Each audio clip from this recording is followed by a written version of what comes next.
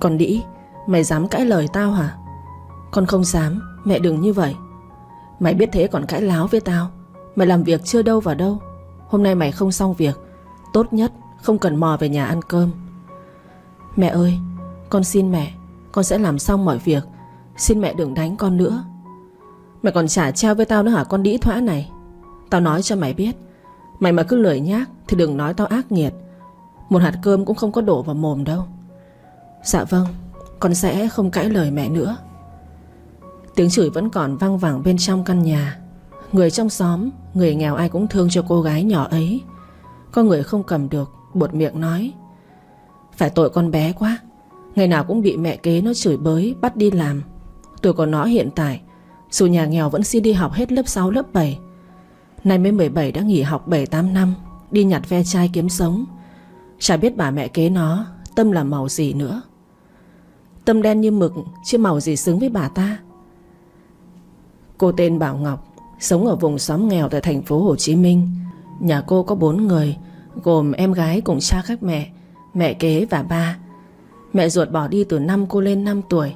2 năm sau đó, ba cô lấy mẹ kế và sinh ra một đứa em gái. Nói đến người mẹ kế này của Ngọc, bà ta nghiện cờ bạc lô đề, nên tiền ba đi làm bao nhiêu cũng không đủ. Em gái cô mới 9 tuổi, còn đi học ở trường xóa mù chữ ở một ngôi chùa nhỏ. Ngọc đến nay chỉ biết ít chữ, xem như là không bị mù chữ. Hàng ngày cô phải làm việc từ sáng tới tối để phụ giúp ba tiền sinh hoạt trong nhà. Hôm nay cũng như mọi ngày, sáng sớm cô đi lượm ve chai. Em gái sáng nay tự nhiên bị mẹ kế bắt đi bán vé số. Trong lòng có linh cảm xấu, lại không dám nghĩ nhiều. Cơm tối sau, hai chị em về phòng nhỏ, tính đi ngủ, thì phòng ngoài tiếng ba cô cùng mẹ kế chửi nhau vang lên: anh xem tháng này có thể chạy cho em ít tiền trả nợ được không? Nhà mình thế này, lấy đâu ra tiền mà cho em trả nợ nữa?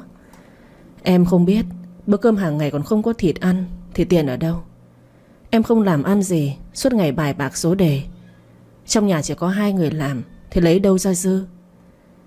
Bà mẹ kế Ngọc mặt hở hững nói: nếu vậy thì em tìm người giàu, gán con Ngọc đi lấy chút tiền trả nợ, mua chỗ khác ở, chứ ở cái khu ổ chuột này em không chịu nổi nữa. Cô bị điên à?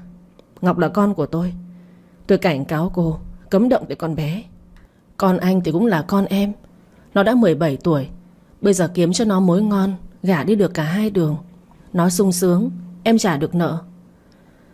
Ba Ngọc ngã ngồi xuống ghế, chỉ vào mặt của vợ: cô là nghĩ đỏ đen đến phát dầu rồi, muốn bán con gái tôi sao? Cô gan to lắm. Nên nhớ trước tôi lấy cô là vì cái gì. Còn bé An nó là con tôi hay không, tôi và cô đều biết. Cô là cái đồ ăn cháo đá bát, đẻ con ra không bế không chăm. Đi cả nước này xem, chỉ có một người mẹ tồi tệ như cô thôi. Anh nói thế thì tôi không ngại nói luôn nhé. Một là anh chấp nhận gán nó đi gả chồng, 2 là gán đi đẻ mướn cho người ta. Đẻ mướn bây giờ còn nhiều tiền hơn gả đi đấy. Ít nhất là có 2 tỷ tiêu xài. Cô... Ngọc nghe xong chỉ biết ướt mắt nhìn em gái. Cô biết nếu gả đi, giá tiền giống bán trắng cao nhất chỉ được 100 triệu. Còn mang thai hộ giá thấp nhất cũng vài trăm triệu. Mẹ kế cô nói đẻ mướn được tận 2 tỷ. 2 tỷ đủ cho bà ta trả nợ, chơi đỏ đen một thời gian dài. Bé An nằm trên giường khóc. Ba cô nói nó không phải là con của ông, nhưng 9 năm qua ông chăm sóc, coi con bé như con ruột của mình, là một sự thật không thể phủ nhận. Hai ba mẹ còn tranh chấp, 2 đứa con tâm trạng khác nhau ở trong phòng. Mấy ngày sau đó không thấy mẹ kế Ngọc nói gì đến việc gắn nợ hay đẻ mướn gì đó. Ba Ngọc nghĩ bà ta sợ ông mới im lặng. Sáng sớm hôm nay ba Ngọc đi đổ ít hàng ở trong trung tâm thành phố, dự là tới chiều mới về tới nhà. Ngọc cũng sửa soạn để đi lượm đồ thì một chiếc xe đã đến trước cổng khu nhà. Bé An vừa ra tới cổng, trông thấy nó hốt hoảng chạy vào gọi Ngọc: chị Ngọc ơi, chị Ngọc. Ngọc tay cầm chiếc nón, thấy con bé mặt tái nhợt chạy vào. Cô vội trả lời: có chuyện gì mà em vội vàng thế? Quên đồ hay gì?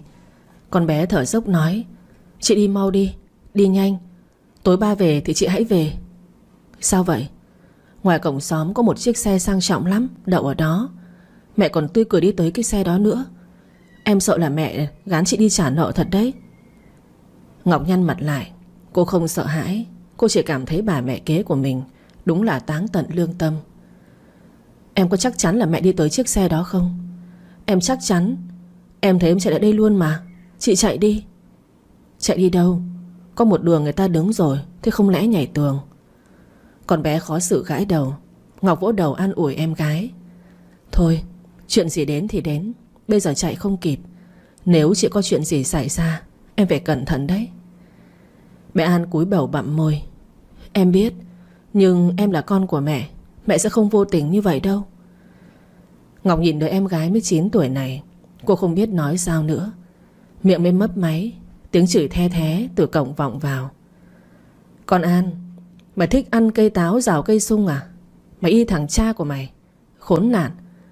Mày mà làm hư việc của tao thì đừng có trách tao bán mày đi sang tàu đấy. Ngọc hôm nay không im lặng xin lỗi hay xin tha nữa. Cô đứng chắn trước mặt con bé nói. Mẹ kế, sao mẹ chửi em An? Con bé nó vẫn còn nhỏ. Mẹ làm như vậy là phạm vào luật hành hạ trẻ em đấy. À, con này hôm nay gan to phết nhỉ. Tao cho mày tiêu dao vài bữa, rồi sau đi làm vợ đẻ thuê cho người ta. Ngọc trợn tròn mắt lên căm phẫn nói. Bà dám bán tôi đi đẻ mướn sao? Bà mẹ kế hất mặt lên cười. Mày là cái gì mà tao không dám? Để cho thiếu gia nhà giàu có ngay 2 tỷ, tao dại gì mà không bán. Gán nợ làm vợ được có 300 triệu. Này xem như lời hẳn tỷ 7 nhá. Bà thật là trơ trẽn. Sao bà không lấy cái thân của bà mà gán đi? Tôi không phải là con của bà. Không phải sao? Mày gọi tao một tiếng mẹ kế thì mày là con của tao rồi. Ngọc chỉ dám hộc máu chửi bà ta không có liêm sỉ. Gọi một tiếng mẹ kế là mẹ, tức lại không nói được. Bà ta nói đúng ý quá, sao mà cãi được chứ? Thấy Ngọc im lặng, bà ta cười khẩy. Mày từ đó chỉ cần lên giường, sau có thai, mày mất có 9 tháng 10 ngày là có cuộc sống như bà chủ mà lại không muốn. Không được. Bà nhận tiền thì bà đi mà đẻ. Tao mà còn Trinh á, thì tao còn cần mày chắc. Con An mà bằng tuổi mày tao bán quách đi cho rồi, lại còn chờ mày mặt sưng mày xỉa thế này sao? Con bé An vừa nói, bà ta chắc sẽ không đối xử với nó như vậy đâu. Ai ngờ bà ta cho ngay một gáo nước lạnh, tỉnh cả người. Con bé nhìn bà ta máu lạnh, nói ra mấy từ trái với luân thường đạo lý ấy mà nó khóc như mưa. Nhà người ta ba mẹ thương con không hết. Này bà mẹ kế nhà Ngọc đúng là lạc loài, một giống hiếm có trong một đất nước văn minh hình chữ S này. Con dứt ruột đẻ ra, bà ta còn nghĩ như vậy. Không phải con bẻ đẻ ra thì sao bà ta thương xót? Bà đúng kiểu thế tiền là mắt sáng như đèn ô tô. Mà tôi hỏi bà nè, bà làm chuyện này bà không sợ bị báo ứng sao? Bà ta cười xùy một cái. Báo ứng á? Tao không bán mày tao mới bị báo ứng đấy. Bán mày đi, tao có tiền thì sợ gì. Tôi cũng chẳng biết nói sao với bà nữa. Tôi nói rồi, bà muốn đẻ mướn thì tự đi mà đẻ. Ba tôi về bà sẽ biết. Đồ đàn bà lười chảy nước. Bà mẹ kế không sợ chết chửi. Mày dọa tao á? Ôi tao sợ mày quá đấy. Ba mày về thì sao? Tao nhận tiền rồi thì mày sống chết cũng phải đi thế thôi. Bà... Con gái ngoan, mai người ta tới đón. Hôm nay mẹ miễn cho con đi lượm ve chai đấy con. Ngọc á khẩu không biết nói sao với người đàn bà này nữa. Người vô liêm sỉ quá mức. Ngọc tâm trạng thấp thỏm. Cô không đi làm nữa. Bà mẹ kế sau khi nói chuyện với cô sau, bà ta ăn mặc đẹp đi ra ngoài. Không cần hỏi cũng biết bà ta đi gặp bạn bài bạc của bà ta. Buổi tối ba Ngọc đi làm về, trên người còn vương vài giọt mồ hôi. Mới bước chân vào cửa, bé An chạy ra nói. Ba ơi, mẹ khi sáng nhận tiền gán chị Ngọc trông sếp nào lớn ấy đi đẻ mướn cho người ta, lấy 2 tỷ đi chơi bài. Ba Ngọc tưởng mình nghe nhầm mà đột quỵ tại chỗ. Ông nghe được con gái út nói cái gì đây? Vợ ông đem con gái của ông gán đi đẻ thuê cho người ta, lấy 2 tỷ chơi bài bạc sao? Ông ôm ngực thở dốc hỏi. Con nói có thật không vậy? Mẹ con nhận tiền khi nào? Khi sáng ba vừa đi khỏi nhà là người ta đến. Mẹ nói mẹ không sợ ba, còn nói là không sợ báo ứng. Mẹ không gán chị Ngọc đi mới thực sự là bị báo ứng. Ông Dương, ba của Ngọc, nặng nề bước vào trong nhà, ngồi xuống ghế không hé răng lấy nửa câu. Đối với ông, Đứa con duy nhất kết nối tình yêu của ông với người vợ đầu là Vô Giá. Trước kia vợ ông bỏ đi, 2 năm sau đấy ông đèo bòng ôm con đi khắp con đường Sài Thành để mưu sinh. Sau này vì thương con, ông nghĩ rằng nên lấy một người phụ nữ về nhà chăm sóc con bé. Ông không muốn con đi theo ông dầm mưa dãi nắng. Ai biết ông vô phúc, vớ phải người đàn bà nghiện cờ bạc, chưa nói còn có thai trước khi đến với ông. Gần chục năm lấy nhau, bà ta chưa từng động tay vào việc gì. Ban đầu ông không nói, vì thế bà ta cũng thương con gái của mình. Đứa con trong bụng khi ấy sinh ra, ông thấy người đàn bà làm mẹ vừa lười vừa vô trách nhiệm. Ông không nỡ cho đi, bèn đùm bọc nuôi lớn như con ruột. Trong đời ông, sai lầm lớn nhất là lấy 2 người vợ đều vô phúc, tiêu thụ nổi tính lười chảy nước của 2 bà. Điều mà ông hạnh phúc nhất là 2 cô con gái luôn thương bà, giúp đỡ ông. Một khi đi làm về, các con đều vui vẻ đi đến lau mồ hôi trên trán, hỏi han ông hôm nay làm việc có vất vả không. Bây giờ bà vợ trời đánh kia cầm tiền người ta đi nướng vào chỗ con nghiện cờ bạc, rồi ông lấy đâu ra để mai trả nợ cho người ta đây? Bán đi căn nhà khu này thì đáng bao nhiêu. Khu xóm nghèo là khu tập thể, có bán cũng không ma nào nó mua. Cơm tối ông không ăn, mặc cho 2 đứa con khuyên can. Giờ này ăn vô làm sao? Ông ruột nóng như chảo đun trên bếp lửa. Qua đêm này, mai ông còn bị người ta đến đón đi, mà ông lại không nghĩ ra cách cứu con gái của mình. Dân đen như ông đây sao đấu lại với nhà người ta? Ba đi nghỉ đi. Ngọc thấy ba mặt nhăn nhó, cứ đi lại ở trong nhà không ngừng nghỉ. Cô thương bà, khuyên ông đi ngủ. Ông Dương bỗng ôm lấy con gái vào trong lòng, khóe mắt rưng rưng. Là ba hại con, là ba vô dụng. Ba không cho con được một cuộc sống gia đình toàn diện, bây giờ lại khiến con lâm vào cảnh đem thân đi gán nợ thế này. Ba đừng như vậy. Bà ta có tiền sợ đêm nay sẽ không về đâu, sáng mai chắc phải về. Ba chờ cũng vô ích. Nhưng ba không thể ngủ được. Ba là người đàn ông vô dụng. Ba không vô dụng ở trong mắt của con. Mẹ bỏ đi, một mình ba nuôi con. Ba vừa làm ba vừa làm mẹ, còn phải làm trang trải cuộc sống. Con tự hào khi có ba yêu thương. Con gái của ba đã lớn thật rồi. Ông Dương không biết nói gì thêm nữa. Ông ngồi ôm con ngồi trên chiếc ghế cũ ở trước cửa nhà. Trong xóm, mọi người tắt đèn đi ngủ hết. Trong màn đêm tấp nập nơi phố xá sầm uất ấy, các bạn trẻ la cà trên các quán bar, đi dây sập sình, thì vẫn còn một nơi ánh đèn mập mờ soi sáng tình cha con đáng quý ấy. Ngọc nói với cô, bà đã rất cố gắng, chỉ tiếc đời chưa mở lòng với người đàn ông này. 2 lần lấy vợ, 2 lần bước vào cuộc sống hôn nhân là 2 lần trắc trở. Với người đàn ông hơn 40 tuổi ấy thì con gái là một món quà ý nghĩa, hạnh phúc nhất mà ông trời ban cho ông.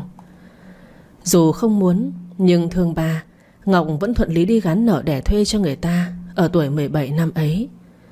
Cô biết nếu mình không đi, ba cô sẽ không đủ tiền để trả cho người ta. Bà mẹ kế kia sợ là chơi hết tiền mới mò về thì đã muộn màng. Sáng sớm hôm sau, một chiếc xe ô tô đúng giờ hẹn đến trước xóm trọ nhỏ. Ông Dương trông thấy chỉ biết gạt nước mắt, cầm tay con gái, nhét vài đồng tiền lẻ, nghẹn ngào dặn dò. Ngọc, con phải cố gắng lên. Ba hèn mọn không giúp gì được cho con. Tất cả vì ba có mắt như mù mới ra nông nỗi đem con bán đi. Ba không có nhiều, chỗ này con cầm lấy, nếu gặp khó khăn thì còn xoay sở. Tới bên nhà người ta, con phải tự cố gắng, đừng để mình chịu thiệt thòi. Gạt qua vài giọt nước mắt rơi trên má, Ngọc gật đầu nói: Bà nhớ giữ gìn sức khỏe nhé. Con đi thế này không biết có cơ hội về thăm ba không nữa. Bà đừng vất vả nhiều quá. Bà ta nếu về ba cứ thẳng thừng trị cho bà ta một trận. Con là lần đầu, nếu không trị kịp, cả ba cũng vạ lây với bà ta đấy. Bà biết bà sẽ cứng rắn hơn. Bây giờ ba chỉ lo cho con. Ba cái thân già này thì bà ta gán ai mua. Ba cứ nói thế, bà ta gán hết con với bé An, kiểu gì cũng bán ba, chở coi đi. Thôi không cần lo cho ba, con lo cho con thôi. 2 ba con còn muốn tâm sự thêm, ở ngoài tiếng người đàn bà chờ đã không kiên nhẫn vang lên. Nói xong chưa? Nói cái gì mà lâu thế? Ngoài nhà người phụ nữ khoảng 40 tuổi ăn mặc giản dị, nghiêm mặt nhìn Ngọc. Cô là Bảo Ngọc. Dạ vâng. Trông cũng tạm được đấy. Nói rồi bà ta quay sang nhìn ông Dương nói: Vợ ông hôm qua nhận trước 500 triệu, nay tôi đưa thêm 500 triệu tiền cọc lần 2. Khi nào cô Ngọc đẻ xong, bên tôi sẽ chuyển nốt cho ông 1 tỷ. Bà ta đặt lên bàn một cọc tiền đẩy về phía ba Ngọc. Ông Dương nghẹn ở cổ, không nói ra lời. Người phụ nữ như hiểu ra vấn đề băn khoăn của ông. Bà ta nói tiếp: Tôi biết là ông khó khăn. Cô Ngọc đây mang tiếng là đẻ mướn cho cậu chủ nhà tôi. Nhưng mà yên tâm, cậu chủ độc thân chưa vợ, không lo mấy vụ rắc rối đâu. Cô nếu sinh được bé trai sẽ được cưới hỏi đàng hoàng. Còn không sinh được cho cháu đích tôn thì tiện nhận tiền trao con là xong. Ông Dương nhìn con gái. Ngọc gật đầu với ông. Người phụ nữ hiểu ám hiểu, liền chào ba Ngọc rồi kéo cô đi ra xe. Ngọc chỉ kịp nhìn thấy 3 lần cuối khi ông xoay người lại, không dám nhìn cô. Bà cô đang khóc. Lần thứ 2 từ ngày cô được sinh ra trên đời này, trông thấy ba khóc. Lần đầu khi ông không níu kéo được mẹ cô, và lần này nữa. Đối mặt với chiếc xe sang trọng, tâm cô trùng xuống, ngoái đầu nhìn lại con đường quen thuộc. Tôi đã nuôi cô 17 năm qua, một lần cuối. Buổi sáng, trong xóm người đi làm tấp nập. Vài người trông thấy cô thì đồng tình bênh vực nói: Trời ơi là trời, không phải con mình đẻ ra mà cũng dám bán. Hôm qua thấy mụ ấy cầm tiền của người ta là tôi nghi rồi. Thật là không ngờ là dám bán con Ngọc thật đấy. Ông Dương đúng là số khổ, nuôi phải cái loại vô ơn. Bao năm nuôi nó, thế mà nay nó nợ nần đem bán con gái. Cứu không được cứu con. Trên đời này đúng là quá nhiều loại người. Bà ta sống như vậy, sớm muộn cũng bị quả báo thôi. Bán con để chơi cờ bạc, đúng là có 1 không 2. Nghe những lời đó, Ngọc chỉ biết nuốt nước mắt vào trong tâm, rồi lê bước chân nặng nề lên xe. Xe lăn bánh đi khuất khu xóm, vòng qua vài con đường đi vào trung tâm thành phố, cuối cùng dừng lại ở cổng một ngôi biệt thự giàu có. Người phụ nữ đón cô, hiền từ kêu cô xuống xe. Ngọc xuống xe thôi, đến nơi rồi. Cứ tự nhiên nhé, cậu chủ không có gì khó chịu đâu. Cứ biết thân biết phận, đừng quá phận là được. Ngọc gật đầu cái rụp. Dạ bác yên tâm mà, con sẽ nhớ công việc của mình. Con tuyệt đối không có một ý nghĩ không an phận đâu.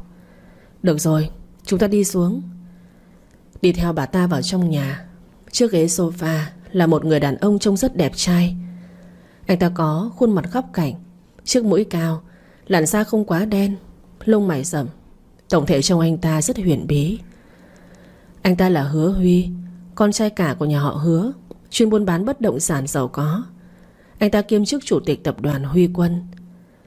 Thưa cậu, tôi đưa cô Ngọc tới rồi ạ. Hứa Huy ngẩng đầu liếc mắt nhìn Ngọc, giọng nói lạnh lùng vang lên: Bà đi xuống đi. Dạ. Đợi người phụ nữ đi ra ngoài, Hứa Huy lần nữa nhìn cô thật sâu và đánh giá. Cô năm nay bao nhiêu tuổi rồi? Ngọc hoang mang. Anh ta hỏi làm cô ngại ngùng, thêm phần giật mình. Bà mẹ kế của cô gán cô đi, không lẽ không nói số tuổi cho anh ta? Không thấy cô trả lời, Hứa Huy không vui hỏi: Cô bị câm à? Ngọc giật cả mình, lấy tay chỉ miệng, há hốc mồm. Anh nói gì? Tôi hỏi cô bị câm mà, sao tôi hỏi không trả lời? Ngọc bản tính không yếu mềm, bị bà mẹ kế đánh chỉ vì phải nhịn. Tối hôm qua cô nghiệm ra một chân lý sống. Sống ở đời, đừng để mình phải chịu ấm ức, phải biết đứng lên bảo vệ mình thì mới được hạnh phúc. Tôi không bị câm. Anh hỏi nhanh quá, tôi nghe không rõ. Không câm, nghe không rõ, thế là điếc à? Ngọc mặt nóng gian. Anh ta nói vậy là ý gì? Ngọc nghiến răng nghiến lợi nghĩ: Tôi không chấp anh có tiền anh thắng. Không điếc. Không điếc sao mà nghe không rõ? Hay chỉ bị lãng một bên? Tôi không bị làm sao cả. Anh có ý gì? Ý gì á? Tôi chẳng có ý gì cả. Anh là ông chủ, bỏ tiền mua tôi đẻ thuê đúng không? Huy nhớn mày. Đúng rồi. Anh giàu như vậy tôi đẻ làm chi? Anh muốn bao nhiêu người giúp anh mà chả được. Tôi không thích. Khẩu vị của anh thật là nặng. Cảm ơn đã quá khen. Ngọc bội phục sát đất với người đàn ông này. Ngọc không nói nữa. Hứa Huy thấy không vui vẻ mấy, anh ta gọi người. Dì Vĩ, dì đưa cô gái nhà quê này đi thay đồ, rồi nói nhà bếp chuẩn bị cơm trưa đi. Người phụ nữ đón Ngọc là dì Vĩ. Nghe anh ta gọi cô mới hay bà ta là quản gia trong nhà này. Ngọc, cô đi theo tôi. Ngọc cúi đầu đi theo bà lên tầng.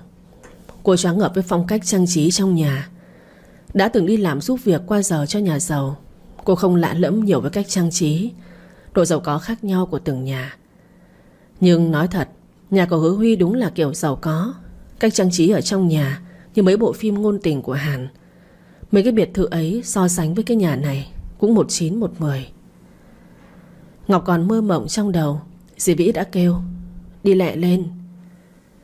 Lúc này cô giật mình vì tiếng gọi. Theo phản xạ cô bước nhanh để kịp với bà. Đứng trước mặt cô lúc này là một căn phòng khá rộng.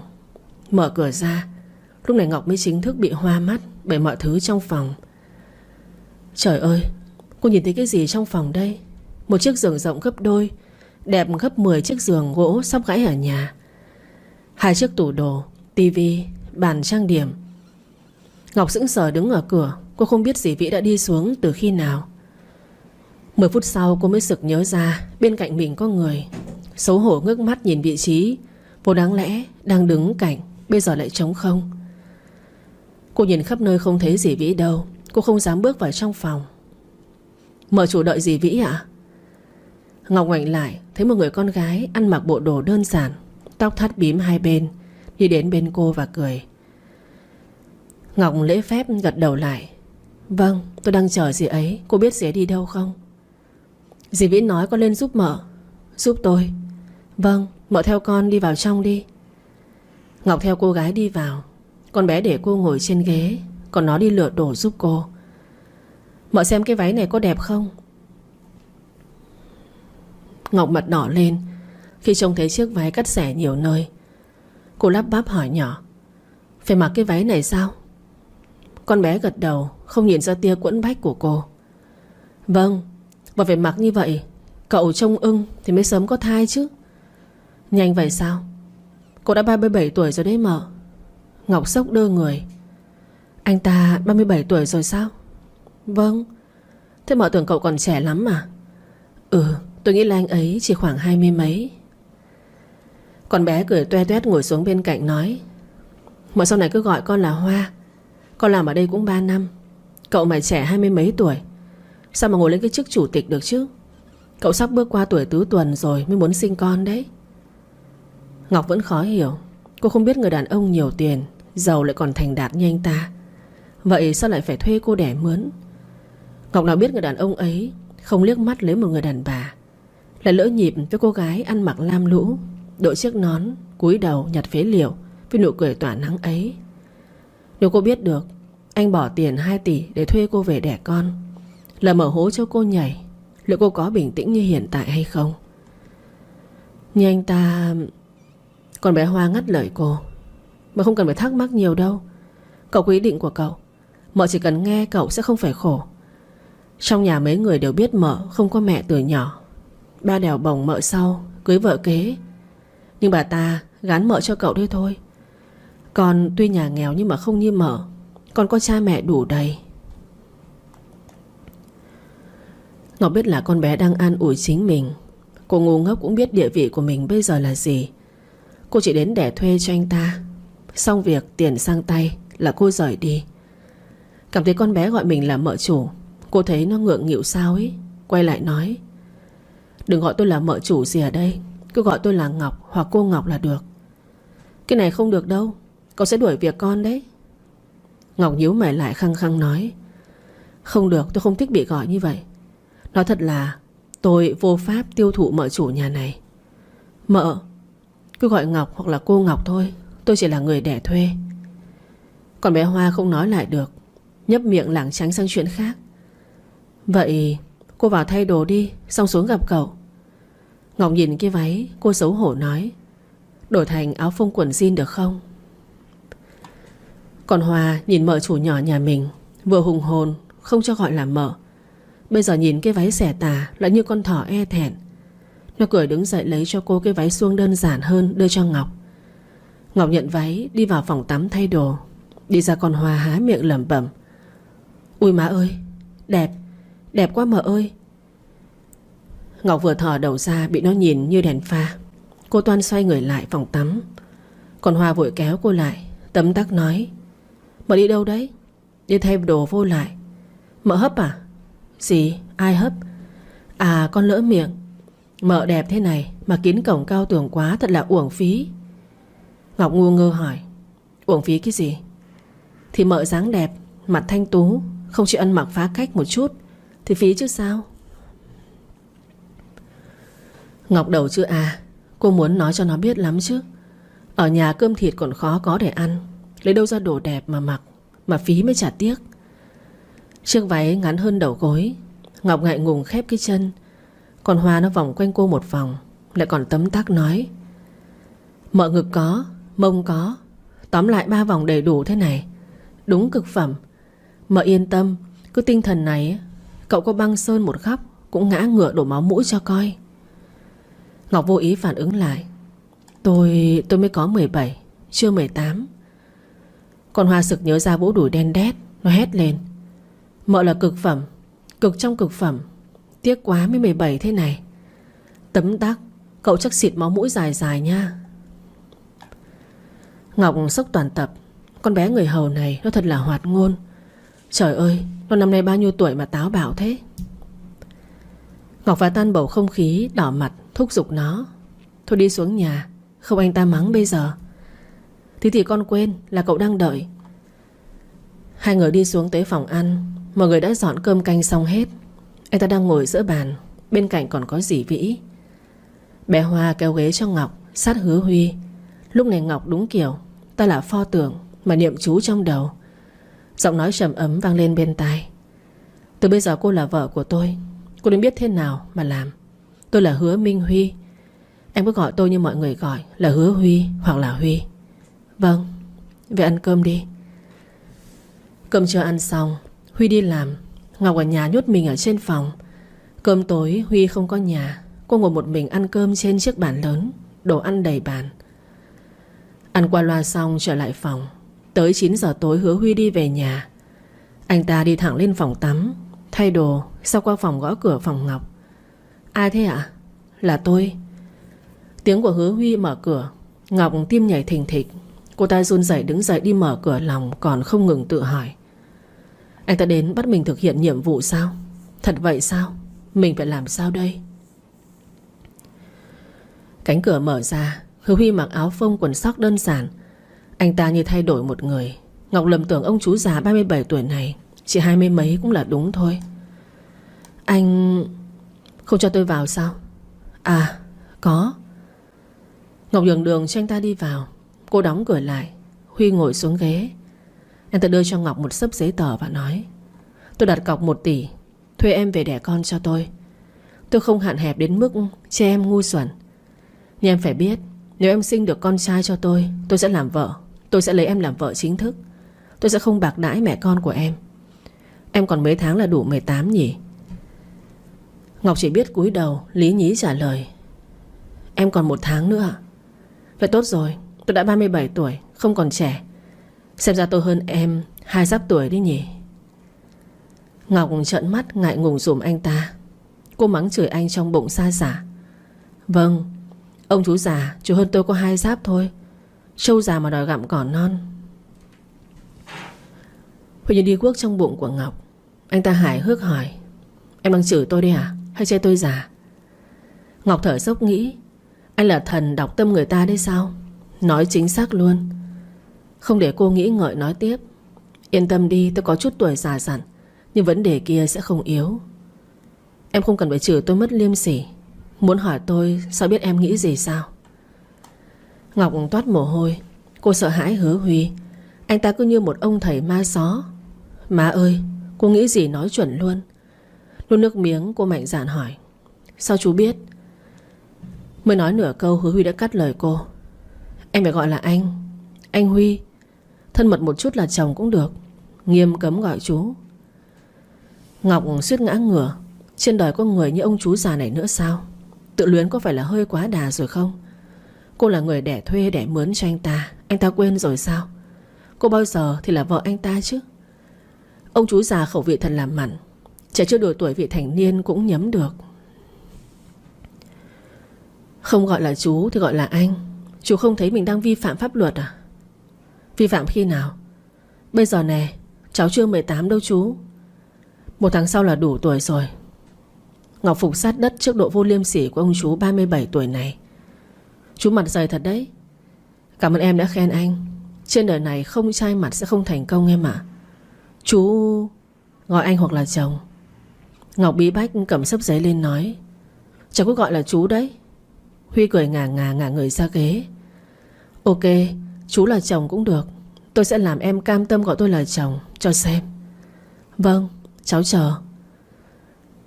Tức chưa đủ khi nhìn tới những điều khoản vô lý, không thể vô lý hơn của bản hợp đồng. Lúc này Ngọc mới biết độ vô sỉ của Hứa Huy nó cao tới mức nào. Điều khoản 1. Làm vợ tôi chỉ được ngắm trai khác, đảm bảo mai em không xuống giường được. 2. Không mặc hở khi ra cổng, chỉ được mặc cho tôi ngắm. 3. Hai bên trong lúc còn bản hợp đồng không được có người thứ ba. 4. Nghiêm cấm chê chồng em già, chê 1 lần, phạt 1 lần. 10. Khi sinh con dù là trai hay gái đều phải làm vợ tôi. 10 khoản điều kiện. Nếu cô bảo Ngọc vi phạm sẽ phải bồi thường cho anh Hứa Huy 10 tỷ. Ngọc đỏ mặt tức giận. Cô ném xấp giấy, trong người máu sông lên, chất vấn. Chú, ý đây là ý gì đây? Ý ở trên tờ giấy ấy. Hứa Huy nhớn mày lại. Ngọc càng tức nói. Chú không giữ lời. Dì Vĩ tới nhà nói rõ cháu chỉ cần đẻ con cho chú là được. 2 tỷ. Sao bây giờ còn một xấp điều kiện phi lý thế này? Chú lừa đảo sao? Ai lừa đảo em? Em không thấy điều kiện dễ dàng thế à? Dễ con khỉ ấy. Chú gài cháu nhé. Chú xem đây. Ngọc lấy xấp giấy chỉ vào điều 1 nói. Chú không cho ngắm người khác.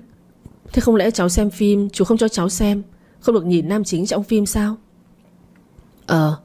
Xem phim kiếm nam chính xấu xấu thì xem thoải mái. Chú không có lý. Nam chính xấu mà lên phim ai xem? Có đầy. Chú chỉ ra đi. Hứa Huy trêu dai ghẹo Ngọc. Phim Tây Du Ký đấy. Ngọc ngồi ngả ra ghế thở phì phò nghẹn lời mắng. Chú đi vào xem. Phim toàn tạo hình kỳ dị. Ai bảo đi ngắm trai hả? Em ngộ. Phim đó toàn tài tử không đấy. Chú trêu cháu phải không? Huy cười ngâm. Vi phạm điều 7. Không được gọi chồng là chú. Chú nhắc nhở 2 lần. Thêm 1 lần nữa chúng ta lên giường giải quyết. Ngọc suýt cái mặt tái nhợt. Cô môi run rẩy. Chú... anh... Ngoan gọi tiếng chồng, coi như là xóa bỏ 2 lần tái phạm. Chú mơ đi. Cháu có gọi là chú đấy. Gọi đi. 1 từ 100 triệu. Chú... anh... Ngọc nghiến răng từ anh. Cô đến chết mất. Bà mẹ kế của cô là thứ gì đâu.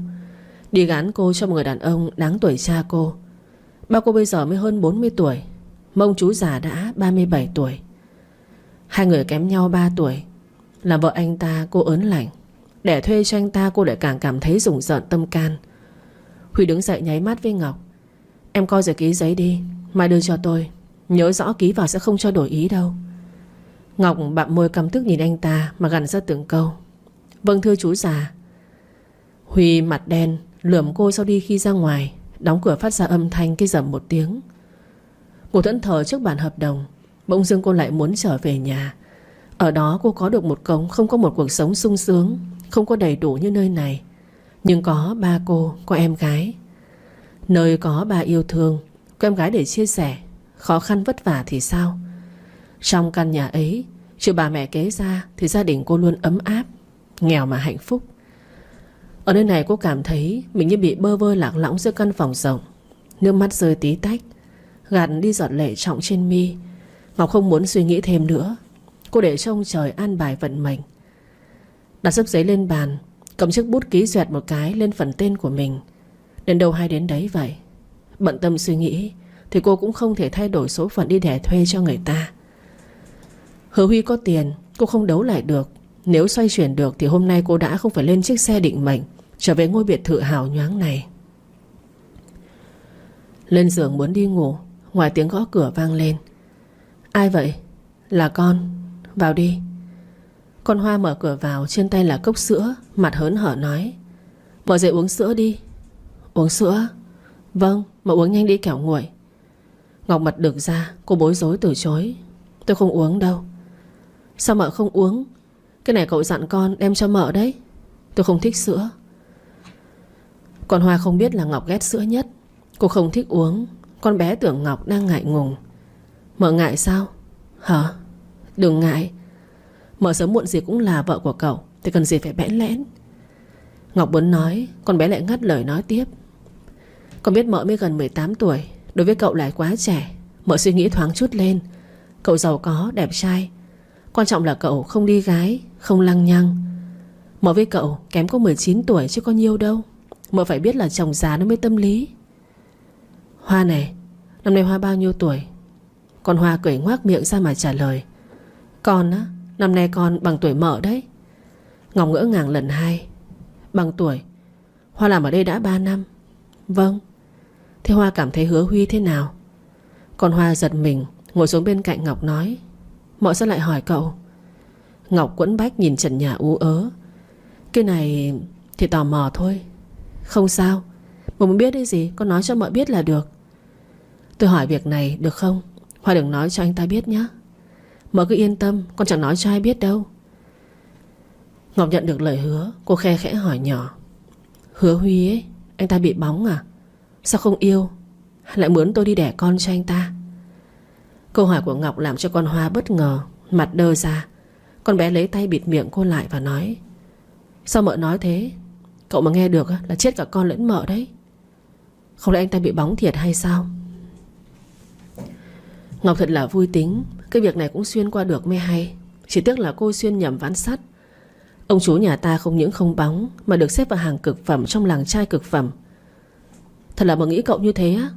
Ngọc cười trả lời con bé. Thế Hoa không nghĩ thế à? Không lẽ Hoa không cảm thấy lạ sao? Con bé xua tay. Không không, con đảo có dám nghĩ cậu không thẳng chứ. Cậu biết cậu đuổi thẳng con ra cổng lớn. Thế là đúng rồi. Hoa không nghĩ thường đàn ông tuổi này ai không đi gái gú chứ. Ai chịu cô đơn lại còn phí tiền thuê người đẻ con. Chỉ có bóng mới không muốn lấy vợ. Thật à vợ? Như mợ nói như vậy, cậu chủ chẳng phải là bị cong rồi sao? Ngọc gật gù đồng tình giơ ngón tay lên. Chuẩn. Anh ta chắc chắn bị cong đấy. Không cần phải phỏng đoán mà chính xác. Con bé Hoa đang muốn nói gì thì nhìn thấy một người âm trầm đứng ở cửa. Con bé gẩy gẩy vai của Ngọc. Ngọc không có phát giác ra cái gì bất thường. Cô còn nói. Hoa yên tâm, không cần lo đâu. Mình nói nhỏ mà, không có ai biết đâu. Nói nhỏ chuyện gì mà không để ai biết?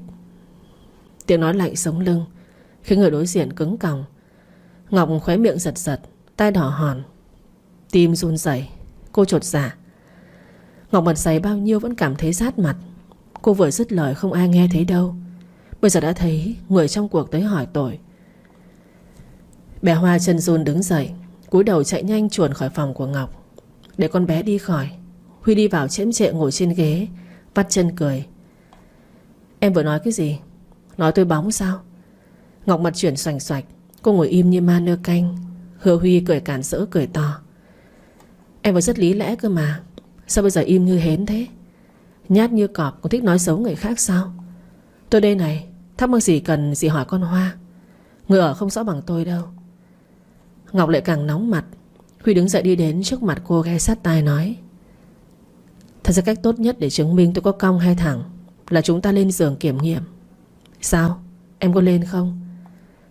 Ngọc đẩy anh ta ra và quát. Chú vô liêm sỉ. Tôi còn tưởng là em im luôn cơ. Hóa ra vẫn biết nói chuyện cơ à? Chú già mà không đứng đắn. Già phải học trẻ một chút cho đỡ già chứ. Thế mới không bị vợ chửi là ông chú. Ngọc cạn lời. Hai người giằng co. Cuối cùng Huy rời khỏi phòng với tâm tình rất vui. Còn cô ngồi trong phòng ôm cục tức. Ngẫm lại, cô dù bị bà mẹ kế chửi cũng không tức tới khó thở như nói chuyện cùng với anh ta. Lên giường trùm chăn đi ngủ. Cô không quên trước khi đi anh ta nhắc cô sáng sớm đem hợp đồng qua phòng của anh ta. Hôm sau thức dậy, Ngọc không tình nguyện đem sấp hợp đồng sang phòng của Hứa Huy. Bước vào phòng đã thấy Huy đang ngồi chờ cô. Cháu đã ký. Đặt sấp giấy lên bàn, cô quay người đi ra ngoài. Anh ta lên tiếng gọi lại. Xuống bếp pha cho chồng ly cà phê đem lên đây. Ngọc đứng không vững chân. Cô nghe mà choáng. Ông chú già xưng chồng với cô. Chú vừa nói gì cơ? Ngọc giả ngu hỏi lại. Huy nhếch mép cười. Chồng nói vợ xuống bếp bao cho chồng ly cà phê mang lên đây. Chú bị làm sao đấy? Choáng váng à? Choáng khi nào chứ? Đang rất tỉnh táo đây này. Cháu nói rõ nhé, cháu không phải là vợ của chú đâu. Cháu không thể yêu một ông chú đáng tuổi cha của cháu. Hứa Huy không buồn. Anh còn động viên cô. Vợ không cần phải sầu. Chồng không cong, sinh lý rất tốt, đảm bảo vợ sẽ lên mây. Cháu chẳng nói chuyện với chú nữa. Ngọc thẹn quá chạy một mạch xuống bếp. Cô nói bé Hoa pha cà phê cho anh xong đem lên phòng. Cô bước vào phòng. Cô thấy anh vừa tắm xong lên giường, người trống trơn. Cô vô tình nhìn thấy cái thứ to bằng cẳng tay cô. Mặt đỏ ửng lên. Cô sợ chết khiếp kêu: Người dừng. Hứa Huy kéo Ngọc vào phòng, đóng dầm cái cửa lại. Ngọc sợ đến mặt trắng bệch, đặt ly cà phê xuống bàn, lấy tay che mắt lại, lắp bắp nói: Sao chú vô duyên thế? Chú không chịu mặc đồ là sao? Huy phá lên cười: Vợ ngại à? Tôi là chồng, em bịt mắt làm cái gì? Nhìn cho quen đi, sao đỡ bỡ ngỡ. Chú mặc đồ vào đi. Em mở mắt ra, xong rồi. Ngọc tưởng thật. Cô bỏ tay ra, thấy anh đang mặc đồ mà mới mặc cái quần nhỏ. Cô tức giận mắng: Chú lưu manh. Tay lại bịt kín miệng, còn lẩm bẩm như thầy cúng: Cháu nhắc chú mới biết, cháu chưa đủ tuổi vị thành niên. Chú đừng có mà làm quá. Mới nói dứt câu thì một bàn tay vòng qua eo ôm lấy cô. Nói 1 tháng rồi, sao lại em đã đủ tuổi? Chồng chờ được. Ngọc đẩy tay anh ta ra, tay càng siết chặt eo, tà ác cười: Tưởng thoát khỏi chồng sao? Em là vợ của anh đấy. Cháu chỉ để đến đẻ mướn cho chú thôi. Em tưởng ai cũng nghĩ mang nòng nọc của tôi mà dễ à? Chú muốn sao? Cháu chẳng lấy chú đâu. Em nghĩ tôi cho em mang giống của tôi rồi mà em còn chạy được sao? Em ngây thơ lắm, vợ trẻ con à? Tiếng cười rõ ràng trầm ấm thêm một lọt vào tai của Ngọc là rất đáng ghét. Chú đừng có hù dọa cháu. Bản hợp đồng có nói cháu đẻ mướn cho chú, con trai thì mới làm vợ chú. Cháu sẽ đẻ ra một bé gái. Sau chú phải trả cháu nốt 1 tỷ còn lại. Khi đó không có liên quan đến ai nữa. Huy nghe xong không những không tức giận mà còn trêu ghẹo cô: Hợp đồng à? Anh thích thì giữ, không thích thì xé. Và làm gì được anh đây? Chú tức giận rồi chứ gì. Nói rồi, em không làm gì được chồng đâu. Ngoan ngoãn làm vợ nghe chưa? Chú xuống bếp ấy, lấy ít bột mì đắp vô mặt như người ta hay xây nhà hay chát xi măng đó chú. Ngọc nói xong nhìn mặt Huy. Lúc này cô không thể nhịn được cười. Huy vỗ vai của Ngọc: Vui quá ha? Hay là yêu anh, thích anh nên em mới ngẩn ngơ ra như vậy? Ngọc đang cười nghe câu tự luyến của ông chú già. Cô im bặt lại. Huy không để cho cô kịp mở lời. Anh nói trước: Không cần sợ, cứ cười nhiều vào. Chúng biết là chồng rất đẹp trai. Anh kêu Ngọc yêu anh sao? Lại còn nhận là mình rất đẹp trai sao? Ngọc chỉ cảm thấy anh đang cười sừng làm nghé thôi, có được không? Yêu cái gì mà yêu? Điệu cười đúng là dã man. Cháu nghĩ gì kệ cháu. Chú già thế này, nghĩ sao mà cháu yêu chú? Thích mà còn làm màu. Chú... Ngọc mặt đỏ như quả cà chua chín. Huy trêu dai: Không yêu á? Nói xạo nha vợ trẻ. Cái mặt em đang bán đứng em rồi kia kìa. Ngọc bản năng xoa mặt gãi: Đâu đâu, chú đừng có mà nghĩ xấu cho cháu. Nghĩ xấu á? Thế mặt em không đỏ à? Ngọc tức đến đau não. Cô hét lên: Cho đem cà phê lên rồi đấy. Chú uống đi, cháu xuống nhà. Nói thì nói, Ngọc vẫn đứng như cây trồng, vì lý do rất chi là nhàm chán. Huy chưa mặc đồ, anh vẫn để nguyên, chỉ một chỗ được che kín. Ngọc ngại, lại sợ chẳng dám nhúc nhích cái chân. Huy vẫn ôm eo cô, lồng ngực rắn chắc rắn chặt sau lưng của Ngọc. Mặt Ngọc ngày càng nóng. Anh phả hơi vào gáy cô thì thầm: Em không đi sao? Hay là lưu luyến chồng ôm đây? Đã nghiện lại còn ngại. Ngọc nghe tới đây không chịu nổi nữa. Cô bất chấp cạy tay anh ta ra. Khổ sức cô gái 17 tuổi có khỏe cỡ nào cũng không thể bằng sức đàn ông. Chú buông cháu ra. Đang ôm sướng thế này, buông làm chi hả vợ? Cho nói rõ là cháu không phải là vợ chú. Bây giờ chưa phải, qua tháng sẽ phải thôi. Chú cả trớn. Hả? Vợ khen anh à? Chú mặt dày như là xi măng cốt thép ấy. Em nói chồng em đẹp trai ngời ngời á? Ngọc thiếu cái đấm vào ngực dậm chân. Chú muốn sao thì nói đi, cháu muốn xuống nhà. Hứa Huy mắt đầy sủng nịnh nói: tối em qua đây ngủ đi, tập trước cho quen, tháng sau đỡ bỡ ngỡ. Ngọc thót cả tim. Cô giãy nảy kêu lên: cái gì? Chú có bị ngốc không vậy? Chồng rất thông minh đấy. Thông minh mà nói vị thành niên qua ngủ chung phòng sao? Ngủ chứ có làm gì đâu. Hay là em nghĩ... Chú đừng có nghĩ bậy bạ nhé. Cháu chưa có đủ tuổi đâu. Ngủ là chú vô tù đấy. Người em một chút, làm gì mà căng thế? Bất giác Ngọc nghĩ không sâu. Nếu anh vô tù thì cô mang thai sao được? Không mang thai thì anh làm sao cho cô tiền? Cô nghĩ thật là vi diệu. Cô nào biết ông chú già này đang từng bước đào cho cô từng cái hố để nhảy đâu. Huy buông cô quay người ra mặc đồ. Tiếng sột soạt sau lưng. Ngọc nhẩm tính từng giây trôi qua. Tiếng ngừng, cô quay người đối diện với người đàn ông quần tây áo sơ mi đứng trước mặt. Ngọc không phủ nhận là anh rất đẹp, đẹp nhất trong số những người mà cô từng gặp. Anh trông như trai Hàn thật. Cô đứng hình nhìn anh. Hứa Huy hài lòng nhìn cô. Hôm nay Ngọc mặc áo phông, quần sóc jean. Cô quanh năm làm lụng vất vả, nhưng trời yêu ái cho làn da trắng sứ. Cô từ khi bước chân vào căn nhà này, trên người dù là chiếc váy, chiếc áo tối giản nhất cũng làm cho cô lột xác ra một con người mới. Đang tuổi phát triển, gương mặt còn non nớt chưa trưởng thành, tính cách trẻ con đúng lứa tuổi. Nhìn đủ chưa? Vợ không cần phải sốc. Chồng biết là mình rất đẹp trai. Ngọc đang nhìn say mê bị tạt trong một gáo nước lạnh. Cô hử lạnh: chú bớt đi, thật là nhàm chán. Nhàm chán á?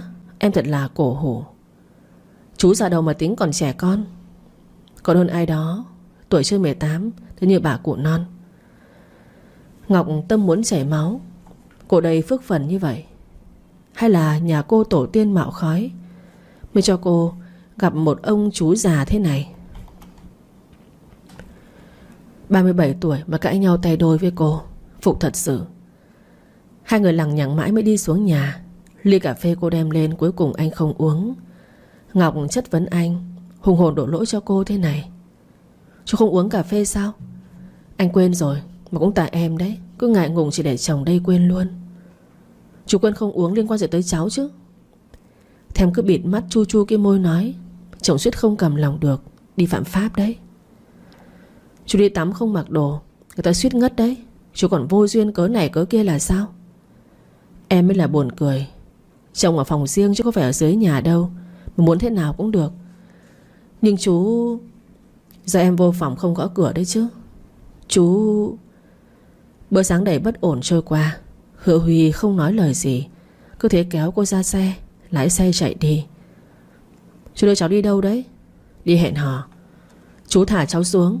Cháu không có đi hẹn hò gì hết. Thả cháu xuống. Ngồi im, không có nhau ăn cơm bệnh viện bây giờ.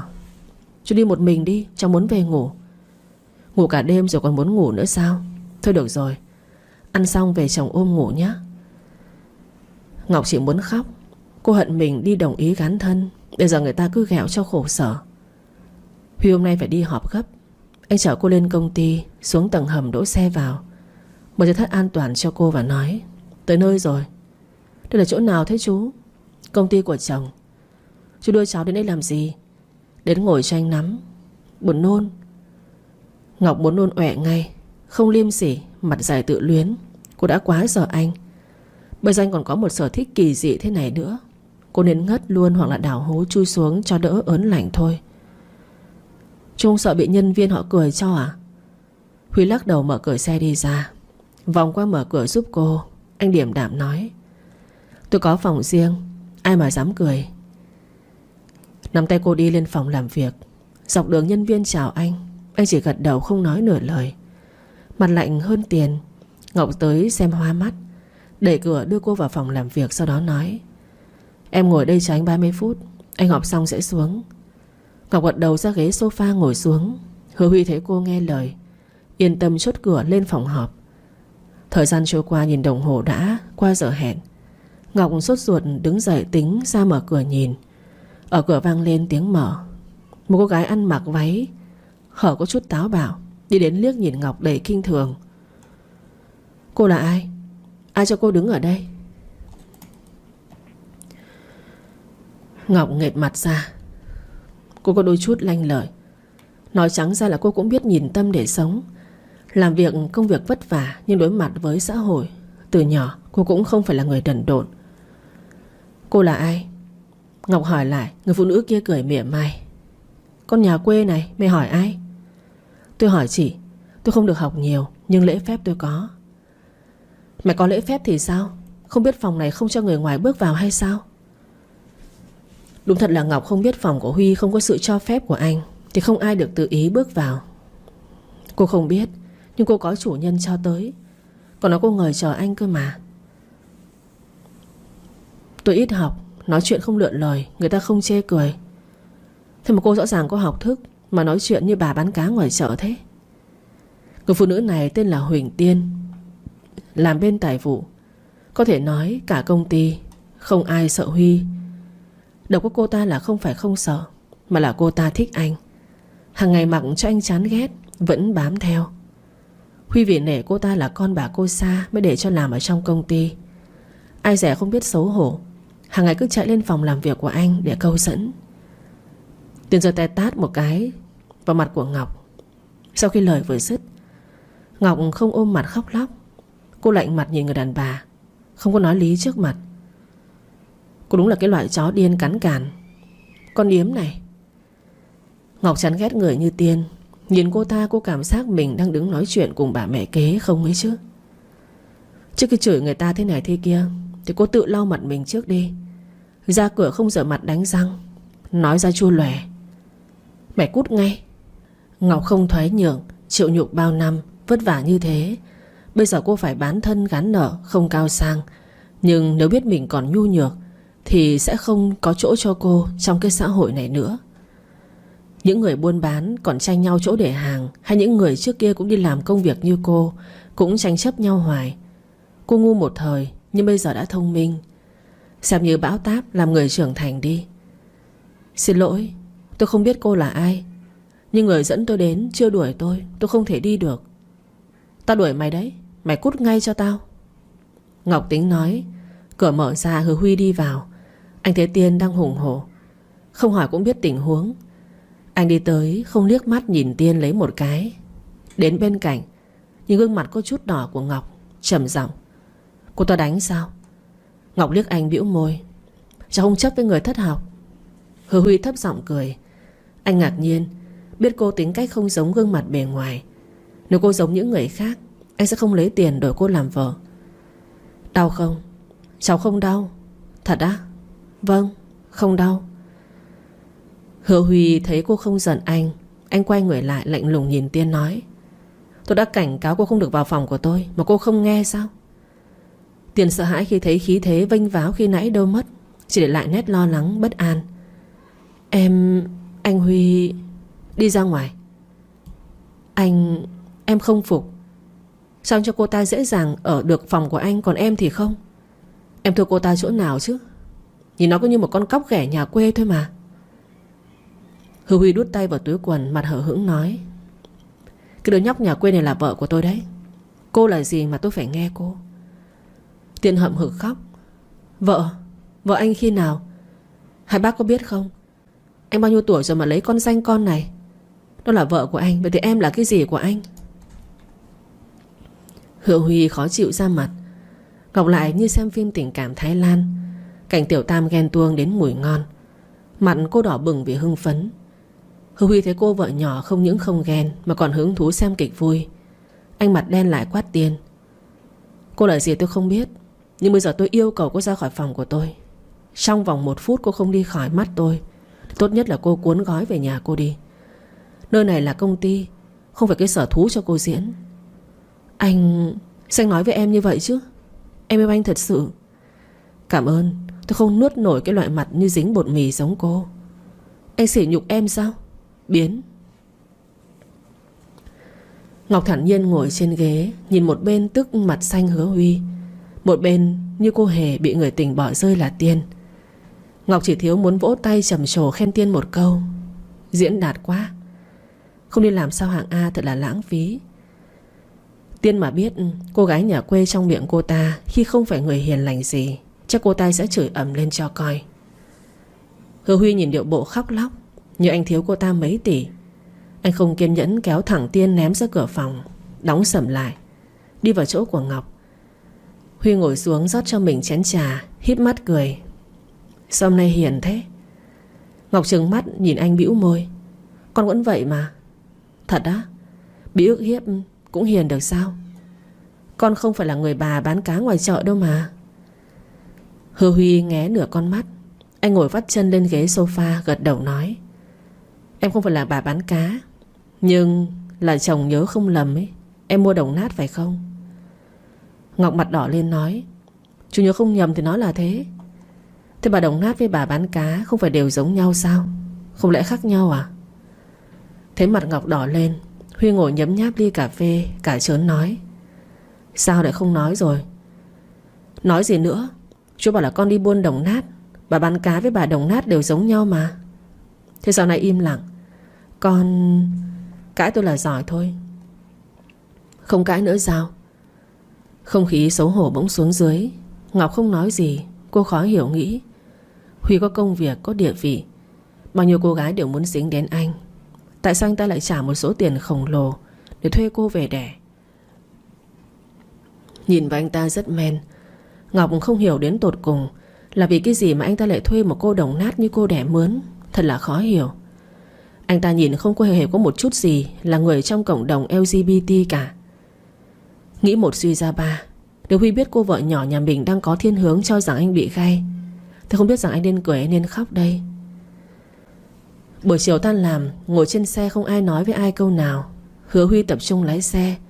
Cơn mưa chiều trên con phố nhộn nhịp của thành phố Sài Gòn. Người đi làm về, tâm trạng trống rỗng. Ngọc nhớ lại hôm trước cô còn đẩy chiếc xe ve chai đi tránh mưa vào mái hiên nhà người ta. Hôm nay cô lại ngồi trên chiếc xe sang trọng, nhìn những cảnh đẹp ấy. Đối diện với quá khứ và hiện tại, cô không vui, không quên nhiệm vụ của mình. Cô gán thân để trả nợ, bán cái ngàn vàng, bán đi lần đầu làm mẹ để có một số tiền lớn mà đối với gia đình của cô thì cả đời không có nổi. Xe rẽ vào biệt thự, người giúp việc chạy ra che ô cho cô. Con Hoa thấy cô thất thần thì nó nhỏ giọng nói. Mợ buồn chuyện gì à? Không có. Mợ giấu con sao? Mặt mợ viết rõ mấy chữ tôi đang buồn kia kìa. Ta bảo là không có mà. Con Hoa thấy cô không muốn nói, nó ngậm miệng lại miễn cưỡng cười đổi chuyện khác. Mợ đi cùng với cậu lên công ty à? Sao em biết? Cả nhà ai cũng biết á mợ. Mà mợ nè, con nói nhỏ chuyện này. Ngọc nhìn con bé. Kia Hoa ghé sát tai cô thỏ thẻ. Mợ, con thấy mợ, cậu nhìn mợ rất lạ đấy. Lạ chỗ nào? Chú ấy xấu tính thì có. Cậu xấu tính mà có nhầm lẫn không thế? Con thấy cậu rất tốt. Ngọc đi tới cửa phòng. Cô không tin con Hoa nói. Cô bĩu môi đáp. Tốt á? Hoa tin tưởng chú ấy thế cơ à? Con Hoa ngượng ngùng cúi đầu nhỏ giọng. Thì con được cậu trả tiền lương hàng tháng mà. Cậu còn hay thưởng thêm cho con nữa ấy. Hoa bị chú ấy mua chuộc hay sao? Tôi trước đi làm thì có cô kia nói chuyện, nói rằng mấy người nhà giàu tiền thường hay mua chuộc người lắm. Mợ nghĩ như vậy sao? Không lẽ sai à? Không có đâu, cậu tốt lắm. Ngọc trợn mắt nói. Tốt lắm á? Tốt với Hoa thôi, với tôi thì như... Như gì vậy mợ? Con Hoa tò mò hứng thú hỏi. Ngọc nhìn khắp nơi sau nói. Chứ như con sói đội lốt người ấy. Mợ, sao vậy? Ngọc nhìn con Hoa mặt tái mét. Cô ngờ nghệch không hiểu, còn hỏi nó làm sao. Con Hoa chỉ muốn giơ cho cô ngón tay cái cho cô tán thưởng. Mợ thật là ngưu. Ngưu gì? Là lợi hại đấy mợ. Ngọc bĩu môi nói. Thì nó là lợi hại đi, lại còn ngưu nữa. Tôi ít học không biết tiếng lóng đâu. Hoa cười ngượng. Ngọc nói cô ít học, thế chẳng phải là gián tiếp nói nó sao? Nó cũng ít học nhưng nó biết dùng điện thoại, tiếp xúc nhiều với người lạ nên giản dĩ thôi. Thế mà không tin lời con nói thật sao? Không. Ngọc không cần suy nghĩ, cô thẳng thừng trả lời. Huy mà tốt á, cô đi cây chuối cho Hoa xem. Cô không đi học nhiều, nhưng đạo lý nhà giàu cô vẫn biết. Nếu không làm sao cô đi lượm đồ buôn bán bao năm. Trường hợp của cô khác con Hoa. Con Hoa nó đi ở, phải xem thái độ của ông bà chủ. Còn cô đã đi làm dâu chăm họ. Buôn bán với ai cũng phải niềm nở, đi lượm cũng cần phải mặt chai lì. Nói chung cô học làm người, học đường đời mà không học sách vở. Vì sao? Con Hoa thật sự không hiểu vì sao cô lại không tin lời nó nói. Ngọc nhàn nhạt nói: Tôi chỉ là không tin thôi, không có tại sao cả. Nhưng mà con thấy cậu quan tâm Mợ lắm cơ mà. Cậu chưa từng quan tâm ai như vậy đâu. Cậu tự lái xe chở Mợ đến công ty chơi ý. Đưa tôi đi là quan tâm tôi sao? Vâng. Ngọc không tin. Cô biết bổn phận của mình. Hôm nay tình hình cô cũng hiểu được Hứa Huy giàu cỡ nào. Sao anh ta có thể yêu một người con gái buôn đồng nát cho được? Thế kỷ nào rồi mà còn có chuyện lọ lem cùng chàng hoàng tử. Ngọc mỉm cười nói: Hoa thật là ngây thơ. Còn Hoa khó hiểu. Mà có ý gì ạ? Thời đại này rồi, chỉ có gió tầng nào gặp mây tầng đó thôi. Chúng ta chỉ là phận người ở. Nhà nghèo khó đổi đời bằng cách này lắm. Tôi lấy tiền đẻ thuê cho Hứa Huy. Quan hệ tiền trao cháo múc thôi. Mà không tin là cậu sẽ yêu Mợ sao? Không, tôi không bao giờ tin. Mợ đang nghi quá. Ngọc lại không nói thêm gì. Cô đi vào phòng lòng đầy tâm sự. Ai biết hôm nay cô nhìn thấy người con gái vênh váo ấy, tâm chịu xuống vì bất an. Nếu không vì bà, cô sẽ rời đi. Chết sống không đi vào mối quan hệ của người giàu có.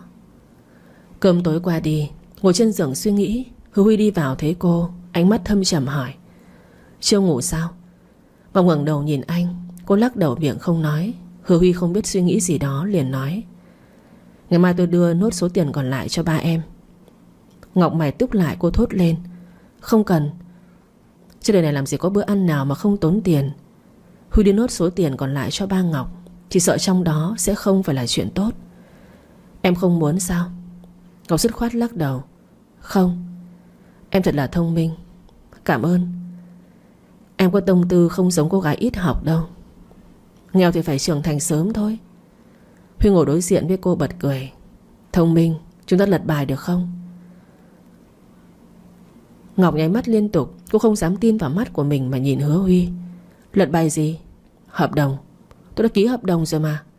Không, hợp đồng đó chỉ là nhỏ thôi. Tôi muốn hợp đồng chính. Tôi tin là em đủ thông minh để biết tôi kinh doanh chưa bao giờ thâm hụt tiền vốn. Ngọc nghe vậy chỉ biết hít một hơi sâu. Cô nghiêm túc hỏi: Chú nói đi, còn hợp đồng nào nữa? Miệng nói, tâm muốn chửi ông chú già khôn như cáo. Cô biết Hứa Huy bỏ ra cả tỷ để muốn cô đẻ thuê làm gì mà dễ ăn. Muốn chửi anh ta một thì cô tâm muốn đánh bà mẹ kế đều có. Vì bà ta mà giờ cô nhảy vào miệng sói, không dám nói. Ngọc, em có muốn đi học không? Ngọc trợn mắt chửi thầm: Nói hợp đồng không liên quan đến việc học làm gì? Muốn tôi nhảy vào bẫy của mấy người giàu có như anh à? Mơ đi. Không. Không muốn sao? Vâng. Cháu cảm thấy chú muốn gì cứ nói thẳng ra đi, đừng chơi chữ. Cháu không có học hành nhiều, thật sự là không dám nói nhiều. Em tức giận sao? Ngọc muốn chửi người. Ông chú già lắm lời thật sự. Người đâu đêm không ngủ lại tới phòng người ta làm nhảm như thầy cúng ấy. Em không dám ạ. Em không dám. Vuốt nhẹ cằm, Hứa Huy cười rộ lên: Em miệng không nói, tâm đang chửi tôi là cáo già chứ gì. Ngọc chỉ biết nuốt cục tức, giả vờ nằm xuống tính đi ngủ. Cô ngồi thêm một chút nữa, không biết câu chuyện nó sẽ tiến triển tới đâu. Còn đàn ông này đúng là đáng sợ. Nhiều lời hơn cả bà bán rau, khôn hơn cáo. Ngủ sao? Sao không trả lời? Này Ngọc. Ngọc giả chết, cô không dám tiếp lời. Cô đã sợ. Sợ người đàn ông này. Anh ta không lạnh nhạt như mấy bộ phim có tổng tài. Anh ta nhiều lời, trêu người quá đà, làm người đối diện sợ hãi. Thế Ngọc quyết nhắm mắt. Huy đi tới giường cúi người sát mặt cô thì thầm: Giả vờ ngủ. Em có chí khí đấy. Dám giả vờ ngủ không trả lời chồng. Cho đếm tới 3 mà không mở mắt, chồng hôn nhé. 1, 2. Chú muốn gì? Miệng chuẩn bị nhấp. Ngọc sợ tái mặt hôn lên. Hứa Huy cười ngâm ngâm, thở hơi lên gương mặt của cô giễu cợt: Có giả vờ ngủ nữa không? Ngọc chết không nhận mình vì sợ mà giả vờ đi ngủ. Cô cứng cong người nói: Không có, chú nhầm rồi. Thật sự con buồn ngủ mà.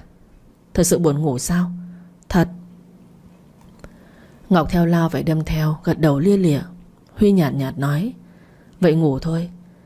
Ngọc không sợ ra câu nói hàm ý. Cô mặt còn ngơ ngác, thân mình bị đôi tay ôm vào trong lòng. Cô mặt đỏ kêu lên ra tiếng: Chú buông con ra.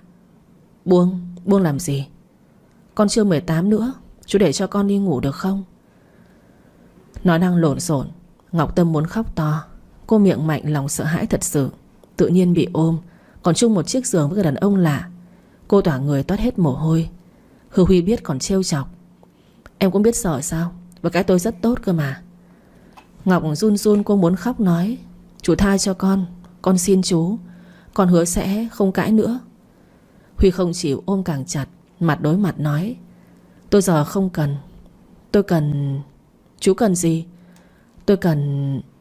Nói tới đó miệng hôn xuống. Ngọc thình lình bị nụ hôn bất ngờ. Cô trợn mắt đứng hình chết lặng. Xin tha cũng quên. 1 giây, 3 giây, 1 phút, 2 phút. Tiếng tim nhảy bang bang.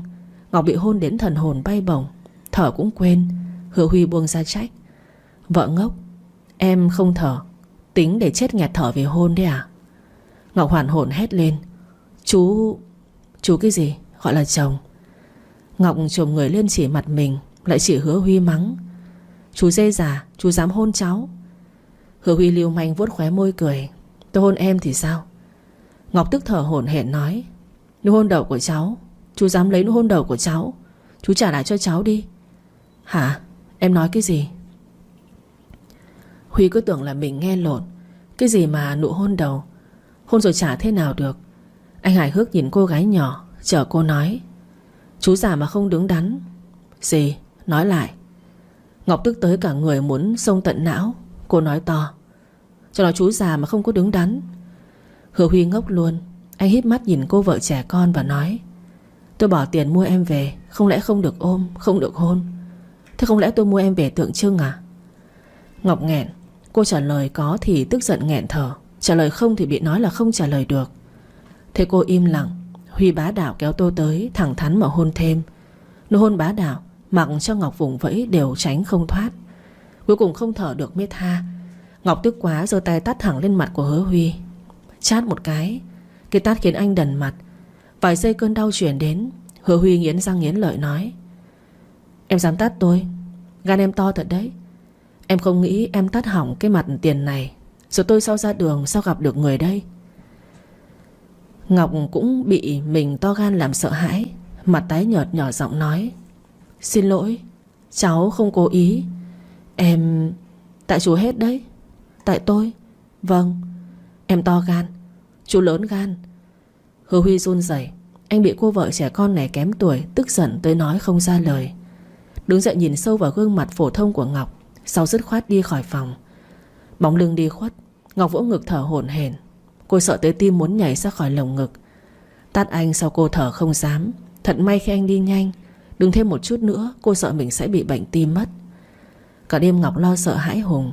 Cô lo sáng sớm ngày mai ông chú già tức quá, hóa giận, tống cổ cô ra đòi tiền thì toi. Bảo sao cô sợ? Bởi vì nhà nghèo tiền không có. Bà mẹ kế cùng ba cô đã tiêu tiền kia rồi. Bây giờ bị tống cổ đi, cô biết nên kiếm tiền đâu ra mà trả. Đi nhặt đồng nát bao giờ mới có đủ tiền mà trả đây? Đi bán trinh nữa, cô đâu có điên. Không lẽ làm ăn mày hay sao? Nhìn lại mặt có tới nỗi nào đâu. Tay chân lành lặn mà đi ăn mày, người ta cười thối ruột.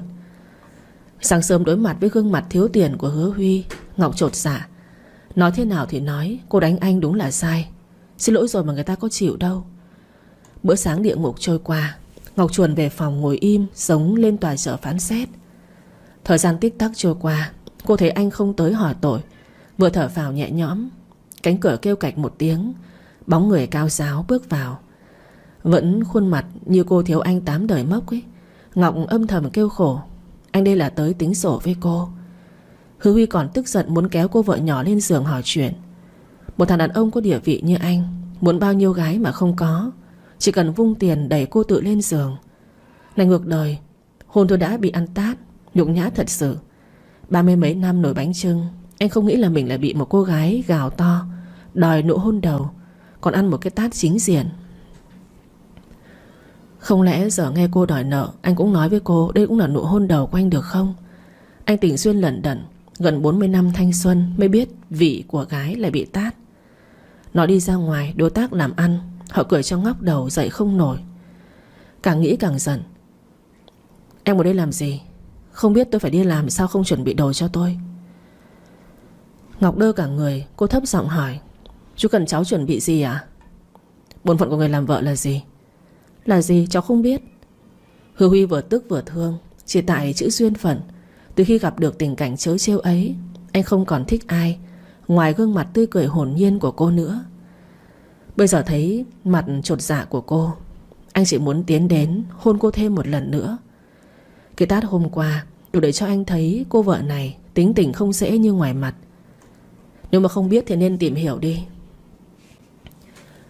Nói xong anh chạy trối chết về phòng. Anh sợ đứng thêm nhìn cái bản mặt vô tội ấy thì kìm nén không được, sẽ phạm pháp ngay, ban ngày ban mặt. Quần áo đã thay, bây giờ cả người khô nóng. Hứa Huy thầm kêu lên vào nhà tắm đi tắm. 10 phút sau đi ra, anh không chờ đợi mà đi thẳng xuống, đi làm không suy nghĩ gì thêm nữa. Sáng sớm bị tắm nước lạnh thật là mất mặt. Mỗi người một tâm sự. Buổi chiều con Hoa đưa cho Ngọc cái điện thoại, hùng hồn nói: Mợ về phòng mở điện thoại rồi đọc tin nhắn đi, cậu có lời chuyển nhắn cho mợ đấy. Ngọc không hiểu ra sao cũng nghe lời về mở tin nhắn xem. Mục tin tới là gần 30 tin. Ngọc tò mò mở ra xem. Trước mắt cô há hốc mồm vì tiêu đề lưu tên cực kỳ bá đạo: chồng Huy đẹp trai. Ngọc tưởng là mình bị hoa mắt. Cô dụi mắt sau nhìn lại vẫn là cái tên thật thấm không nổi của ông chú già. Vợ, em có biết là mình sai chỗ nào chưa? Tôi cho em chuẩn bị tinh thần trước. Hôm qua em cướp đi nụ hôn đầu tiên của tôi, làm tôi bị cuốn đi đời trai độc thân. Em còn tát tôi. Tôi muốn tối về em phải bồi thường cho tôi về nụ hôn đầu đấy. Em tát tôi khiến trái tim của tôi tổn thương nên cũng cần bồi thường. Sáng sớm bắt tôi đi tắm nước lạnh, em cũng cần phải bồi thường cho tôi. Nể tình em không có tiền, tôi quyết định bồi thường là lấy thân trả nợ. Tôi không cần nhiều, chỉ cần mỗi tối cho tôi hôn em một lần là đủ. Tối nay 9 giờ tôi sẽ về nhà. Hãy nhớ chuẩn bị trước tinh thần đi nhé. Tắm rửa sạch sẽ, lên giường ngồi chồng trở về, rồi trả lại cho chồng bồi thường tinh thần mất mát nhé. Nói trước là phải tình nguyện. Còn nếu động tay động chân đánh chồng là một ngày phải hôn chồng 10 lần đấy. Cô vợ trẻ nhớ chuẩn bị đợi chồng về nhé. Ngọc tái cả mặt. Cô nói ông chú già khi nào cô cũng bị mất nụ hôn đầu cơ mà. Cô nhớ không nhầm thì chú già hôn cô trước. Bây giờ đổi lại là cô cướp đi nụ hôn đầu tiên của chú già. Con gái có hại chứ đàn ông có hại khi nào? Ôi trời ơi, ông chú già mất nết thật chứ, đòi hôn đền bù sao? Bắt cô tắm rửa sạch sẽ lên giường chờ đợi. Nếu không chịu thì ngày hôn 10 lần sao? Ngọc chết tâm đều có. Cô đây rơi vào sói trong nhà. Thoát bà mẹ kế vô liêm sỉ đã khó, bây giờ còn gặp người đàn ông mặt dày đeo mo không ngại. Cô cảm thấy mấy ngày hôm nay độ vô sỉ của ông chú già chỉ có hơn chứ không có kém. Cô chờ anh đêm qua, già mà không đứng đắn quả là không sai. Có ai gần 40 nồi bánh chưng xanh mà còn vô sỉ đi lừa một đứa chưa đầy 18 cái bánh sinh nhật như cô? Tuyệt đối không có ai. Có đại gia bao nuôi cũng phải qua tuổi 18, đủ tuổi kết hôn. Này là cô chưa đủ tuổi, ông chú già cũng dám vượt rào. Đáng sợ. Nghe qua sợ ma đầu đen, giờ mới biết ma đầu đen là người ra sao. Tức giận thở thẫn. Cơm tối cô nuốt không trôi. Từng giây phút trôi qua giống chảo dầu đang sôi trong lòng. Cô sợ ông chú đi làm về rồi lại hôn cô. Con Hoa thấy cô thấp thỏm bất an. Con bé tận tâm tới tâm sự cùng vì cô. Mợ có tâm sự à? Không có. Mặt của mợ có ghi luôn kìa. Thật à? Vâng. Ngọc im lặng. Con Hoa gặng hỏi: Bố thể tâm sự với con? Ngọc muốn nói lại thôi. Cô bỗng nhiên nghĩ tới bản thân ngây thơ quá, tin người quá. Mới tới ngôi nhà này cô đã thân quen người lạ, không biết tâm tính mọi người nơi này ra sao, miệng đã tía lia. Nên nói tịch mịch quá giờ, có người cùng nói mới lộ thân nhân, mới lộ chân thật tính tình đi. Con Hoa thấy cô im lặng, nó cũng im lặng không nói thêm gì nữa. Trở lại ở ngôi biệt thự trầm tĩnh, một người sầu lo kia thì tại một quán bar, một bàn 3 người. Huy, cậu tính lấy em gái đấy làm vợ hay sao? Đông là cậu bạn thân từ thời cấp 3 tới nay của Huy. Cậu ta vẫn còn khiếp sợ trước tin cậu bạn muốn lấy một cô gái nghèo về làm vợ. Chứ có nói đến lọ lem cùng hoàng tử trong chuyện cổ tích, mà phải nói đến cậu bạn thân chỉ nhìn thấy con bé đấy một lần đã yêu. Điển hình của ngôn tình, yêu từ ánh nhìn đầu tiên. Huy nhấp ly rượu cười nhẹ. Huy, cậu điên rồi. Cậu muốn lấy con bé, ba mẹ cậu cho phép sao?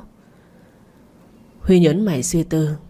Hiếu, người bạn thứ hai nói làm anh suy nghĩ sâu xa hơn. Tôi quyết định họ sẽ không nói gì. Hiếu cười xùy. Cậu nghĩ đơn giản quá đấy. Còn Tiên nó thích cậu mấy năm nay, chưa gả chồng, vì muốn làm sâu nhà cậu. Bây giờ cậu đưa bé Ngọc về lại còn trả tiền cho bà mẹ kế của nhỏ đấy, lấy cái hợp đồng đẻ mướn để cưới con bé. Còn Tiên sẽ đã làm ầm ĩ tới ba mẹ cậu đấy. Kệ cô ta. Đồng thời Hứa Huy không quá bận tâm. Cậu ta nói vào: thật sự là cậu không biết mình sắp ế chồng mông rồi còn vô tâm. Đừng nói con Tiên không nháo tới ba mẹ cậu về nước, thì việc cậu lấy con bé Ngọc khó đi du lịch đấy cậu bạn. Tôi quyết định hạnh phúc của tôi. Nói có như gảy tay trâu. Ai không biết hạnh phúc của cậu thì cậu tự quyết. Bọn này chỉ là cảm thấy thương con bé Ngọc thôi. Cậu có cảm thấy bản thân đã 37 tuổi, con bé Ngọc chưa 18 tuổi, là trâu già gặm cỏ non hay không? Không. Hai người Đông và Hiếu chỉ biết câm nín với độ chai mặt của thằng bạn thân. Đồng thời lại còn đồng cảm với Ngọc. Cô nói Hứa Huy là ông chú già mà không đứng đắn là hoàn toàn chính xác. 9 giờ tối, chiếc xe lái vào trong sân. Ngọc ở trên phòng ngó xuống. Cô vội vã đóng cửa, khóa trái, lên giường trùm chăn đi ngủ. Hứa Huy tới phòng, mở cửa không được. Anh cười nói nhỏ: tưởng đóng cửa mà tôi không mở được hay sao? Tôi học hết cấp 3, em còn uống sữa mẹ nữa đấy. Chơi chiêu với tôi còn non lắm. Tấm tắc vài câu, anh đi nhẹ về phòng mình thay đồ. Ngọc nằm ở trên giường không dám thở mạnh, tay run cầm cập, co ro một chỗ. Cô chờ mãi không thấy Hứa Huy đi vào. Ngọc thấp thỏm bất an lại càng lớn. Cô đâu biết rằng người cô đang nhắc đến tên ấy còn ở phòng nhàn nhã lau tóc. Ngọc chờ mãi không thấy tiếng mở cửa. Cô thở phào nhẹ nhõm. Tiếng than vừa dứt, cánh cửa vang lên. Cạch một tiếng, Ngọc thót tim, tay nắm chặt góc chăn không dám mở. Hứa Huy đi tới, giọng trầm ấm nói: Ngọc. Ngọc giả điếc. Anh đi tới giường, tung chăn ra nhìn cô vợ nhỏ nằm trên giường co ro như con mèo con. Anh cười khẽ: không tỉnh á? Còn giả vờ ngủ sao? Ngồi dậy nói chuyện đi nào. Ngọc dứt khoát nắm nghiền đôi mắt, trong lòng đắc ý nghĩ: chú lưu manh, con không làm gì được thì con giả vờ ngủ. Cô vui mừng cười thầm chưa thỏa mãn, thì hơi thở phả vào gáy đột ngột kèm theo giọng nói khàn khàn: không mở mắt là chồng hôn đấy.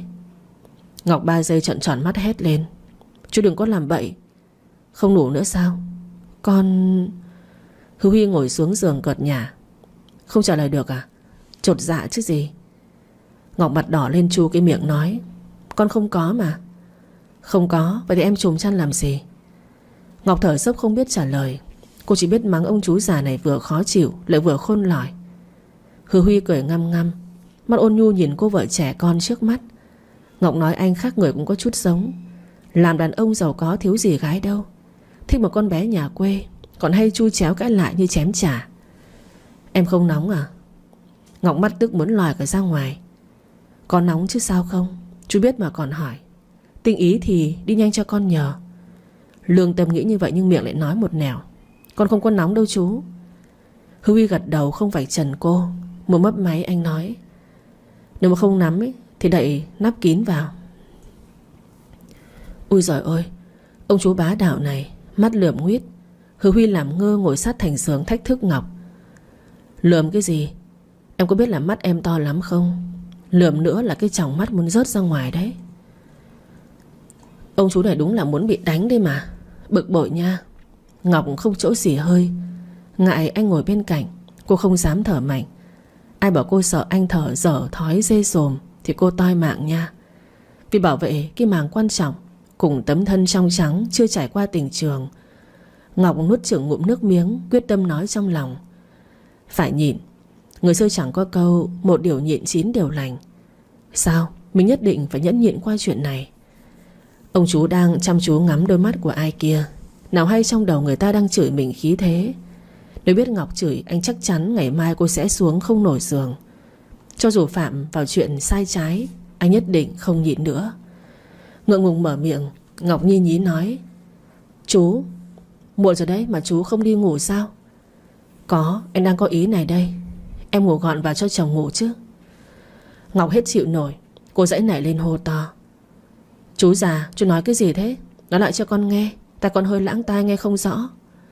Hứa Huy vui vẻ nhìn con nhím sổ lông trước mặt, thản nhiên nói: em nói vợ ngủ dịch vào chờ chỗ cho chồng ngủ với. Choang. Cái gì thế trời?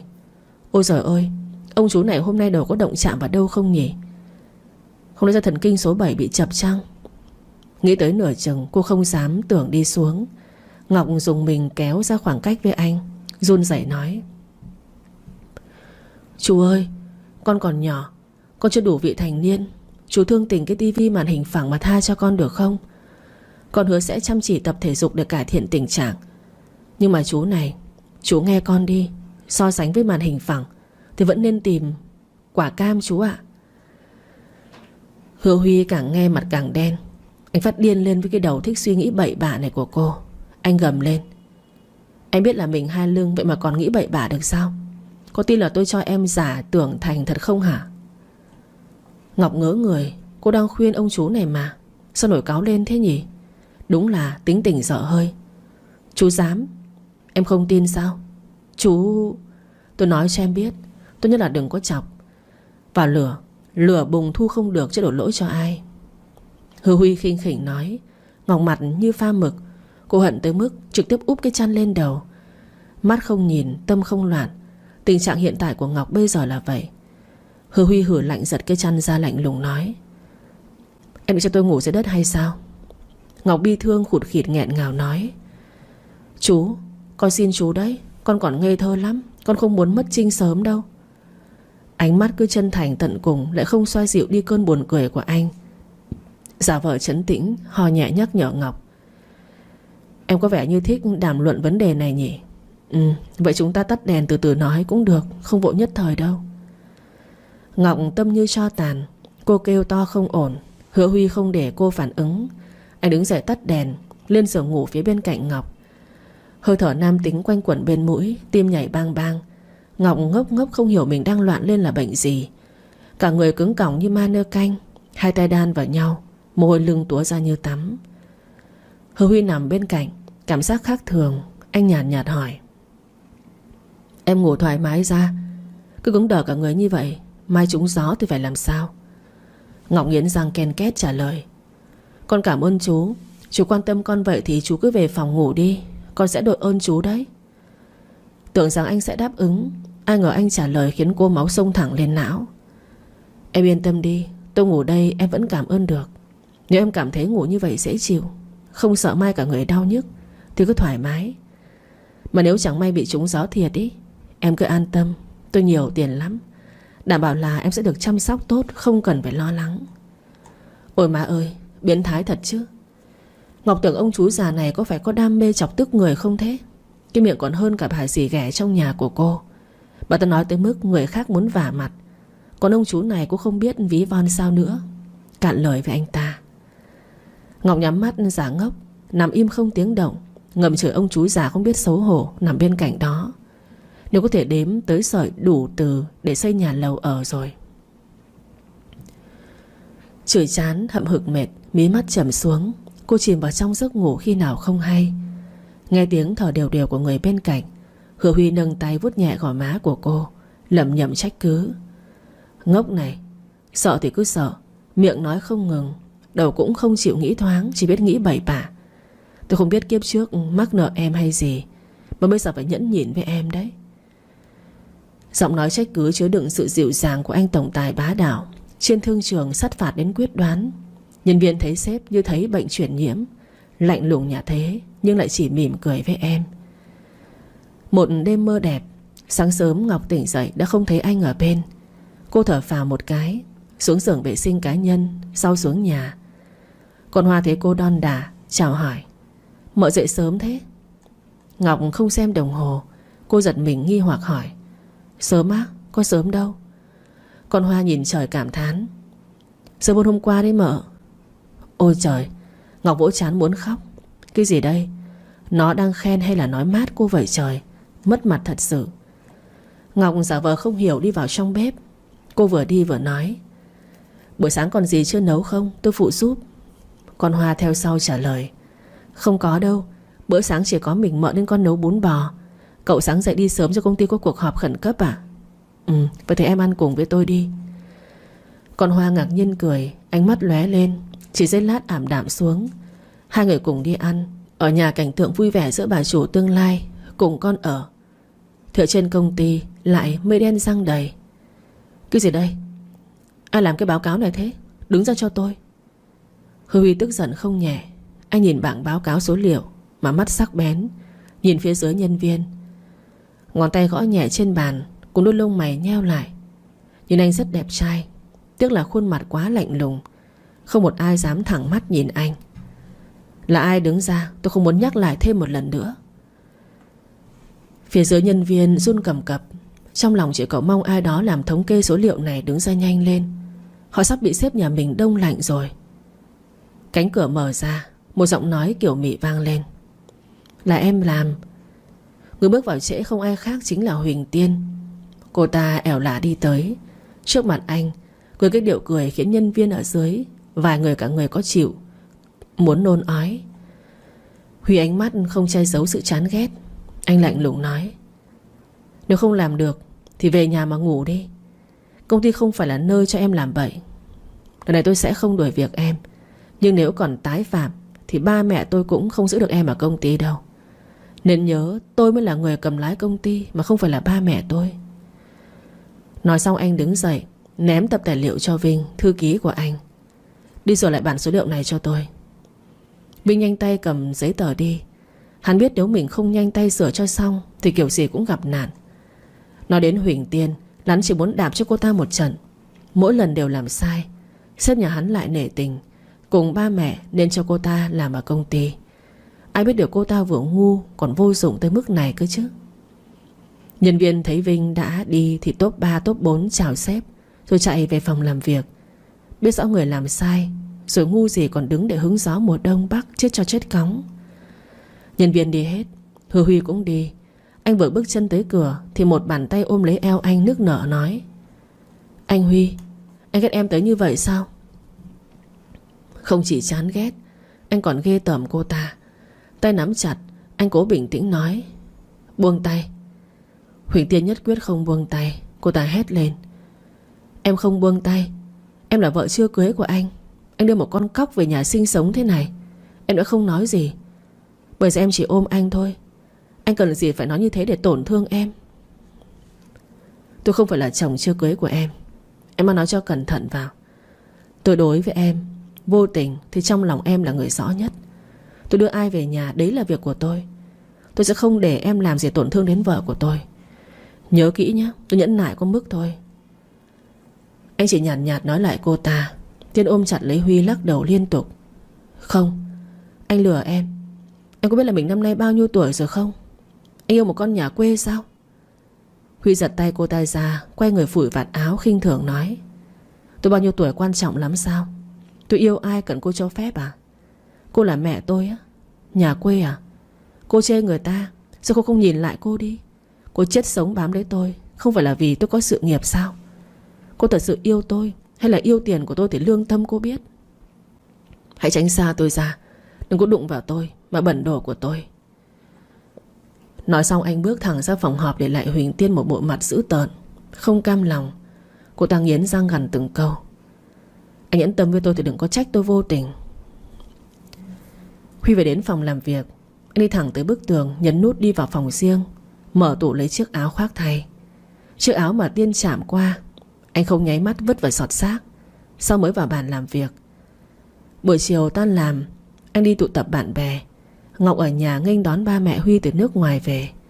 Bữa tối trên bàn ăn không khí áp suất thấp nhất, không thể thấp hơn. Ngọc không dám ngồi xuống ăn cơm. Con Hoa cùng dì Vĩ Thương lại không dám nói. Họ chỉ là phận người ở. Bà Huy, ông Lâm nhìn Ngọc không nói. Đối với ông ta, con trai yêu ai cũng được, miễn là ông được ôm cháu nội. Bà Nguyệt lại khác. Nhìn gương mặt non choẹt của Ngọc, bà ta chỉ muốn phát hỏa. Lần này về nước là bất ngờ. Bà ta muốn về xem con trai cùng Huỳnh Tiên phát triển tới đâu rồi. Ai ngờ trong nhà lại có con bé mặt như học sinh cấp 3 đang ở. Dì Vĩ cùng con Hoa còn gọi là Mở. Có đánh chết thì bà cũng không tin cái con trai của bà già đầu còn đi gặm cỏ chưa nảy mầm này sao. Tức giận là thế, bà ta vẫn không đổ giận lên ai. Ngoài mặt chỉ âm thầm nhìn Ngọc. Một lúc sau bà ta cất tiếng hỏi: cô tên gì? Nhà ở đâu? Năm nay bao nhiêu tuổi? Ngọc trong lòng phát sợ, tay nắm chặt cúi đầu cố gắng trả lời thật trôi chảy. Thưa hai bác, con năm nay 18 tuổi. Nhà con ở khu nghèo ở thành phố ạ. Mẹ con mất sớm, bà con cưới mẹ kế. 18 tuổi? Cô quen biết con trai của tôi thật hay là chỉ ham tiền của nó? Dạ con... Ngọc ngượng ngùng không dám nói. Cô nhận tiền đẻ thuê cho anh. Bây giờ ba mẹ anh hỏi cô quen anh thật lòng hay là vì tiền thì cô trả lời sao đây? Cô không yêu, không phải mê tiền của anh. Cô là bị bà mẹ kế bán cho anh đẻ thuê cho anh được không? Bà Nguyệt nhướng mày khó chịu nói. Sao không nói được à? Hay là cô quen biết con trai tôi chỉ vì tiền? Ngọc mặt đỏ bừng, hốc mắt nước mắt trực trào. Dì Vĩ thấy không ổn, bà lên tiếng. Thưa bà, bà đừng im đi, tôi không hỏi bà. Dì Vĩ chưa nói hết câu thì bị bà Nguyệt ngắt lời. Ngọc nhìn dì Vĩ cảm động gật đầu, sau hít một hơi sâu trả lời. Thưa bác, con không quen chú ấy. Con không phải ham tiền bạc gì của chú Huy. Con có chân tay, cũng tự kiếm được tiền. Do mẹ kế con nợ tiền cờ bạc nên con gắn nợ cho chú Huy để đẻ thuê. Con chưa bao giờ nghĩ sẽ lấy tiền của chú ấy cả. Nói xong cô chạy ra ngoài, thẳng tới cổng cũng không ngừng lại. Cô biết mình chạy đi sẽ không biết đi đâu về đâu, nhưng cô không thể chịu nhục được. Cô không yêu Hứa Huy. Anh là ai, ra thế ra sao, cô chưa hiểu hết thì lợi dụng gì anh. Nước mắt chảy như mưa, đôi mắt nhòe đi. Cô mặc cho phía sau là tiếng gọi của con Hoa. Cô không muốn quay về nữa. Mẹ anh khinh thường cô, nghi ngờ cô. Trong nhà còn lại 3 người. Dì Vĩ không đành lòng, bèn giải thích ngọn nguồn. Ông bà hiểu lầm con bé rồi. Gia đình con bé nghèo khó, mẹ kế nghiện cờ bạc. Con bé chăm chỉ làm lụng vất vả. Nó phải nghỉ học từ sớm, nhưng cũng không phải là người thích trèo cao. Cậu chủ là thích con bé mới đưa tiền cho dì ghẻ con bé, ép con bé lấy danh nghĩa là đẻ mướn về đây. Về đây mấy ngày, con bé không hỏi chuyện gì về cậu chủ, gia thế hay là vợ của cậu. Tâm lý con bé chỉ nghĩ đẻ cho cậu xong là số tiền cậu gán cho mẹ kế nó sẽ trả hết. Lúc đó không có ai nợ ai. Bà nói như vậy là nó tự ái đấy. Ở trung tâm thành phố con bé không có tiền, không biết là sẽ đi chỗ nào nữa đây. Hai người bà Nguyệt nghe xong chỉ khẽ cứu mày. Ông Lâm thở dài. Bà sau này bớt soi mói đi. Con trai 37 tuổi rồi, không còn ít ỏi gì nữa. Sự nghiệp đã có, nhưng lại không có vợ. Nó thích ai cứ để nó theo ý nó. Bà xen vào, khéo quá thành vụng đấy. Bà Nguyệt không cho là vậy. Bà ta nói lại. Con bé Tiên nó ngoan ngoãn, gia đình cũng gia giáo, mới xứng làm vợ thằng Huy. Con bé này gia đình phức tạp, mẹ kế thì nghiện cờ bạc. Bà ta có thể bán con bé một lần sao? Sao lại không có lần thứ hai được? Nên tôi không đồng ý con bé đến với con trai của tôi. Bà thật là... Ông cứ ngồi im. Tôi kiếm con dâu chứ không phải là kiếm con nợ đâu mà lo. Hai người câu ra câu vào. Dì Vĩ không biết nên nói thêm gì nữa. Bà yên lặng đi gọi điện thông báo cho anh. Khi biết tin cô bỏ đi, anh đang ở trong quán nhậu cùng 2 thằng bạn thân. Nghe xong dì Vĩ nói, anh lấy xe trở về nhà ngay. Trên đường về trong lòng lo lắng bất an ngày càng nhiều. Anh không biết ba mẹ về bất ngờ, không nghĩ tới mẹ anh lại có định kiến như vậy về cô. Về tới nhà anh lên gặp mẹ. Nhìn mẹ đã lớn tuổi vẫn lo lắng cho anh không lập gia đình mà âu lo. Anh giận mà không dám nói nặng. Bản năng chỉ hỏi nhẹ bà. Mẹ thấy bé Ngọc thế nào? Bà Nguyệt đang vui mừng vì gặp được con trai. Thấy con trai không tức giận, bà cũng thở nhẹ ra. Chưa kịp vui sướng bao lâu thì con bà lại dội cho bà một gáo nước lạnh. Không cam lòng, bà mắng anh. Con hỏi con bé đó làm gì? Mẹ, con đang nghiêm túc mà. Con đừng có hỏi tới cái con mặt còn búng ra sữa kia nữa. Con lớn tuổi rồi nên kết hôn. Mẹ thấy Huỳnh Tiên rất tốt. Con bé cao ráo xinh đẹp, lại giỏi giang, rất hợp với con. Không nhận được câu trả lời vừa ý, Huy mặt tối lại khi nghe mẹ mình luôn miệng khen một con đĩ là ngoan ngoãn. Mẹ, con không hỏi tới Tiên, con đang hỏi Ngọc. Bà Nguyệt không vui lắc đầu nói. Con bé chẳng có chỗ nào tốt cả. Nhà nghèo, mẹ kế nghiện cờ bạc. Thế con tính lấy nó để sau này trở thành cái máy in tiền đấy hả? Mẹ nói như vậy là không đúng rồi. Một con người đâu thể như vậy mà đánh giá được ạ. Thế theo con thì thế nào mới là đánh giá được một con người tốt hay xấu?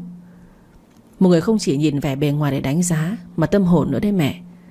Ba vì sao yêu mẹ mấy chục năm vẫn yêu thì mẹ hỏi ba sẽ biết.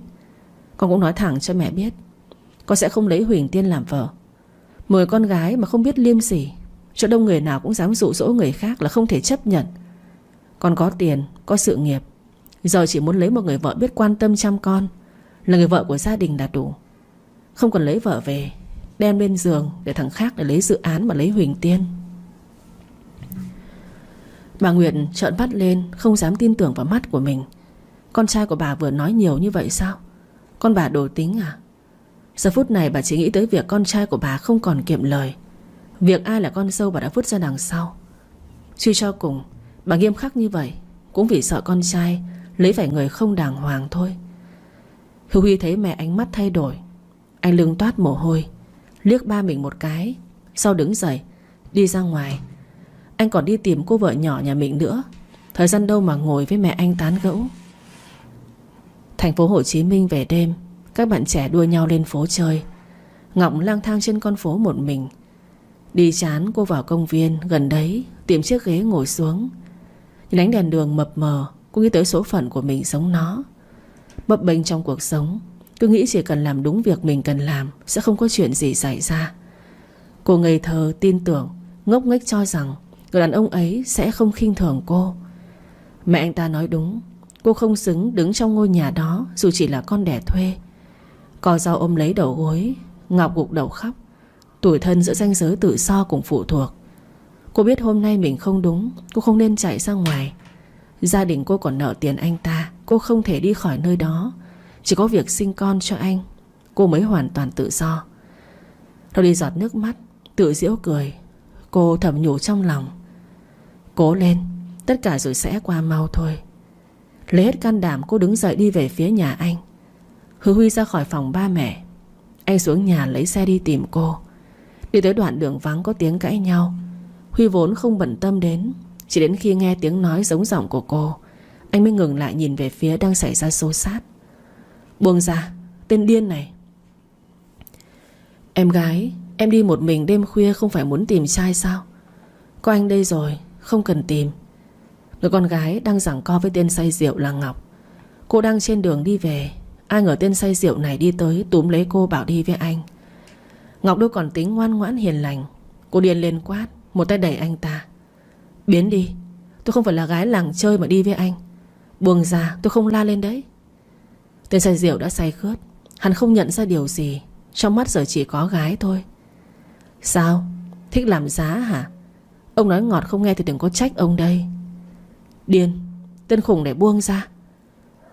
Ngọc càng đẩy, anh ta càng kéo hai người như một cặp tình nhân đang giận dỗi nhau.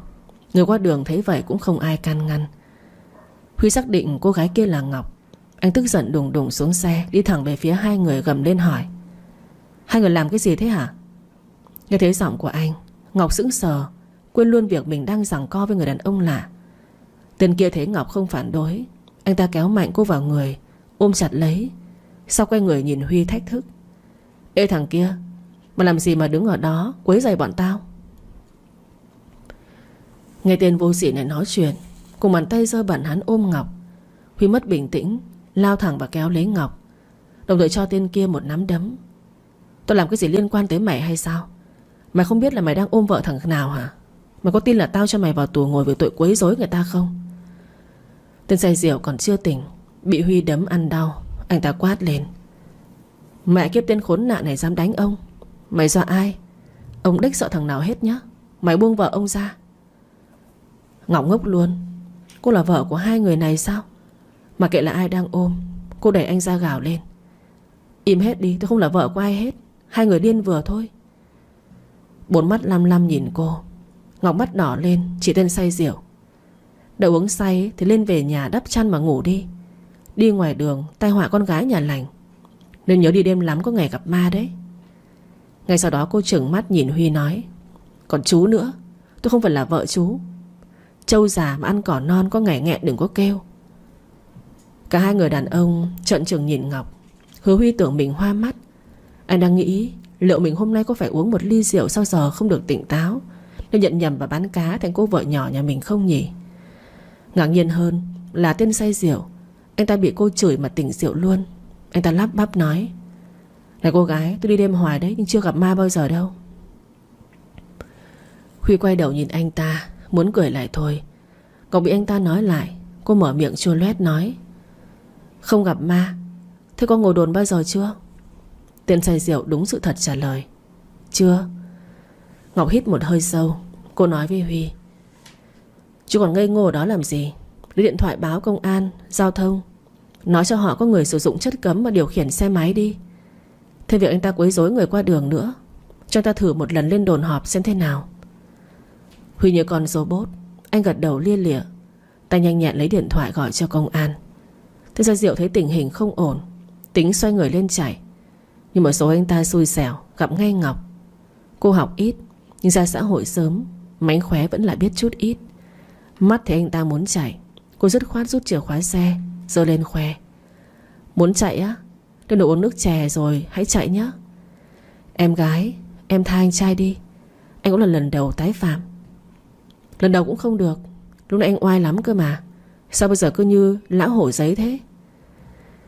Huy vừa cất điện thoại, nghe cô nói, anh quay người cúi đầu cười. Không ngờ cô vợ nhà anh đáo để phết đấy. Ai bảo cô như hiện tại giống chỗ nào là đứa nhà quê. Khôn hơn khối người đây nha. Em gái sẽ thương tha cho anh đi mà. Anh biết là anh sai rồi. Anh hứa sẽ không bao giờ đi đường ghẹo gái nữa. Anh ta nói một nửa đầu, một nửa sau chỉ dám nghĩ trong đầu, thầm chửi mình số xui. Sáng ra cổng không coi ngày, gặp ngay cô gái dữ như sư tử cái. Khi nãy còn men rượu, không nghe rõ cô chửi. Bây giờ tỉnh rượu, anh ta muốn tát cho mình một cái cho tỉnh ngủ. Ngu quá ngu khi dây vào cô, để bây giờ chuẩn bị lên đồn ngồi uống ly trà. Xin cũng vô dụng. Tôi còn chưa hỏi tội anh. Nói tôi đi đêm tìm trai đâu nhá. Anh nói thêm một câu nữa, tôi cho anh ngày mai húp cháo bây giờ. Coi như anh xin em đấy. Nhà anh nghèo, trong nhà còn em gái đang đi học, ba mẹ làm lụng vất vả lắm. Anh cũng không uống rượu nhiều đâu. Hôm nay là ngoại lệ, là duy nhất hôm nay thôi. Em thông cảm cho anh đi. Xin tha tí nữa đi gặp công an để xin một thể. Em thật là khó chịu. Biết xin vô dụng, anh ta khó chịu nói một câu, sau ngồi lên xe máy chờ công an tới rồi nộp phạt.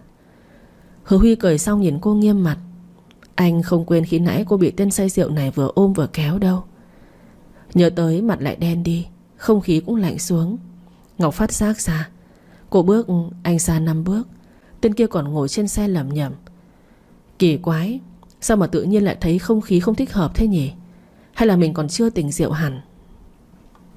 Ngọc nhấp miệng cười. Cô cũng không giận anh ta. Anh ta cũng say rượu không kiểm soát được hành vi thôi. Giờ này còn ngoan ngoãn ngồi im không có gây sự. Đúng cũng là người đàng hoàng. Một lúc sau có hai anh công an giao thông đi tới. Hứa Huy ra trình bày vài lời. Sau tên say rượu kia đi theo hai người về đồn. Cô bị Hứa Huy kéo đi ra xe.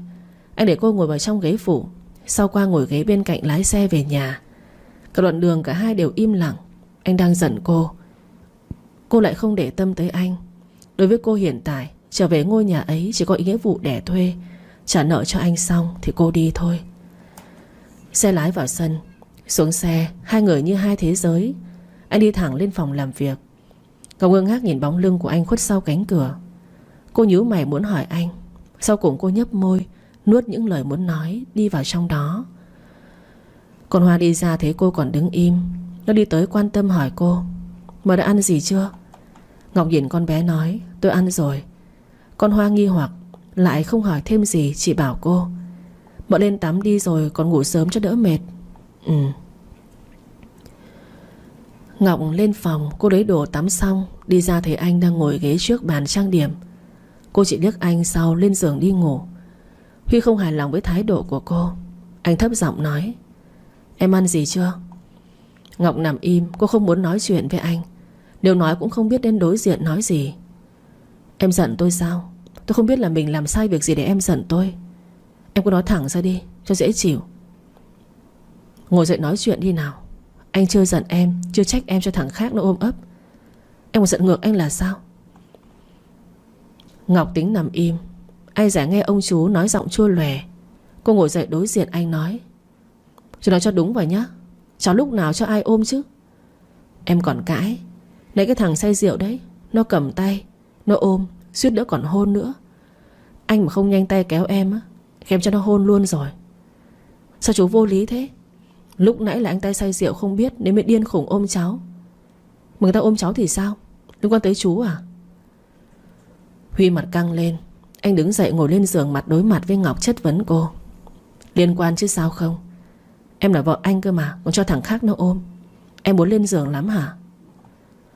Ngọc tức giận chống nạnh phản bác. Vợ hồi nào? Cưới lúc nào? Cháu nói rồi, cháu không thích trâu già. Em... Huy thở phì phì. Anh tức chết với cô. Nhìn cái miệng chu ra kia, sao anh ghét nó thế nhỉ? Đáng ghét thật chứ. Không lẽ hôn cho nó sưng vù lên cho khỏi cãi lại bây giờ? Hít một hơi sâu, Mộ nhếch lên nói. Em muốn kết hôn sao? Ngọc đơ luôn. Huy thừa dịp kéo cô ngồi xuống. Anh ghé sát tai nhỏ giọng hỏi cô. Em muốn cưới, chúng ta chuẩn bị luôn tháng sau. Em đủ 18 tuổi chúng ta cưới luôn. Ra đồn đóng dấu, rồi về lăn giường luôn cho nóng. Mặt đỏ tới mang tai. Hơi thở nam tính của anh cứ phả vào vành tai của cô. Ngọc cả người không tốt, cảm giác khác lạ. Cô ấp úng đẩy anh ra hờn dỗi nói. Ai kết hôn với chú chứ? Chú chưa tỉnh ngủ hẳn đấy hả? Huy cười đến Ngọc mê tới đầu óc mụ mị hẳn ra. Em không gả cho anh, vậy thì gả cho ai? Con gả cho ai, mắc mớ gì tới chú? Huy tối sầm mặt xuống gằn giọng nói. Không liên quan tới anh sao? Ngọc chết không nhờn gật đầu. Vâng. Em sinh con cho tôi, còn muốn nghĩ tới thằng đàn ông khác sao? Ngọc không hiểu ý của anh. Cô thản nhiên trả lời. Cháu sinh con cho chú là hợp đồng mà. Sinh xong thì cháu phải có cuộc sống riêng tư chứ. Không lẽ cháu đẻ con cho chú xong cháu thành bồ nhí của chú à? Huy bị cô nói trúng tim. Chỉ khác ý của anh. Không phải để cô làm bồ nhí mà làm vợ hợp pháp của anh. Hôm nay em to gan thế nhỉ? Dám cãi chồng sao? Chú nói đàng hoàng, con không phải là vợ của chú. Chú luôn miệng xưng chồng với đứa mặt chưa bị thành niên không ngượng hay sao? Nói thật chú không ngại, cháu ngại thay chú đấy. Ồ, em cũng biết đạo lý này cơ. Cháu hiểu chứ. Cháu có ít học cũng biết đến. Cháu cảm thấy chú nên đi học thêm một lớp về đạo lý đi. Hư Huy mày nhếch lên. Anh cố tình trêu chọc cô. Nếu vợ anh muốn đi học, anh nên làm đàn ông gương mẫu đội vợ lên đỉnh. Tất nhiên là sẽ chăm chỉ học để tốt nghiệp sớm. Nhưng mà anh nghĩ là... Giọng nói cố tình nhấn nhá khiến Ngọc bồn chồn. Cô bất an trong lòng, giống như cô đang bị ông chú này cố tình sắt mũi. Banh mặt thúc giục anh nói. Chú nói nhanh lên. Hư Huy nheo mắt. Ý cười tận sâu trong đáy mắt thoảng qua. Anh hạ giọng nói. Anh nghĩ là nếu như anh đi học thì vợ có nên theo anh đi học chung một lớp hay không? Em cũng không học cao, thiếu về kiến thức ở trường học. Còn anh thì thiếu kiến thức đạo lý sống. Nhìn đi nhìn lại, anh thấy vợ chồng chúng ta bù trừ cho nhau khuyết điểm. Nếu đã là vợ chồng thì nên đồng tâm. Anh đi học, em cũng đi mới hợp tình hợp lý. Ngọc choáng váng. Cô nghe vào tai cứ bùng bùng chẳng hiểu gì. Anh cứ nói như cái máy. Cô mặt sắc, đặc sắc vô cùng, theo dõi cái môi thoắt ẩn thoắt hiện của anh ở đối diện. Ở trong đầu chợt lóe lên ý nghĩ. Thật đẹp trai. Chú ăn cái gì mà đẹp thế nhỉ? Ôi, cái môi đỏ hơn gái 18 thế kia cơ mà. Nghĩ tới đây mặt lại đỏ lên, lỗ tai càng đỏ như máu. Cô tự chửi mình không ý chí bị sắc đẹp của chú già mê hoặc. Sự khác thường của cô đổi tới đổi lui toàn bộ lọt vào cặp mắt đào hoa của anh. Như đạt được mục đích, anh tiến sát mặt của cô, môi đối môi, đặt lên đôi môi một nụ hôn bất ngờ. Ngọc kịp phản ứng lại. Cô đẩy anh ra. Huy lấy tay ghì chặt cổ giữ chặt cô. Ngọc muốn nói lại bị hành động bất ngờ của anh nuốt hết lời mà cô định nói. Cái lưỡi xâm nhập khoang miệng quấn quýt, bắt lấy sự ngây ngô của cô gái, chấm dứt sự ái muội bằng sợi chỉ bạc kéo dài. Anh buông cô ra, nhẹ nhàng vuốt ve gò má nói. Tôi yêu em, thích em, muốn cho em một cuộc sống mới. Tôi yêu ngay ánh mắt đầu tiên nhìn thấy em, yêu đôi mắt sáng ngây thơ này của em. Ngọc, làm vợ anh được không? Cô đi như đi vào giấc mơ. Cô nghe anh nói mà tự hỏi chính lòng mình. Anh đang cầu hôn cô như trên phim phải không? Đây là trong mơ thôi phải không? Mà cô tự giễu cười. Mày đi đâu thế Ngọc? Mày bị ông chú làm cho mơ màng đi rồi hả? Chú ấy giàu có đẹp trai như vậy, sao lại yêu Một cô gái nhà quê với hai bàn tay trắng như mày chứ. Tỉnh lại đi. Thấy người ngước mặt cứ ngây ra, anh cầm lòng không được liền nói: Em đang nghĩ cái gì mà ngây người ra thế? Ngọc giật mình lấp liếm đi suy nghĩ của mình. Không có, con không nghĩ gì. Huy là người nào chứ? Là một chủ tịch trẻ tuổi, sao lại không nhìn ra tâm tư của cô? Anh khẽ nói: Không cần ngại, có gì cứ nói ra, chúng ta là một cơ mà. Ngọc kinh hách với thái độ vô sỉ của ông chú già. Cô trợn trắng mắt mắng: Chú thích cỏ non như thế sao? Huy mặt bất cần đời trả lời: Hâm này, trâu nào mà chả thích ăn cỏ non. Ai ngu mà đi ăn cỏ già cho nó mắc răng. Ngọc không thể tán đồng với ý kiến của anh. Cô vừa gật vừa lắc, sau quát lên: Chú nói ai hâm thế hả? Ai nhận thì người đó hâm thôi. Chú vô sỉ. Cảm ơn đã khen. Anh cái gì cũng tốt, mà cái độ vô sỉ là tốt nhất. Ngọc khó thở nhìn anh oán trách. Huy không để tâm. Anh cợt nhả nói: Chết rồi, bảo bối khóc khóc. Ngọc lần này bị anh chọc cho đỏ mắt. Cô nghẹn nghẹn nói: Chú nói cho đàng hoàng vào nhá. Ai thèm khóc chứ? Không khóc, mắt chỉ đỏ thôi. Chú có muốn trêu chọc người khác lắm hay sao? Không có đâu, anh chỉ trêu ghẹo vợ tương lai thôi. Chú lại ngứa miệng nữa đấy à? Con nói rồi con không kết hôn với chú đâu. Vì vậy con sẽ không phải vợ tương lai hay gì cả. Huy mặt căng lên, tay kéo cô ôm vào trong lòng. Em không kết hôn với anh. Không lẽ kết hôn với thằng say rượu khi nãy? Hay là em với nó có gì sau lưng anh? Ngọc căm tức đẩy anh ra, không kiên nhẫn nói: Không có. Cháu nói bao nhiêu lần rồi, cháu chưa 18 thì yêu ai? Chú có phải là nước vào đầu không thế? Huy phản cười: Không có người yêu, vậy còn không kết hôn với anh sao? Chú kỳ ghê, con không kết hôn với chú có phải là con ế đâu mà sợ. Ngủ với anh còn tương tư về tương lai. Em giỏi lắm Ngọc. Huy nói cái gở không à? Anh không nói Ngọc không nóng nảy. Anh nói làm cô dãy nảy lên. Con vẫn là gái còn trinh nha chú già. Chú với con ngủ khi nào chứ? Huy hớn hở chỉ chiếc giường vô tội nói: Tối qua, hôm qua em còn ôm anh chặt lắm đấy. Cứ như sợ rớt miếng thịt kia mà. Hôm nay nhanh quên thế. Cô hoài nghi nhìn anh. Huy đã làm thì làm cho chót. Anh chỉ luôn môi nói tiếp: Không chỉ là ngủ chung một chiếc giường đâu, hai ta còn hôn nhau nữa rồi. Em có biết tôi giữ mình trong sạch tận 37 năm, bây giờ người bị bóc lại không nhận. Anh khổ tâm lắm đấy. Anh thật là biết cách. Ngủ chung giường, hôn môi là anh chủ động, bây giờ kêu cô không nhận chướng hay sao? Cô cũng lương thương tâm lắm đấy. Cô chưa đủ vị thành niên, anh đã ôm lên người ngủ một đêm. Vừa nãy còn ghì cổ cô hôn túi bụi. Ngẫm lại cô mới là người thiệt hại. Nôn đầu đời của cô cứ thế bị ông chú già cướp đi. Giờ ông chú này vô sỉ lên một tầng cao mới, đang kêu gào là bị cô lừa tình. Nhưng cô tức không chứ? Mình chưa gào mà ông ấy đã gào to. Cái gì mà giữ mình trong sạch tận 37 năm? Cái quái gì thế? Tin được không? Một vị chủ tịch của một tập đoàn lại làm thái giám đi ngủ suốt 37 năm sao? Anh không nói cô còn không phát điên. Anh nói xong đang điên thành máu lên não luôn. Chú có nhầm lẫn chỗ nào không thế? Theo chú nói thì con đây mới là người bị hại. Huy lật mặt nhanh hơn cả lật bánh tráng. Anh gật đầu lia lịa nói: Đúng, em mới là người bị hại. Vậy anh đây là người đầu sỏ gây tội nên chịu trách nhiệm. Ngọc thấy anh bớt nhảm rồi, cô hạ cơn tức tò mò hỏi: Chú gây thiệt hại cho con, vậy chú bồi thường con thế nào? Huy mắt sáng như sao nhìn Ngọc, nhai hai cây răng cười duyên: Bồi thường em thì anh đây nhất thiết phải chọn biện pháp tốt nhất cho cả hai. Huy đào hố Ngọc chưa nhận ra. Cô từ từ nhảy vào cái hố chết người của anh. Biện pháp nào?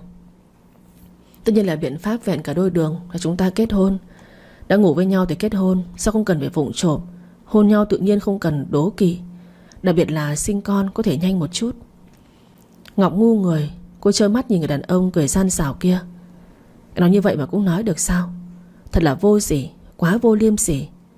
Thôi chú về phòng ngủ đi, con mệt rồi. Về gì nữa, ngủ thôi. Chú điên à, đây là phòng của con mà. Là phòng của chúng ta.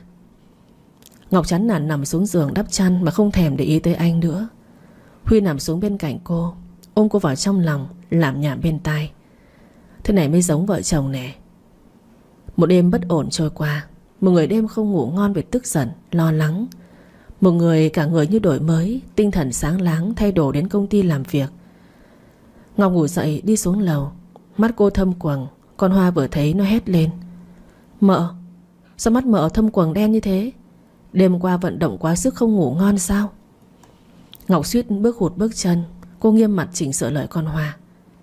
Cái gì là vận động quá sức? Con Hoa không tin cô, không biết nó đánh bạo tới gần dò hỏi. Mợ không biết hay là ngại không muốn nhận? Con nói cho mợ biết, cậu nhiều gái theo lắm đấy nhá, mợ phải giữ cho chặt vào. Ngọc nhìn nó như con ngốc. Cô bĩu huyết nghĩ, con bé này hôm nay sao nó lạ thế nhỉ? Hay là bị ông chú già bày mưu tính kế cho? Nghĩ tới đây cô lại phủ định suy nghĩ đó. Cuối cùng vẫn là tin vào tai nghe mắt thấy cho chắc. Ngọc sáng đôi mắt nhìn xung quanh hỏi tiếp: Ông bà chưa dậy sao? Con Hoa lú lẫn luôn. Nó nhìn Ngọc như nhìn người lạ. Mợ xưng hô sai rồi. Hôm qua còn gọi ông bà chủ là hai bác. Hôm qua, hôm nay gọi ông bà rồi sao? Họ là ông bà chủ, tôi không gọi như vậy. Thế chẳng lẽ bây giờ gọi ba mẹ? Đúng mà phải gọi như thế chứ. Sớm hay muộn cũng làm dâu, gọi dần cho nó quen. Con Hoa vỗ đùi đen đét hôn lên. Ngọc không thèm để ý tới nó. Cô đi vào trong bếp nhìn xem có việc gì để làm hay không. Con Hoa cứ đứng cười tới khi không thấy Ngọc đâu, nó mới vội vàng chạy ra theo vào trong bếp. Cả buổi sáng vài ba câu chuyện vui trôi qua. Tới chiều mẹ Huy bỗng nhiên lại tới. Ngọc nhìn thấy cả người cô không được tự nhiên. Đi tới trước mặt bà, cô miễn cưỡng mỉm cười chào hỏi. Con chào bà qua nhà chơi ạ? Bà Nguyệt nhìn Ngọc mặt tối sầm lại. Cô vừa gọi tôi là bà sao? Tôi già tới mức lên chức bà luôn à? Bà Nguyệt chất vấn. Ngọc mặt đần ra. Cô đâu có dám gọi bà là bác nữa. Hôm qua bà vừa nói cô không xứng với con của bà. Nhà cô nghèo lại có một bà mẹ kế như con sâu rút tiền như hút máu. Cô biết tự ái, vì tiền cô mới phải quay về đây thực hiện hợp đồng thôi. Bà là mẹ của ông chú, vốn đã già đầu rồi. Cô gọi là bà cũng đúng. Thấy Ngọc cứ đứng như cây trồng, bà Nguyệt thở dài thườn thượt. Đêm qua con trai nói bà không biết, không phải là không hiểu. Chính vì hiểu con trai của bà nên bà chiều nay mới tới đây chơi. Ngoài mặt là chơi, trong thực tế là tới bồi dưỡng tình cảm mẹ chồng nàng sâu. Nhìn khuôn mặt còn non trẻ của con dâu tương lai, bà lại càng thẹn. Con trai bà đều đi so sánh. Thật đúng tuổi chú rồi. Bây giờ lại dùng kế đưa con dâu về nuôi, chờ ngày đủ tuổi hốt em về sinh. Đúng thật là khổ cho người làm mẹ như bà. Bà nhận chính mình hôm qua có lỡ lời nói nặng với con bé. Nhưng bà cũng là người mẹ. Bà muốn con trai của mình sớm yên bề xa thất. Đầu bố đến nơi rồi mà một đứa con lọt lòng không có. Bạn bè cùng tuổi, con người ta nhỏ nhất cũng đã vài tuổi. Con ra ghế ngồi với bác nhé. Ngọc chỉ biết lẽo đẽo gật đầu theo sau. Tới phòng khách, bà Nguyệt kéo cô ngồi xuống bên cạnh mình. Ngọc ngồi ở bên, mồ hôi rơi lã chã. Con còn giận bác sao? Bà Nguyệt hỏi bất ngờ. Ngọc nhìn bà sau cúi đầu lắc lắc. Cô đâu có dám giận ai. Thân phận địa vị của họ cao hơn rất nhiều. Nhà họ có tiền, nhà cô không có, đã khác nhau như trời với đất. Bà Nguyệt áy náy cầm tay cô nhỏ nhẹ nói: Bác biết là con tủi thân vì lời nói hôm qua của bác. Bác không mong con tha thứ ngay. Bác chỉ muốn nói cho con hiểu là bác không cố ý tổn thương con. Bác là một người mẹ. Con trai của bác không còn nhỏ. Thằng bé đã 37 tuổi trong tay. Tiền địa vị đều có, chỉ thiếu một người vợ thôi. Khi đầu bác nhìn thấy con nhỏ như vậy, bác cũng lo lắng một chút. Nếu con lấy con của bác, có thật là yêu nó hay chỉ yêu địa vị và tiền tài của nó? Bà ngừng lại nhìn Ngọc, thấy cô không có biểu hiện gì là khó chịu. Bà buông lỏng tâm đang treo lơ lửng trên cơ thể, nói tiếp: Bác chỉ mong là con yêu nó. Làm vợ làm mẹ, hai bác cùng em trai thằng Huy định cư ở nước ngoài. Ở Việt Nam chỉ có mình thằng Huy thôi. Giờ chỉ cần nó lấy vợ sinh con cho bác mới buông lỏng được nỗi bất an trong lòng của mình. Con đã nói chuyện với bác vào đêm qua. Nó thích, có thể là thương con, yêu con không phân biệt giàu nghèo. Bác mong con cũng yêu con trai của bác, không chê nó lớn tuổi. Ngọc nghe bà nói cô giật mình. Biết bà nói như vậy, cô vẫn không đồng ý hay từ chối ngay. Trong phòng khách, không khí trôi qua đi trong sự chờ đợi. Nghĩ kỹ, Ngọc cúi đầu nói: Thưa bác, con với chú Huy chỉ là hợp đồng đẻ mướn thôi bác.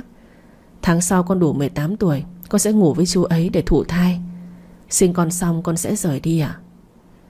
Bà Nguyệt nghe cô nói vậy thì bà không tức giận, mà cười thân thiết nói: Con mới có 18 tuổi đã vội vã sinh con, chưa 1-2 năm rồi sinh đẻ không sao. Con không cần phải lo, cứ có thai đi, dù trai hay gái bác cũng vui mừng. Ngọc câu hiểu câu không. Cô gật đầu thưa: Con không chơi được à? Hợp đồng chú có ghi con sinh nhật 18 tuổi, con phải lên giường với chú ấy. Mẹ kế con đã cầm một nửa tiền cọc rồi, con không thể để chú Huy nghĩ con là người nói mà không giữ lời. Bà Nguyệt biết có khuyên cũng vô dụng. Cô cứng đầu không phải nói 1-2 lần là nghe. Con bà bướng từ nhỏ, ba mẹ nói không nghe. Bây giờ bà nhìn thấy tính cách thẳng thắn của cô gái nhỏ này. Con trai bà là yêu con bé. Không cần nhìn, chỉ cần tưởng thôi. Bà cũng biết viễn cảnh cuộc sống của chồng già vợ trẻ này của con trai bà sẽ ra sao. Càng nghĩ bà lại càng tiếc rẻ. Đã vậy nhìn Ngọc bà lại càng vừa lòng. Chứ bà gắn ghép Tiên với con trai của bà cũng là bất đắc dĩ. Đâu có ai muốn nghe đồng liêu nói bóng gió con trai của mình thích đàn ông. Hai người mẹ chồng nàng dâu nói chuyện với nhau, sau ăn tối cùng nhau. Rồi bà Nguyệt về biệt thự riêng. Ngọc lên tắm sau lên giường đi ngủ. Tới nửa đêm cô bị giật mình bằng tiếng cãi nhau ở dưới lầu. Cút. Cô mà không đi nhanh đi tôi không đánh đàn bà đâu. Không, anh Huy, anh biết là em yêu anh mà. Tại sao anh lại nhẫn tâm với em như vậy chứ? Dưới lầu Huy đang ngồi trên ghế sofa. Tiền ngã ngồi trước chân của anh. Cô ta nước mắt đẫm lệ khóc lóc. Huy nhìn cô ta khinh khỉnh cười lạnh. Cô yêu tôi á? Cô yêu tôi thật hay là yêu túi tiền của tôi? Em yêu anh thật lòng mà. Huy nhấn mày cười. Cô yêu tôi tới mức lên giường với một thằng xì ke. Bị anh hỏi xoáy cô ta chột dạ. Em không có. Em không biết ai xì ke cả. Không biết. Mà đêm qua cô ở chung cư tụ tập hút chích. Từ đầu tôi đã nói với cô rồi. Cô không tránh. Bây giờ nghiện rồi, muốn tìm con mồi để hút máu sao? Tôi không phải là loại mồi tầm thường đâu. Cô không sợ hút máu của tôi. Cô nghẹn sao? Em không có ý đó. Em không nghiện. Anh vu oan cho em. Huy cả người khô nóng. Anh cởi Huy áo tức giận quát. Cút đi. Hôm nay cô bỏ cái gì vào rượu mà tôi thì biết. Ngày mai tôi sẽ giải quyết cô. Còn bây giờ cô cút ra khỏi nhà này, nơi này cho tôi. Anh... Tiên chỉ kịp nói một chữ đã có người kéo cô ta ra ngoài. Huy nhìn bóng cô ta đi xa. Anh bực mình giật bung cúc áo, đứng dậy đi thẳng lên trên lầu. Hôm nay anh bị cô ta bỏ thuốc quá nặng. Anh không tìm người, anh không biết mình có thể chịu nổi tới ngày mai không. Mở cửa phòng, thấy cô vợ ở nhà mình đang ngủ ngon. Anh cởi áo vứt xuống sàn, thẳng tới giường, kéo chăn ra, kéo Ngọc ôm vào trong lòng. Ngọc bị anh thô bạo kéo cô, tỉnh dậy đẩy anh ra. Huy không cho cô đẩy. Môi sát môi, anh hôn cô vội vã tới mức Ngọc khó thở. Bàn tay chỉ vuốt mẹ xương quai xanh, không hạ không tiền thêm. Anh khản giọng nói. Ngọc, anh khó chịu quá, giúp anh được không Ngọc? Chú bị sao vậy? Giọng nói mang theo tiếng thở sốc. Anh bị hạ thuốc, có thể giúp anh được không? Bây giờ tắm nước lạnh không giảm được. Liều thuốc quá mạnh, anh sắp không chịu nổi nữa. Ngọc à, làm vợ anh có được không? Cả người như lửa đốt. Anh vẫn kiên nhẫn xin cô. Anh không dám thẳng tay đè cô ra ăn thịt. Anh sợ qua đêm nay, ngày mai cô sẽ giận anh. Ngọc ngồi dậy nhìn thật sâu vào gương mặt của anh. Thấy anh túa mồ hôi, cả người ửng đỏ. Cô bặm môi suy nghĩ. Cô không ngu ngốc. Nhìn anh tình trạng này, thêm lời anh vừa nói. Anh bị người thả thuốc cấm. Giờ này anh khó chịu nằm lăn lộn ở trên giường, vẫn luôn miệng xin cô. Anh không ép cô cho anh. Nước mắt rơi xuống. Ngọc nắm chặt tay tự nhủ. Ngọc à, sớm muộn mày vẫn phải cho. Cho sớm hay muộn vẫn là cho. Tháng sau đủ tuổi vẫn phải lên giường. Vậy sớm trước 1 tháng cũng không sao. Làm ra quyết định xong cô nằm xuống bên cạnh anh. Huy môi vẫn làm nhảm. Ngọc à, cho anh được không? Anh khó chịu quá. Bàn tay nhỏ đặt lên ngực của anh. Huy cảm nhận sự khác lạ. Anh xoay người nhìn chằm chằm cô. Em đồng ý chứ? Ngọc hít một hơi sâu gật đầu. Được sự cho phép của anh đè lên hôn cô sâu. Tay luồn vào sờ từng tấc da tấc thịt của cô. Anh nói thì thầm bên tai. Anh sẽ chịu trách nhiệm. Anh yêu em. Trong phòng không bao lâu vang lên tiếng thở sốc của Nam. tiếng rên rỉ của thiếu nữ. Sáng ngày hôm sau, ánh nắng chiếu vào trong phòng. Cảnh xuân chưa tan. Cô gái nằm ở trong lồng ngực đàn ông, hít thở đều đều. Trên người in lại một mảnh xanh tím dấu vết. Nhìn vào sẽ thấy một đêm họ đã vượt qua ra sao. Ngọc lim dim mắt. Cô mở mắt xoay người, thấy nặng nặng. Theo bản năng đẩy tay, cô chạm vào lồng ngực của anh. Mặt cô bỗng dưng đỏ lên. Cảnh tượng đêm qua xoẹt qua. Cô cuống quýt cúi người thấy chăn mình cả một mảnh vải không có. Đã vậy ông chú bên cạnh biến thái tới mức chưa buông cô ra. Dưới thân còn chứa một thứ kinh người. Cô nằm im không nhúc nhích. Huy tỉnh dậy ngay sau đấy. Anh vuốt tóc của cô, hôn lên cái trán một nụ hôn. Em ngủ thêm một chút nữa đi. Ngọc giả điếc. Cô không dám đối diện với anh. Chỉ cần nghe tiếng thôi, trong đầu lại hiện lên hình ảnh đêm qua. Anh khiến cô khóc thét với anh. Anh thật sự đúng là càng già càng dẻo dai. Cả người đau nhức. Anh bị hành cho cả đêm, ngủ lúc nào không biết. Không mệt sao? Thẹn thùng gì nữa? Anh thấy hết rồi mà. Cả người lạ của anh, em không được tơ tưởng ai nữa. Không, anh ghen đấy. Chú nói chuyện đứng đắn một chút đi. Nói thế nào mới là đứng đắn? Hay là nói như đêm qua nhé? Chú vô sỉ, chú buông con ra, con cũng lấy nó ra đi. Con khó chịu quá. Huy lật người thân mật trêu ghẹo. Khó chịu hay thích? Con khó chịu. Anh không tin. Đêm qua em kêu thích cơ mà. Ngọc trừng mắt. Nói vậy mà cũng dám nói sao? Cháu nói khi nào? Quên rồi. Huy cười khẽ. Vậy ôn lại cho nhớ nhé. Huy, chú buông con ra. Ban ngày ban mặt. Anh cúi đầu hôn cô, mặc kệ phản hay không phản. 10 phút sau tiếng thở dốc vang lên một lần nữa. Từ đêm hôm ấy, hai người vô hình tự kéo gần vào nhau. Ngày mai là sinh nhật Ngọc. Huy mấy ngày nay luôn đi sớm về khuya. Cô biết anh bận, cô cũng không quan tâm lắm. Hôm nay là sinh nhật của cô. Cô tròn 18 tuổi.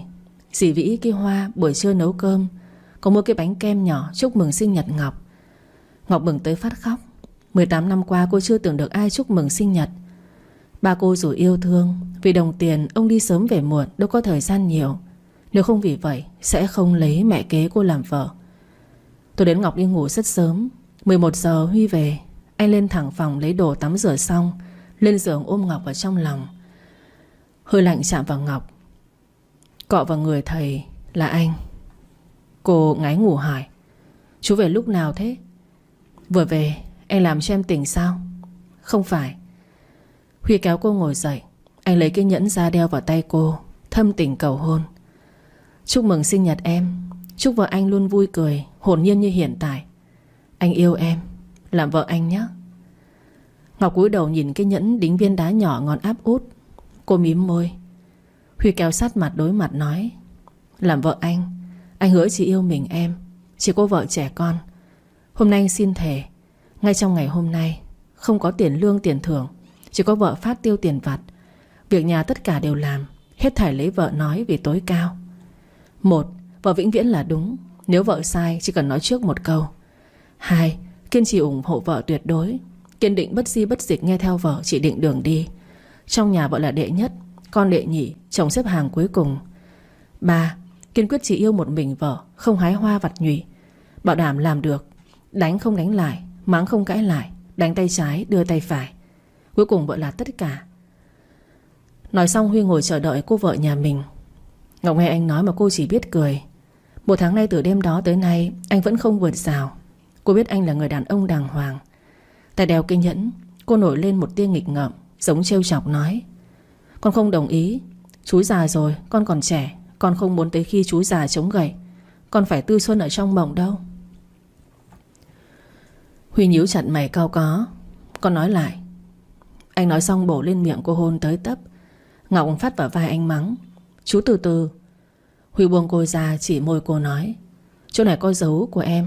Của anh đấy, em muốn chạy sao? Chú quá đáng nha. Ngủ với anh cứ biết lần đầu của người ta rồi, bây giờ còn muốn chạy không có cửa đâu. Ngọc khó thở với độ vô sỉ của Huy. Trên giường kêu yêu người ta, xuống giường thì chê người ta già. Em có tin là anh dành cho em không xuống giường luôn không? Thích chê anh già sao? Ngọc phản bác lại. Chú hơn con 19 tuổi đấy, không lẽ trẻ hay sao? Tuổi tác không quan trọng. Gì? Chú có chắc là tới 60 tuổi chú còn lên giường được không? Huy bị xem thường. Anh nheo mắt lạnh lùng hỏi: Em thách thức anh đấy à? Con không dám. Có vẻ như em không nhớ 1 tháng trước nhỉ? Ngọc hồ đồ nói làng: Con chả hiểu chú nói cái gì. Em không cần phải giảng ngu. Em không nhớ thì anh không ngại thực hiện lại cảnh ấy đâu. Chú đừng có nói lung tung nhé, con báo công an đấy. Huy cười phớ lớ, khoanh tay thách Ngọc: Em thử đi đi. Tháng trước em đi báo anh có thể bị uống nước chè, nhưng bây giờ em đủ tuổi rồi, anh không sợ. Em đi báo đi. Chú bắt nạt cháu. Ngủ đã ngủ, sờ cũng đã sờ, thì cũng đã ăn rồi. Cứ báo công an sao? Em báo đi. Anh trước khi lên đồn ngồi chơi, chắc chắn anh sẽ ăn em trước rồi đi sau. Lần nào cũng phải đi cơ mà. No trước rồi tính. Chú mặt dày. Mặt anh không dày thì làm sao mà ăn thịt được em. Cháu không nói chuyện với chú nữa, cháu đi ngủ đây. Huy kéo Ngọc lại: Em chưa trả lời. Em gả cho anh chứ? Ngọc thở phì phì ném tay ra anh mắng: Sao chú ngu thế? Chú ăn sạch con nhà người ta rồi, bây giờ còn tính hay không tính gì nữa. Chú ra ngoài đi. Con nhìn thấy chú là con khó thở rồi đấy. Huy nhoẻn cười: Khó thở á? Hay là chúng mình vận động cho dễ thở nhé? Ngọc kêu lên: Chú điên rồi. Anh điên về em đây. Chú bị tâm thần à? Ừ, anh bị tâm thần, em bị điên. Vợ chồng ta hợp nhau. Ngọc liếc mắt trùm chăn đi ngủ. Huy tắt điện lật chăn nằm xuống, ôm cô vợ sắp nhảy vào hố đi ngủ, mỹ mãn. Ngọc đồng ý. Huy bắt đầu công tác chuẩn bị tiệc cưới. Một ngày đẹp trời, Ngọc ở nhà xem phim. Huy chạy từ công ty về, lôi kéo cô đi hùng hổ nói: Nhanh không muộn vợ. Đi đâu? Chú làm cái gì mà cuống lên thế? Cháu đói rồi. Cháu chưa làm vợ của chú. Sao cứ một câu vợ 2 câu vợ thế không biết? Đi chụp ảnh cưới.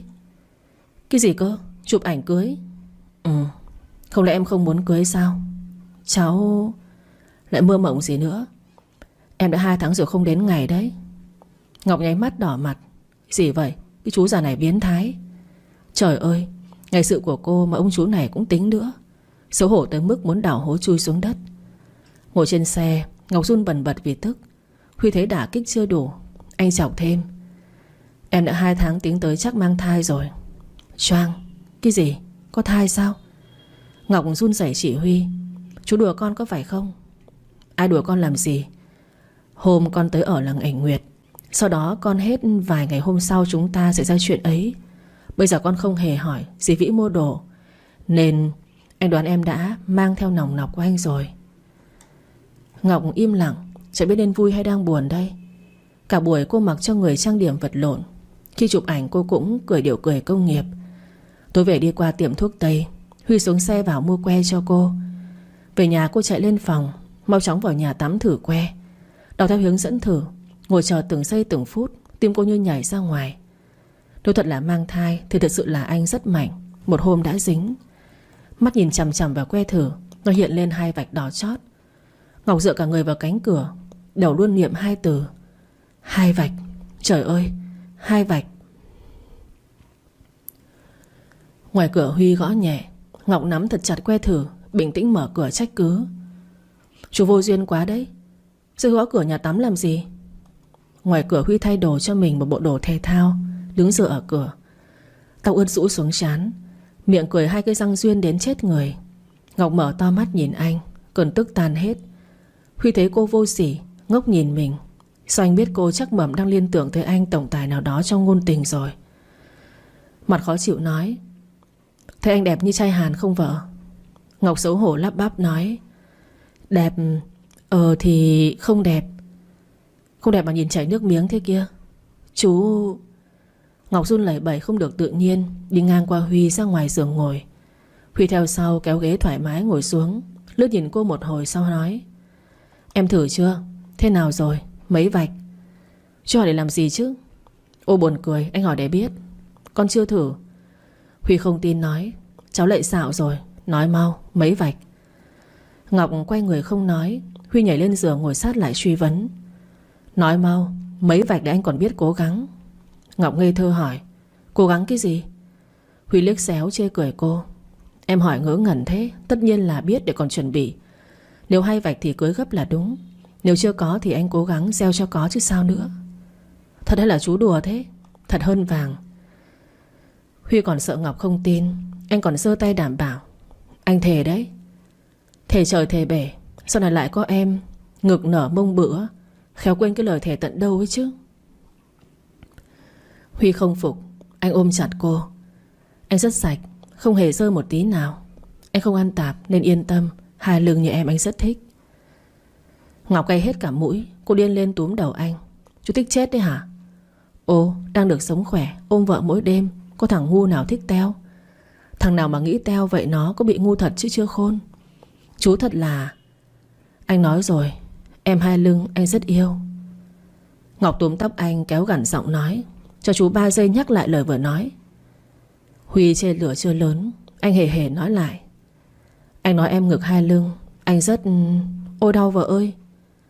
Ngọc tuy mới 18 nhưng ngực không nhỏ. Ngực cô thuộc loại bự. Thế mà lão này dám nói là cô hai lưng. Hổ không thể nhẫn. Dám nói cháu hai lưng lần nữa xem. Huy khép chặt chân tái mặt khiếp sợ nhược nhược nói. Ngọc không được dại dột nha. Cắt rồi nửa đời sau em móc mạng nhện đấy. Em bảo móc mạng nhện cơ chứ. Cháu còn trẻ thì sợ gì thiếu trai. Huy nghiến răng nghiến lợi. Em giỏi lắm Ngọc. Hôm nay anh thề không cho em không xuống được giường. Anh không phải là Hứa Huy. Nói xong hành động luôn. Người Huy vừa đè lên người của cô. Ngọc vội vã giơ que thử kêu lên. Ngừng lại. Có thai rồi. 3 từ có thai rồi đắng thẳng vào tim của Huy. Anh vội vàng ngồi dậy đỡ Ngọc lên. Thật sao? Em có thai rồi. Ngọc ném que thử lên người anh ghét bỏ nói. Chú tự xem đi.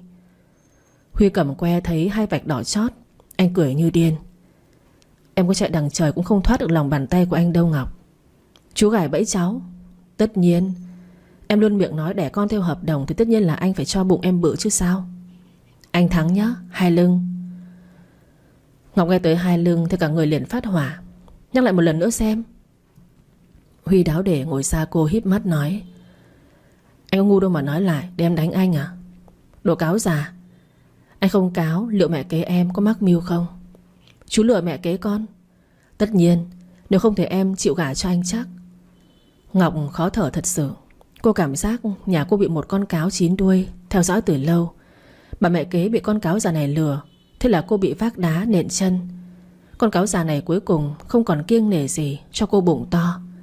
Ôi trời ơi, sao mà cô xui xẻo thế này. Một đêm áp lực qua đi. Sáng sớm Ngọc bị ông chú lôi đi bệnh viện khám. Ngồi trước phòng khám, Ngọc tay đổ mồ hôi. Cô sợ. Huy cầm tay cô ở bên an ủi. Đừng con lo, có anh ở đây. Ngọc ngẩn ra nhìn anh. Huy mỉm cười hôn lên trán cô trước bao nhiêu người. Ngọc không bao giờ quên hình ảnh này. Cũng chỉ một câu. Đừng lo, có anh ở đây. Mà nhiều năm sau anh vẫn như lời anh nói. Anh yêu cô, thương cô, chiều cô, tôn trọng cô.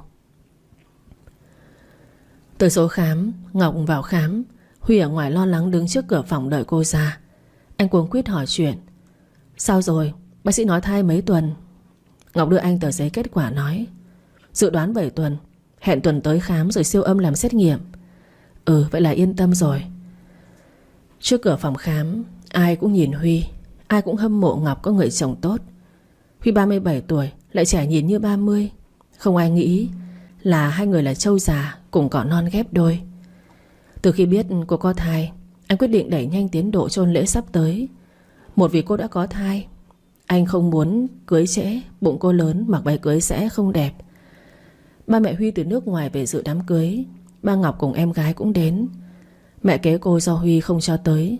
Anh không muốn đám cưới của mình sẽ bị người phá đám. Cuối cùng cũng đến ngày hạnh phúc nhất của Ngọc. Cô khoác lên mình chiếc váy cưới trắng tinh khôi, giá trị xa xỉ. Nhìn mình trong gương, cô cứ ngỡ là mình đang mơ. Gán nợ, đến nhà đẻ thuê cho anh tới nay đã 4 tháng. Cô đã được mặc váy cưới. Anh cho cô một hôn lễ như trong cổ tích. Quan trọng là trong bụng của cô đang có một thiên thần nhỏ của hai người. Trên lễ đường, Huy mặc vest đen, tay đút túi quần chờ đợi cô dâu. Ngọc được ba dắt vào trong trao tay cho anh. Ông Dương mừng tới phát khóc. Ông nghẹn ngào căn dặn anh. Huy, mong con yêu thương con bé. Ba không phải là người ba tốt khiến cho con bé khổ sở. Hãy thấy ba yêu thương con bé nửa đời còn lại con nhé. Hứa Huy mỉm cười nắm chặt tay cô vợ. Đáp lại ba vợ. Dạ, con hứa với ba, Cuộc đời này con chỉ yêu Ngọc, thương Ngọc, xin ba yên tâm. Ông Dương gạt giọt lệ đi xuống. Mọi người chúc mừng cho hạnh phúc của hai người. Người chủ lễ tuyên bố hai người chính thức là vợ chồng. Sau Huy mặc cho Ngọc ngượng ngùng, anh cúi đầu hôn cô trong tiếng reo hò của mọi người. Mẹ Huy hỉ tới khóc tựa vào ngực ba anh nói: Ba à, thằng con già cuối cùng của mình nó cũng có người hốt dùm rồi. Ba Huy gật đầu. Giờ thì bà yên tâm rồi nhá. Yên tâm rồi. Không có gì thì mấy tháng nữa tôi được ẵm cháu nội ba nó ạ. Hai ông bà thủ thỉ bên nhau. Anh người bạn thân của Huy liếc nhau cười gượng. Huy lấy Ngọc. Hai người bất ngờ thật sự. Họ không nghĩ cây vạn tuế 37 năm không nở hoa đã nở hoa với một cô gái 18 tuổi xuân. Đúng là không có chuyện gì có thể là không thể xảy ra được. Sau hôn lễ, hai người quay trở về ngày thường. Ngọc có thai. Huy nói không đi hưởng tuần trăng mật. Anh để cô sinh con xong thì đi. Ngọc thấy thế nào cũng được, cô không có ý kiến. Thời gian thoáng qua, Ngọc đã mang thai 5 tháng theo lời hẹn ngày mai cô sẽ tới khám. Tối trước khi đi ngủ mới lên giường, ông chú già lại dở trứng. Vợ ơi, có chuyện gì? Anh yêu em. Ngọc dùng mình né tránh anh. Hôm nay chú uống lộn thuốc đấy à? Không có, anh yêu vợ rất nhiều. Ngọc nổi cả da gà. Cô lảng tránh ra chuyện khác. Cháu buồn ngủ lắm. Vậy ngủ thôi. Thở dài, cô quay người đi ngủ. Huy nhất quyết phải ôm vợ mới chịu. Sáng sớm anh chở cô đi tái khám. Chiều về phòng khám tư siêu âm với lý do tối cổ của ông chú già. Anh muốn biết con giống anh hay giống em. Nếu mà giống em thì rất tốt. Ngọc chịu thua với tên dở hơi làm chồng hợp pháp của cô. Lâu khủng khủng thế mới khổ. Nằm ở trên giường siêu âm, bác sĩ nói linh tinh tình hình thai nhi cho vợ chồng nghe. Thai 20 tuần rồi nhé ba mẹ. Thai khỏe, cân nặng đủ. Mà chỉ cần giữ tinh thần thoải mái là được. Dạ thế bé là giới tính nào thế bác? Huy dò hỏi. Bà bác sĩ cười chỉ vào màn hình nói: Bé giống ba nhé. Huy mặt ỉu xìu chép miệng. Sao lại là tiểu quỷ mà không phải là tiểu áo bông nhỉ? Anh nói làm cho hai người phụ nữ cùng nhìn nhau cười. Đấy, Ngọc bảo anh hâm hâm. Anh đâu có nhịn đâu. Cứ lâu lâu lên cơn như vậy mới chịu. Cả đường về Ngọc ôm bụng cười. Lâu lâu cô lại trêu anh: Sao lại không phải là tiểu áo bông nhỉ? Chết cười Huy già ơi. Huy vừa lái xe vừa sụ mặt biện hộ cho mình. Anh thích tiểu áo bông không phải giống em sao? Còn chê cười anh. Tiểu bông là người tình kiếp trước của Huy già đấy à? Em gọi câu anh nghe coi. Sao cứ Huy già nghe cứ như ông cụ 70-80 tuổi ấy. Thế chú hơn cháu tận 19 tuổi nhé chú già. Tôi ăn gian tuổi tác được chắc. Không có. Em chẳng chịu gọi anh là chồng. Cứ chú Huy già. Anh tủi thân lắm đấy. Chú mặt dày biết xấu hổ sao? Em thật là. Lái xe về nhà. Trong nhà dì Vĩ không ở lại nhà nữa. Con Hoa từ ngày cô kết hôn, con bé cũng theo mẹ chồng cô qua nước ngoài làm giúp việc bên đó. Vào nhà thấy cơm nước đã có sẵn trên bàn. Ngọc biết dì Vĩ nấu xong, dọn sẵn rồi mới ra về. Lên lầu tắm rửa xong xuôi xuống ăn cơm tối. Xem phim tới 9 giờ. Huy nói đi có việc. Ngọc lên ngủ trước. 10 giờ hơn anh chạy về vào phòng gọi cô dậy. Em đã uống sữa chưa vợ? Ngọc đang ngáy ngủ. Cô lắc đầu uể oải tựa vào người anh. Chưa, cháu quên rồi. Thật là mắng không được, quát cũng không. Anh không nhắc là em lại quên đấy. Huy bất lực bế cô vợ lười đi phòng khách. Ngồi xuống ghế mở hộp gà hầm lên. Miệng còn luôn nói: Thôi không uống vậy thì ăn chút hà gà hầm cho khỏe nhé. Ngọc nhìn bát gà hầm. Cô ngậy cả người từ chối. Con no lắm, cho ăn giúp con đi. Không ăn làm sao mà có sức. Có thai em không chịu ăn uống thế này. Người thiếu chất là sẽ xấu đấy. Ngọc chu môi. Không có đâu, cháu cảm thấy rất tốt mà. Huy đưa muỗng lên miệng cô chừng mắt. Há miệng ra xem nào. Em ngang là anh đánh mông bây giờ. Ngọc né anh. Chú đánh thử xem. Lúc này Huy mới cảm thấy là mình lấy cô vợ trẻ con thật là bất lực. Cố gắng dỗ dành cho cô ăn. Em có thương chồng không đấy? Chồng đã đầu 4 rồi, bây giờ mới có con với vợ. Em để cho anh lo tới bao giờ đây? Ai bảo chú lấy vợ muộn làm gì? Còn có kêu chú lấy trễ đâu. Lấy trễ mới có em chứ. Ngoan ăn đi cho chồng yên tâm. Bát gà tần này chồng lái xe đi 4 cây số, xếp hàng mới mua được đấy. Ăn đi cho chồng vui nhé. Ngọc hé miệng ăn. Cô biết là anh thương cô, bao dung cô. Làm vợ anh, cô chưa gọi anh là chồng bởi vì cảm thấy còn ngượng miệng. Anh chăm sóc cô. Công việc ở công ty anh đã lui về sau, giờ chỉ làm hội đồng quản trị. Công việc giao hết cho tổng giám đốc. Có việc thật sự anh mới lên công ty, còn không sẽ ở nhà kể cả họp. Thôi lời anh nói thì thế này. Tuần này mới có vợ, công việc đã có, tiền không thiếu. Cố lao vào công việc, vợ chồng sẽ lạnh nhạt, nên ở nhà nghỉ bồi dưỡng tình cảm. Ăn xong kéo nhau lên giường đi ngủ. Nằm ở bên hơi thở phả vào gáy của cô. Vợ ơi, có gì không? Gọi chồng cho anh nghe. Không. Gáy bị cái mũi cọ cọ phát màu. Anh nỉ non như trưng cầu ý kiến. Vợ ơi, anh sai rồi, anh không nên thòng em. Nhưng mà anh rất thích em. Anh yêu em nhiều lắm. Yêu từ cái nhìn đầu tiên nên anh mới làm như vậy. Đừng giận anh nhé. Chúng mình là vợ chồng. Đừng gọi anh là chú, nghe kỳ lắm. Cháu không giận. Không giận mà vẫn xưng cháu. Trên đời có ông chú nào mà ngủ với đứa cháu không? Có, ông chú bên cạnh. Huy sặc nước miếng. Anh ôm cô chặt hơn, tay lâu lâu còn xoa cái bụng đang nhô lên của cô. Anh không tính. Ngọc cười mỉa. Không tính, chú nói dễ nghe ha. Anh còn trẻ lắm. Vâng, còn trẻ. Vợ ơi. Gì? Trả lời cộc lốc như thế sao? Dạ, chú bảo gì cháu? Huy chán cúi đầu, lật người Ngọc lên hôn lên môi cô như một đứa trẻ. Đã bảo là đừng có gọi bằng chú. Em cứ gọi như vậy, con nó cười cho bây giờ. Con chưa ra, nó chưa cười đâu. Bà gọi tiếng chồng cho anh nghe đi, xin em đấy. Ngọc nhìn anh. Cô hôn lên môi anh khẽ kêu. Chồng già. Huy nụ cười cứng đờ. Anh hung hăng hôn cô oán trách. Đã gọi chồng rồi thì gọi vậy đi. Còn cô nhấn mạnh từ già vào để làm gì? Chứ anh già lắm hay sao? Kêu người ta gọi đấy, trách ai được. Hết cách với em. Anh chết ở trên người em là có thật. Vậy chết đi. Đã chết mê chết mệt con nhỏ 18 tuổi đây nè. Xỉ, phét lác quen đi. Ồ, anh thề đấy. Anh chết vì yêu em, chết vì mê em.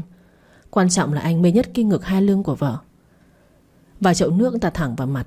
Ngọc mê đen răng đầy đầu. Hứa Huy, anh ngứa ra rồi phải không? Anh không, anh sai rồi vợ. Ngọc véo cái tai anh kéo ra bặm môi gằn giọng. Cho tôi hai lưng ấy thì xuống giường đi. Đã bảo là cấm chỉ để hai từ đấy rồi mà. Anh lì phải không? Anh chừa rồi, tha cho anh đi. À, kéo nhẹ thôi vợ. Đứt tai anh, xấu trai thì phải làm sao bây giờ? Xấu thì kệ anh chứ. Xấu quá bà đây đi tìm trai đẹp. Huy xoa tai lẩm bẩm. Em cứ thử xem. Anh không phải thách. Thằng nào mà dám bén mảng mơ ước vợ ông đánh què chân. Giỏi quá nhỉ. Vợ anh phải giữ chứ. Vợ mà không giữ được thì tốt nhất là không cần làm đàn ông. Ngọc cười cười. Vậy chồng già của em là đàn ông? Huy suy nghĩ một đằng nói một nẻo. Tất nhiên là chồng giỏi rồi. Không giỏi làm sao mà cưới được vợ. Nhân tiện lăn á, có lần trúng thưởng độc đắc luôn ấy chứ. Ngọc nhìn trần nhà không biết nên nói thêm gì nữa. Ông chồng già này tự luyến. Vô sỉ phải nói là cấp độ không giới hạn. Y ra cũng phải biết tí gọi là liêm sỉ. Này gọi là mất không còn gì để mất luôn. Bất chấp tự luyến mọi lúc mọi nơi. Đêm dài, ở đâu đó có một trái tim bắt đầu rung động. Có lẽ vì những hành động, sự chân thành ấy của anh khiến cho cô tin tưởng. Huy nhận ra cảm xúc của Ngọc khác thường. Anh chỉ cười, ôm chặt cô thay lời nói tất cả. Thai được 7 tháng bụng nhô cao đi lên, đi lại có chút khó khăn. Ngọc ở nhà thỉnh thoảng sẽ đi dạo. Hôm nay cô ngồi trên ghế ăn vặt xem phim. Dì Vĩ đến quan tâm hỏi. Hôm nay con mệt lắm không? Nếu mệt thì lên phòng nghỉ đi. Con không mệt, dì hôm nay không tới muộn thế. Dì Vĩ ngồi xuống bên cạnh cô tỏ vẻ áy náy nói. Ngọc, chắc khi con sinh bé thì dì không thể ở đây rồi. Ngọc giật mình buông đồ ăn xuống, cảm xúc phập phồng hỏi. Dì đi đâu sao? Dì Vĩ thở dài nhìn cô gật đầu nói. Dì về quê. Ông cụ yếu lắm rồi, không biết có thể chịu được tới khi nào. Dì cả đời này nợ ông cụ nhiều nhất. Mẹ mất sớm. Ông không tục huyền mà ở cạnh gà trống nuôi con, chăm sóc nuôi nấng dì. Bây giờ ông sức khỏe không tốt, dì không thể mặc kệ. Ngọc trầm xuống. Cô bất giác sờ lên bụng xoa nhẹ. Một tay cầm tay dì Vĩ an ủi. Dì không cần phải lo. Con ở nhà một mình không sao cả. Anh Huy cũng ít đi lên công ty. Lâu có chuyện quan trọng mới lên, nên dì cứ yên tâm về quê chăm sóc ông cụ đi. Ba dì là người tuyệt vời. Ông hy sinh hết thanh xuân cho dì một cuộc đời bình yên. Dì hiếu thuận với ông cụ là phải. Nếu dì ăn năn vì không thể ở lại với con là dì sai rồi. Dì cũng biết là ba con gà trống nuôi con phải không? Nhưng ba con không mạnh mẽ như ba của dì. Ba con tin người, lòng thương quá nhiều mới khiến bi kịch dì ghẻ con không làm mà phá. Con cũng chưa từng giận ba, chưa từng oán trách ông ấy lấy vợ kế. Con người mà, hạnh phúc là họ tự chọn. Ba con ôm một đứa con đi làm, vợ bỏ đi, lấy vợ kế cũng cờ bạc. Một nách ông hai con. Dù cho cùng con cùng em có một cuộc sống tốt, nhưng tình thương của cha ông có. Bé An không phải là con của ba, nhưng ba con thương con bé như con của mình, không thua kém tình thương ông dành cho con. Nên lúc trước con mang danh gắn nợ đẻ mướn cho anh Huy, con vẫn vui vẻ tiếp nhận. Đơn giản là vì con báo hiếu. Ba có sai trái tới đâu thì ba vẫn là ba con. Mẹ con bỏ đi tới nay chưa một lần hỏi hay nhắc tới con. Con không hận bà, không trách bà. Rồi phận giữa ba mẹ đã hết, thì lẽ gì chỉ vì con mà mẹ không thể đi tìm hạnh phúc cho mình, mà vùi dập thanh xuân nơi ở của hai cha con. Bà ấy lựa chọn hạnh phúc cho mình là không có gì sai. Con thật là hiểu chuyện. Ngọc cười gượng. Sinh ra ở nơi thiếu thốn thì tự mình phải trưởng thành. Dì cũng vậy mà. Con nói tới đây, dì cứ yên tâm đi về chăm sóc cha đi. Hãy ở bên ông vào những năm tháng cuối đời này, dễ cho ông những ngày vui vẻ, hạnh phúc. Cho ông ấy lựa chọn khi xưa của mình chưa bao giờ là sai. Ông là một người ba tuyệt vời. Dì bị ứa nước mắt khóc nức nở. Dì cảm ơn con. Dì ngồi chờ con một chút nhé. Con đi đâu? Ngọc toét toét cười đứng dậy lên lầu. 10 phút sau cô đi xuống, cầm theo cái túi xách đặt vào tay của dì Vĩ. Dì cầm ít tiền, lấy tiền chăm lo cho ông. Tiền lương của dì con để cả vào rồi đấy. Dì Vĩ kéo khóa mở ra thấy từng cọc 500.000 mà sốc. Bà vội vàng đẩy lại cho Ngọc. Không được, nhiều quá. Con cho dì tiền lương là được rồi. Mấy năm nay dì tích cóp cũng được một ít. Ngọc không tiếp nhận. Cô cau mày nói, dì nhận lấy đi. Dì cóp nhặt chút ít đấy để lo cho em Uyển. Con bé còn nhỏ, dì cũng vất vả, làm giúp việc cho chồng cho con bao năm. Số tiền này xứng đáng với dì. Dì cứ cầm đi. Hôm nay dì không cầm của con, mai chồng con sẽ đem xuống cho dì đấy. Dì Vĩ bị ép. Bà ngại ngùng cầm túi xách, liên tục cảm ơn cô. Sau bà kéo cô ngồi xuống mà trêu đùa. Hôm nay luôn miệng gọi chồng con, Huy cuối cùng cũng được như ý nguyện. Ngọc đỏ cả mặt. Cô lý nhí nói, đâu có ạ. Chứ bọn anh con vẫn gọi là chú già đấy thôi. Con bé này, con trêu nó, trêu quá hóa buồn đấy. Thằng Huy không thích bị nói là mình già đâu. Do nó yêu con, chiều con thôi, chứ người khác luôn nhìn thấy nó là khen nó trẻ đấy. Ngọc bĩu môi không cho rằng như thế là đúng. Anh như trẻ con ấy. Rõ ràng con đây mới có 18 thanh xuân, ổng tận 37 nồi bánh chưng. Thế mà cứ như là con mới 37 tuổi nồi bánh chưng ấy. Dì Vĩ cười nhẹ và bình tĩnh mở lời. Huy thích con từ lâu rồi. Nó không thiếu gì, chỉ có cô đơn thôi. Ngồi lên cái ghế ấy, xung quanh chỉ có người nịnh nọt nó, chứ có mấy ai nguyện lòng lời thật nói thật với nó đâu. 37 năm qua nó chỉ có 2 thằng bạn thân, còn lại chỉ là đối tác. Con biết. Trước kia dì không muốn nói, bởi vì dì biết khi đấy con nghĩ chỉ đẻ thuê cho Huy. Nhưng ngay từ đầu thằng Huy không hề coi con là một đứa đẻ mướn. Nó lên giường với con là tự nguyện, cho con mang thai là cố ý. Cái này dì không phủ nhận. Con không nghĩ tới làm sao chỉ một lần lên giường mà con có thai luôn. Nó tính cả rồi. Bữa đó cũng một phần bị bỏ thuốc. Con có nghĩ tới nó, nếu không cố ý thì ai dám bỏ thứ đồ đó vào rượu của nó không? Ngọc trầm mặt xuống. Đúng như lời dì Vĩ nói, cô chưa từng để tâm quá nhiều tới Hứa Huy. Cô chưa tin tưởng anh. Cô sợ mình bị phản bội. Cô sợ anh khi chán cô thì vứt bỏ cô như bịch rác. Cô nghèo, tới với anh còn một khoản nợ. Ai dám tin tưởng không môn đăng hộ đối, không có lợi ích sẽ có hạnh phúc. Con không biết tình yêu, mình có yêu anh không nữa gì à? Con hãy bình tĩnh, suy nghĩ thật kỹ. Con lúc đồng ý cùng chồng, cho nó thứ quan trọng nhất, đồng nghĩa thằng Huy là người đàn ông đầu tiên của con. Con có tiếc nuối, có hối hận không? Nếu con không hối hận, không chán ghét chồng con, như vậy đồng nghĩa là con không ghét chồng con. Con cũng chưa yêu, sau này con bị nó cảm hóa mà thích. Còn con ghét thì ngược lại. Ngọc ngây người ra nhớ lại đêm định mệnh ấy. Cô chỉ có suy nghĩ, lướt qua liền gật đầu. Cô tới nay chưa từng trách anh, cũng chưa từng ghét. Cho đủ mọi khúc mắc được hóa giải, thông suốt. Hóa ra cô thích anh. Mỗi lần cô nói sẽ nói chọc ghẹo cho anh dần. Bỗng dưng bật cười. Dì Vĩ giật thót tim. Ngọc vui vẻ nói với dì: dì nói đúng, con thường gọi anh bằng chú vì trêu chọc anh thôi. Con không ghét. Đồng thời con cảm ơn dì đã giúp con giải băn khoăn trong lòng. Anh rất tốt. Anh cho con một hôn lễ đầy người mơ ước. Anh cho con tất cả. Dù bây giờ nói trước sau này ra sao, con chỉ biết hiện tại con đang hạnh phúc. Con trai cũng sắp chào đời. Một nhà ba người sẽ hạnh phúc. Dì Vĩ thấy cô thay đổi, bà căn dặn cô vài câu, sau xin phép trở về nhà. Tiễn dì Vĩ, Ngọc lên phòng nghỉ trưa. Chiều tỉnh dậy, cô mở điện thoại đọc truyện ngôn tình. Bữa tối Huy trở về vào bếp nấu cơm. Chắc dì Vĩ trước khi về quê gọi điện cho anh báo.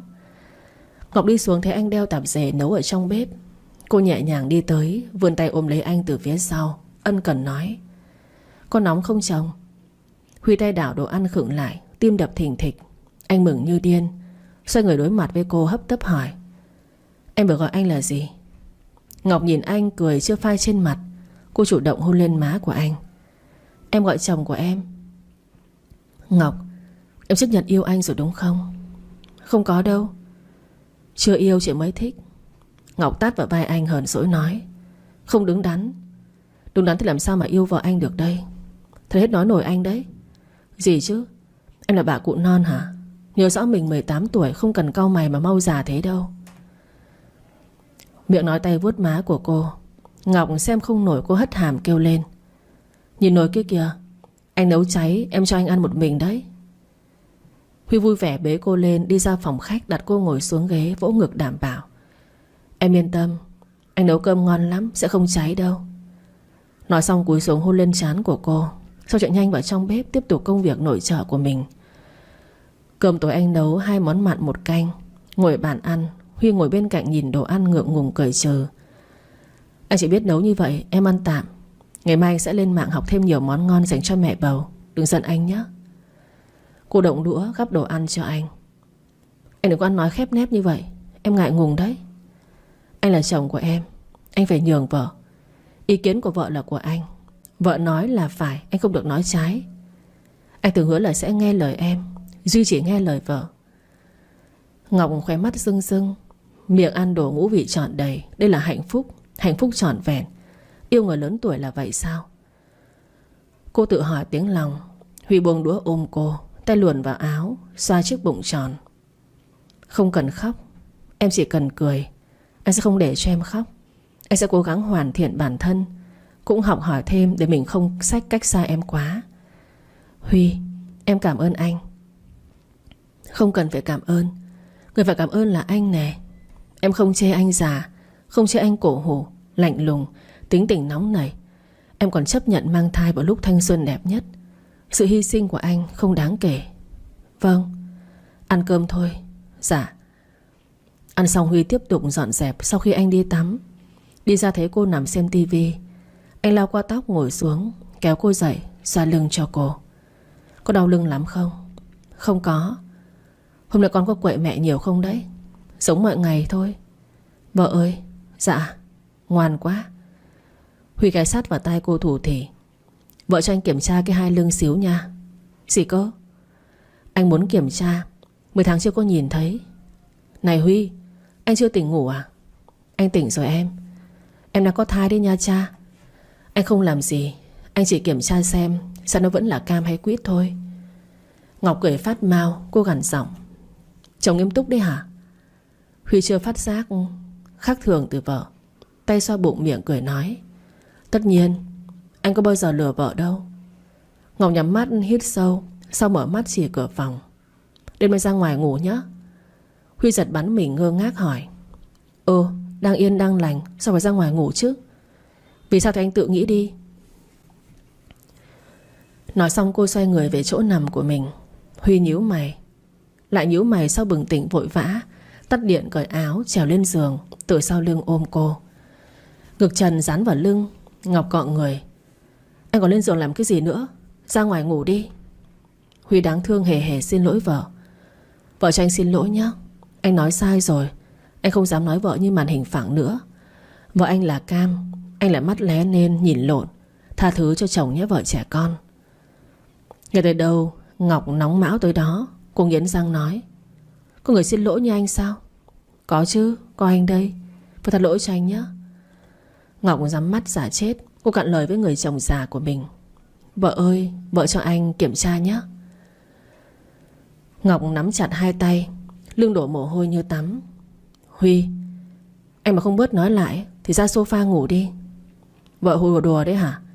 Anh có ngu đâu mà ra sofa treo cây. Đâu vợ êm ấm ra ngoài ngủ với gió à?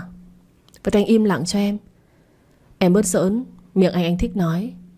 Ngọc chết lặng, cô cắn răng mắng: vô sỉ, thật là vô sỉ. Vợ ơi, cởi cho anh xem tí đi. Trong bóng đêm, ai đó cả mặt lẫn vàng, tay đỏ như máu, tay túm chặt vạt áo nằm đơ ra không dám nhúc nhích. Ngọc đang cúi đầu nhìn vào trong áo xem thành phẩm của mình. Cô nhìn thật lâu, sau cảm thán chồng mình đúng là mắt lé. Ngày thường ngực đã quá cỡ, bây giờ có thai nó còn hơn. Thế mà tên chồng già dám chê cô màn hình phẳng. Ngọc không biết là mình đang bị ai đó đào hố sâu cho cô nhảy. Sự thật là khi yêu vào, mắt đều không tin tưởng. Nếu vào mấy tháng trước, cô chắc chắn sẽ cáu kỉnh chất vấn anh, nói lời cợt nhả. Thế đã khác xưa. Cô không cãi, còn lén nhìn của mình đi so sánh. Huy được nước lấn tới, tay nhích lên trên, miệng ở vành tai cô thấp giọng: không cần so sánh, anh chỉ trêu em thôi. Cô và anh là tuyệt nhất. Cô đỏ cả mặt. Ngọc cảm nhận tay anh đang loạn sờ cô mới biết là mình bị anh gài bẫy. Thở dài. Sau cùng cô cũng không so đo. Dù sao anh giỏi, cái đầu anh chắc chắn phải hơn cô. Nói tới thì anh ăn cơm sớm hơn cô tận 19 năm cơ mà. 10 phút sau không thể chịu nổi cái tay loạn kia của Huy, Ngọc phát vào tay anh quát: một vừa hai phải nha Huy. Anh có làm gì đâu, anh đang xoa mồ hôi cho em mà. Ngọc suýt thì nghẹn thở, biến tướng đổi trắng thay đen. Anh ngủ im không được sao? Không được. Vậy ra ngoài ngủ đi, em mệt lắm. Em mệt cứ ngủ. Anh cứ như vậy thì làm sao mà ngủ chứ? Anh không làm gì mà. Anh... Ngọc rũ mắt xuống. Huy ôm sát cô hơn. Ôm thế này ngủ ngon còn chê. Ngủ khó thở lắm. Thôi đi Ngọc ơi, em đừng giả vờ nữa. Thích thì cứ nói thích cho anh nhờ. Ngọc im luôn. Cô chẳng biết nói gì thêm. Không cãi lại được cái miệng của ông chồng già. Huy ôm một lúc sau giống nghiêm túc nói: Ngọc, anh có chuyện muốn nói với em. Ngọc thấy anh không cợt nhả nữa. Cô xoay người đối mặt với anh. Có chuyện gì sao? Huy hôn cô. Anh nhìn sâu vào ánh mắt của cô. Giọng của anh thật sự nghiêm túc. Nó không còn lạnh lùng khi họp công việc, không vui đùa khi trêu ghẹo cô. Nó nhẹ nhàng như ánh ban mai. Huy biết hôm nay anh nói cũng là sự sắp đặt an bài sắp tới. Anh muốn cho cô biết. Mọi chuyện cứ nghe anh nói xong. Nếu thắc mắc thì em hỏi nhé. Nhưng mà nhất định phải để cho anh nói xong đã. Vâng.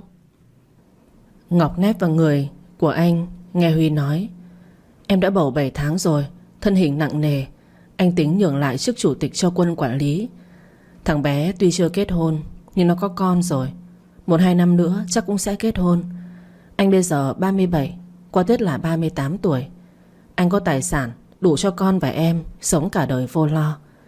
Công ty bây giờ vào quỹ đạo. Anh không nghĩ ngày đi công ty để em ở nhà cùng với con, để em lo cho con một mình đâu. Ở ngoài Hà Nội anh có mua mấy căn nhà. Ở trong này 3 tháng qua anh sang hợp đồng 7 ngôi nhà để em đứng tên. Còn lại tiền để ngân hàng. Cổ phần khi chuyển qua cho Quân, nó sẽ trả anh tiền. Đồng nghĩa từ nay anh không còn là chủ tịch, không còn là ông chủ. Anh chỉ là chồng và là ba của con em. Anh sẽ đưa em đi du lịch khắp thế giới để thực hiện lời hứa. Anh sẽ làm nội trợ tất cả cho em, sẽ chăm con cho em, đưa con đi học, đón con trở về. Thời thơ ấu của anh được sống trong một ngôi nhà giàu có. Nhưng em biết không, ba thì hàng ngày phải đi tiệc với đối tác, mẹ thì hay đi spa chăm anh. Đón anh đều là tài xế cùng với Vĩ, dì Vĩ. Đến khi biết em có thai, anh sắp xếp tất cả để con của chúng ta có một thời thơ ấu hạnh phúc. Có ba mẹ ở bên theo từng bước chân trưởng thành. Mà không giống anh, sống trong nhung lụa, lại thiếu tình cảm của ba mẹ. Anh cũng sắp xếp cho ba và bé An tới một ngôi nhà 2 lầu ở Tân Bình rồi. Em chỉ việc lo cho chính mình và con. Còn lại mọi thứ cứ để anh lo. Anh biết em còn lo cho ba, nên anh không hỏi mà tự ý sắp xếp như vậy cho ba. Anh không để ba và bé An ở nhà to quá. Anh cũng vì tốt cho ba. Dì kế của em đã bỏ đi. Bà ta là con nghiện rồi. Anh về không nương tay với bà ta. Nói chung anh sẽ đưa bà ta vào trại. Lúc đó chỉ mong em nói với bé An, mong nó không cần hận anh. Anh làm như vậy là vì con và em. Anh không muốn con mình sinh ra sẽ có một người bà trên danh nghĩa tới tống tiền. Anh trở về lo cho gia đình, sẽ không tùy ý tiêu xài, sẽ không vung tiền như nước. Chúng ta sẽ chuyển qua căn nhà nhỏ hơn, là chung cư thu gọn. Gia đình chúng mình sẽ ở đấy. Biệt thự này anh mua khi bắt đầu ra ở riêng, sau này để cho người thuê. Dì Vĩ anh cho dì nghỉ việc rồi. Sau này nếu dì lo xong công việc thì sẽ qua nước ngoài làm cho ba mẹ. Em nghe hết rồi đấy. Em có ý kiến gì không? Ngọc nghe hăng say bị anh hỏi đánh gãy. Cô ú ớ. Anh hỏi gì nói lại có được không? Em từ nãy có nghe anh nói không vậy? Em có. Vậy mà nghe không rõ sao? Hay là em đang nghĩ tới oppa nào đó phải không? Không có. Mà nghĩ sao mà nghĩ tới trai? Anh không nhìn bụng em sưng như vậy. Có oppa nào dám yêu nữa chứ? Ai biết được. Anh nghĩ vớ vẩn không đấy? Nãy anh hỏi gì nói lại đi. Huy xoa nhẹ mái tóc, chu môi hôn lên ôn nhu nói. Anh hỏi em có ý kiến gì không? Ngọc suy tư nói. Em không biết nữa. Anh muốn làm gì thì toàn quyền anh quyết định. Em không trách anh vô tình với nhà em sao? Ngọc lắc đầu chủ động, ôm anh trả lời. Không có. Anh cho ba cùng với An chỗ ở như vậy là quá tốt rồi. Còn dì Huệ thì cho vào trại là cách tốt nhất. Không vì em thì cũng vì bé An. Con bé sau này còn gả chồng, không thể vì một người mẹ nghiện cờ bạc, xì ke mà hủy hoại cả đời của nó. Huy tựa mặt mũi vào mũi với cô. Anh yên lặng nghe cô phân tích. Sau anh cười, giọt nước mắt tự nhiên rơi. Cô hốt hoảng lau đi cho anh. Vì sao anh lại khóc thế này? Huy hạnh phúc tới rơi nước mắt. Anh nhẹ nhàng nói. Anh hạnh phúc khi cưới được một người vợ thấu hiểu cho mình. Anh đừng có khóc. Anh sẽ không khóc. Ngọc cảm nhận tâm tình của anh rất tốt. Bên tai lại vang lên lời nói. Ngọc, em hãy yên tâm giao cho anh được không? Anh yêu em thật lòng. Anh sẽ không để cho em đau lòng, không để cho em rơi nước mắt. Anh biết mình đã từng nói khi đấy em chưa tin anh. Em không dám tin tưởng mọi thứ trước mắt. Em sợ anh phản bội em. Em là người con gái đầu tiên anh yêu, cũng là người con gái đầu tiên của anh. Anh già rồi. Anh muốn có một người vợ thương anh, yêu anh. Anh không cần người vợ giàu có. Tiền anh có, anh chỉ thiếu tình cảm thôi, tình thương của gia đình thôi vợ. Bàn tay vươn ra ôm lấy cổ anh. Ánh mắt nhìn gương mặt còn trẻ, đôi mắt sâu thẳm đầy thâm tình. Ngọc biết anh yêu cô. Anh biết tất cả. Anh đối xử với cô rất tốt. Anh hoàn hảo. Cô thông suốt rồi. Cô động lòng trắc ẩn. Cô thích anh. Tim chỉ rung động khi anh bên người đàn ông hơn cô 19 tuổi. Ngọc, em chỉ cần cười, mọi thứ cứ để anh lo. Em cực khổ từ nhỏ rồi. Bây giờ anh bù đắp cho em. Anh sẽ là bờ vai vững chắc mỗi khi em buồn, đến bên em khi em cần. Anh sẽ là chồng, là bạn, là người tình của em. Hãy giao trái tim cho anh. Em sẽ không hối hận. Vòng tay dang rộng ôm cô thật chặt. Hai trái tim chung một nhịp thở. Họ hôn nhau, nụ hôn chân thật nhất. Nụ hôn chứa đựng sự tự do, sự thấu hiểu nhau qua từng ánh mắt. Đôi mắt nửa híp đầy quyền lực trước bao nhiêu người, bây giờ nó sâu thẳm, chứa đầy sự yêu thương, tha thiết của ông chú già dành cho cô vợ trẻ con. Ba mẹ hạnh phúc, bé con trong bụng cũng vui theo, liên tục lung tung đạp báo cho ba mẹ biết tâm tình của con hiện tại. Ngọc vuốt ve gò bụng ấm áp nhắc nhở. Ngoan, để mẹ cùng với ba nói chuyện. Con ngủ đi nhá, con trai. Huy ngồi dậy, mặt đối bụng, hôn lên với giọng điệu cười cợt trêu chọc em bé. Con trai muốn ra ngoài lắm rồi phải không? Sáng đi con, 2 tháng nữa ra ngoài cùng ba mẹ nha con. Ngọc chỉ biết cười. Thằng bé như nghe hiểu lời anh, nó đáp lại bằng một cú gò bụng. Sau im lặng như nghe lời cô đi ngủ. Hai người nhìn nhau cười. Huy nằm xuống ôm vợ. Hai người tâm sự tiếp. Vợ của anh biết không, em rất đẹp. Em đẹp nhất trong tim của anh. Thật sao? Thật. Anh biết là anh có thể nhường nhịn em tất cả, chỉ cần em dành cho anh một chút tình cảm thôi. Chỉ cần như vậy thôi sao? Anh chỉ cần như vậy. Em muốn anh thế nào anh sẽ nghe theo em. Chỉ cần em nói bên anh, bên phải anh sẽ không theo quẹo trái. Anh vừa nãy mới nói rồi, nhắc lại làm gì? Nhắc lại cho em nhớ, anh đã trưởng thành, đã có định kiến riêng. Nhưng em yên tâm, anh sẽ không để cho em bận tâm, lo âu, sợ hãi anh làm tổn thương. Bởi vì đối với anh, em và con là tất cả. Em không biết đâu, anh đã từng mò đọc xem tư liệu cho việc mang thai, và chuyện ấy không an toàn, sẽ có thai vào khi nào. Anh đã vứt bỏ hết sự liêm sỉ của mình để hỏi ngày tháng hàng ngày của em. Anh làm như vậy tất cả vì yêu em. Anh không biết vì sao anh lại yêu em nữa. Chắc do chúng ta là người đồng cảnh ngộ, khác nhau về vật chất. Ngọc run rẩy giờ hỏi lại: anh hỏi chuyện đó từ dì Vĩ sao? Huy mặt đỏ tận mang tai thấp giọng nói: anh hỏi dì Vĩ cùng bé An. Ngọc rụng rời, cô kêu lên: lúc đấy anh bị điên à? Anh... Ngọc vỗ trán, cô không còn gì để nói nữa. Chồng cô không còn thuốc để mà chữa nữa rồi. Điên thật sự cấp độ quá cao, không còn thuốc trị. Ngọc lảng chuyện khác cho bớt xấu hổ: vậy anh cũng căn ngày xem em có thai phải không? Nhưng lúc đó anh không chắc chắn em sẽ mang thai. Chỉ khi nhìn tờ kết quả báo em đã có thai, anh nhìn đi nhìn lại, tim anh muốn rụng ra luôn vì hạnh phúc đấy. Phét, em có thấy anh rụng rời cái gì đâu. Em thấy anh kinh hách thì có. Không có đâu, tim run tí thì trụy tim luôn đấy. Ngọc giật giật nói: gớm, anh đau tim nữa. Thế sao không đau đi em mới tin. Đau làm gì? Đau sao làm ăn được gì nữa. Phải cố gắng giữ vững tinh thần chứ. Cả đời mới lấy được vợ, mới hưởng qua có lần đã bị treo mạng nhện mấy tháng. Sao vẫn điên lên rồi đây? Lắm chính sách. Vợ ơi, chuyện gì? Em có biết tầm tuổi như anh ấy thì mong muốn gì nhất không? Ngọc sao cảm suy nghĩ, sau nói: chắc là muốn có một gia đình hạnh phúc. Huy hô to hôn lên môi của cô: đúng rồi, em giỏi quá. Tối nay anh chỉ cần người vợ, muốn có một đứa con, một gia đình hoàn hảo. Chỉ cần như vậy thôi là anh đã hạnh phúc lắm luôn. Em biết rồi. Vợ hứa rồi là không được thất hứa đâu đấy nhá. Yêu và thương anh hết biết chưa. Anh hiện tại chẳng có gì ngoài tấm thân già cùng tấm chân tình này gán cho em. Anh sẽ theo em cả đời. Đừng có mơ thoát khỏi bàn tay của anh. Huy thủ thỉ thổi bên tai khiến Ngọc cảm thấy mình hơi vô tâm. Cô cảm thấy mình có chút quá đáng. Cô không nên cứng đầu, bảo thủ, không mở lòng để anh luôn nhường nhịn chính mình như vậy. Duyên phận phải chăng là thứ chẳng ai lường được trước. Cô cùng anh từ tình cảm gán nợ trở thành vợ chồng hợp pháp. Cô là một cô gái nghèo, trở thành người vợ của ông chủ giàu kếch xù. Ai biết lọn lem có ngày thành công chúa chỉ bằng một bản hợp đồng. Xin lỗi, em không nên ương ngạnh để anh phải lo. Đừng có khóc, anh đau. Anh không giận, em không cần buồn, không khóc. Nghe anh yêu em. Mà chỉ chuyện nhỏ như vậy không thể làm vậy, không xứng đáng làm chồng của em. Vâng. Kêu tiếng chồng ơi nghe xem nào. Không. Trả lời cụt ngủn thế. Kêu cho anh nghe xem nào. Ngại lắm, đừng trêu em nữa. Ngại ngùng gì nữa. Ngủ cũng ngủ rồi, sờ cũng sờ rồi.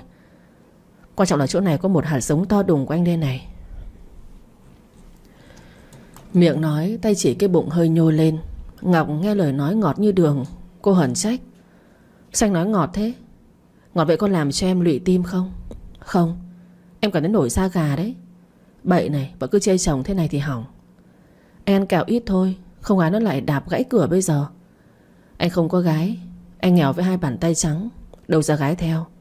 Xạo nha Huy. Thật đấy, tài khoản mang tên em, sổ đỏ đứng tên em. Bây giờ anh chỉ là thằng ô xin của vợ thôi. Ngọc ngạc nhiên sau xoa má anh trách yêu. Đấy, nói có sai đâu. Cái miệng ngọt như đường thế này chắc tán gái giỏi lắm. Huy xua tay tự tin trả lời: anh chỉ nói cho một mình vợ anh nghe thôi. Không tin. Tin anh đi, không lỗ đâu. Hai người nói ra khúc mắc trong lòng. Ngọc cười khanh khách. Anh ôm cô trong tay, hôn cô. Mọi thứ mệt nhọc mấy tháng qua tan thành mây khói. Tay anh đi vào trong áo, sờ ngực của cô. Ngọc vội cầm tay anh kéo ra. Anh ngừng ngay đi chú già. Anh chỉ kiểm tra thôi, hứa là không làm gì thêm. Không được. Ngọc ơi, Huy xin Ngọc đấy. Nãy kiểm tra rồi. Chưa kỹ, vợ cho kiểm tra lại nha vợ. Ngọc mặt hình cà chua tỏ vẻ mình có thể từ chối không nhỉ. Ngọc thương hại ông chồng già nhà mình, giả bộ ngớ ngẩn mặc cho ông làm bậy. Bụng Ngọc ngày một lớn. Cô tăng cân hay sao? May mà chưa quá mập. Bữa nay ba cùng bé An đến nhà chơi. Huy đi chợ mua đồ ăn. Ở nhà ba con ngồi xem phim nói chuyện với nhau. Ba Ngọc thấy con trắng béo, ông hỏi han: hai đứa dạo này tiến triển thế nào rồi? Huy có thương con không?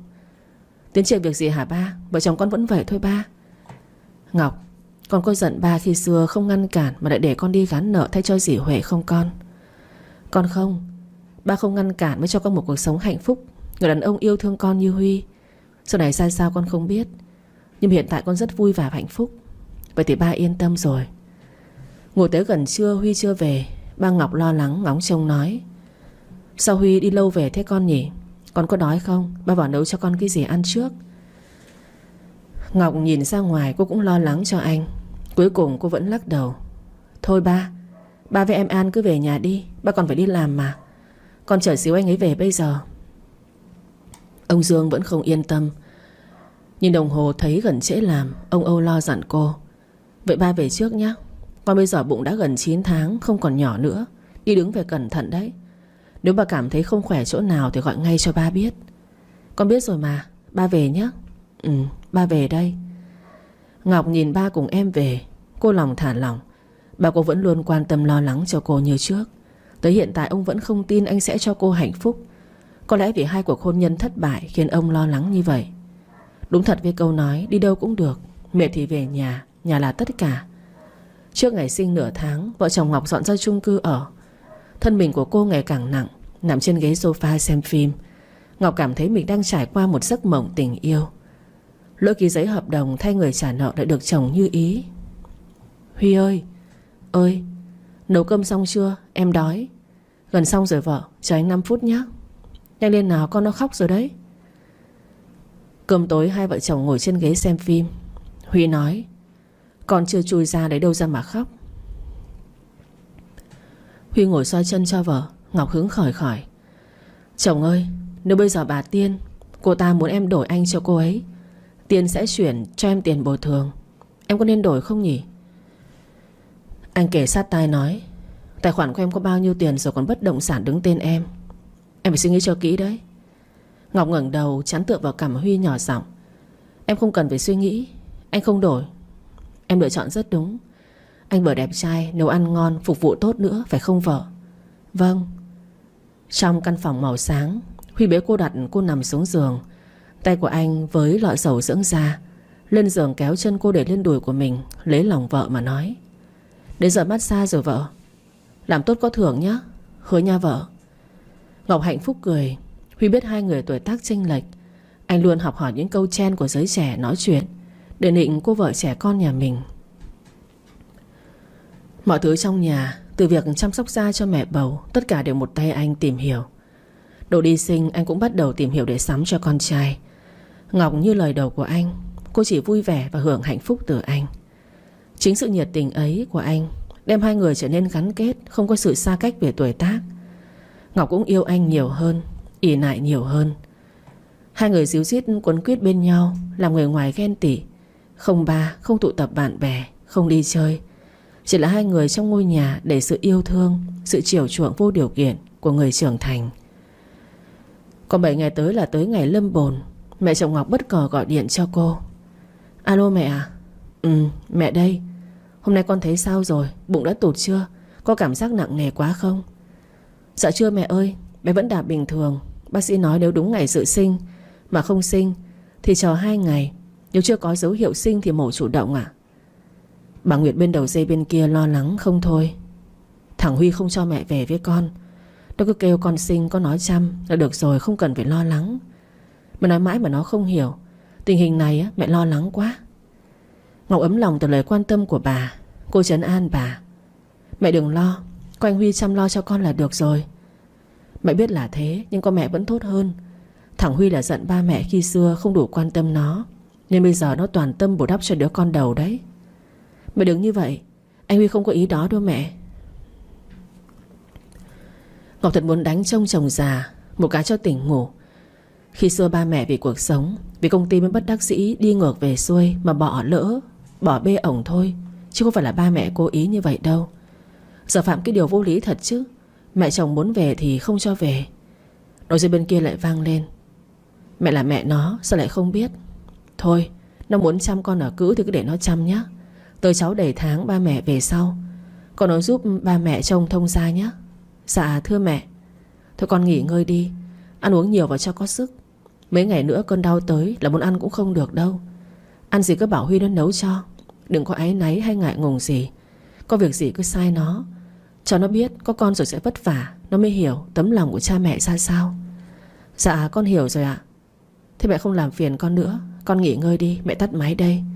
Dạ con chào mẹ. Tắt máy, Ngọc đứng dậy. Cô đi dạo quanh nhà. Huy đi đâu về trên tay xách theo bọc đồ. Thấy cô đỡ lưng đi lại, anh buông đổ xuống chạy lại đỡ cô. Em đi lại làm cái gì? Em đi cho sau dễ đẻ chứ sao? Em nghe nói như vậy. Em đọc ở trên mấy blog về mẹ bỉm sữa ấy, các chị nói vậy. Huy đỡ cô ngồi xuống, xoa chân cho cô, nửa tin nửa ngờ hỏi: thật không vậy Ngọc? Anh sợ em đi nhiều lỡ trượt chân là nguy đấy. Ngọc mở điện thoại, mở cái blog đó ra, chỉ vài cái tút rồi nói: anh nhìn đây nè. Mẹ bầu sắp tới ngày sinh nên đi lại cho dễ sinh. Mẹ bầu trước khi sinh cần giữ vững tinh thần thoải mái, không cần lo lắng quá. Mẹ bầu trước khi đi đẻ cần gì? Ngọc nhìn màn hình, chỉ từng dòng cho anh chồng già nghe. Huy chú ý lắng nghe, sau gật đầu nói: vậy em cũng nghe vậy đi. Người ta nói sắp sinh nên có tinh thần thoải mái. Tôi đang chờ em đi hít thở không khí nhé, thuận tiện đi dạo cho tốt. Vâng, mà anh vừa đi đâu về đấy?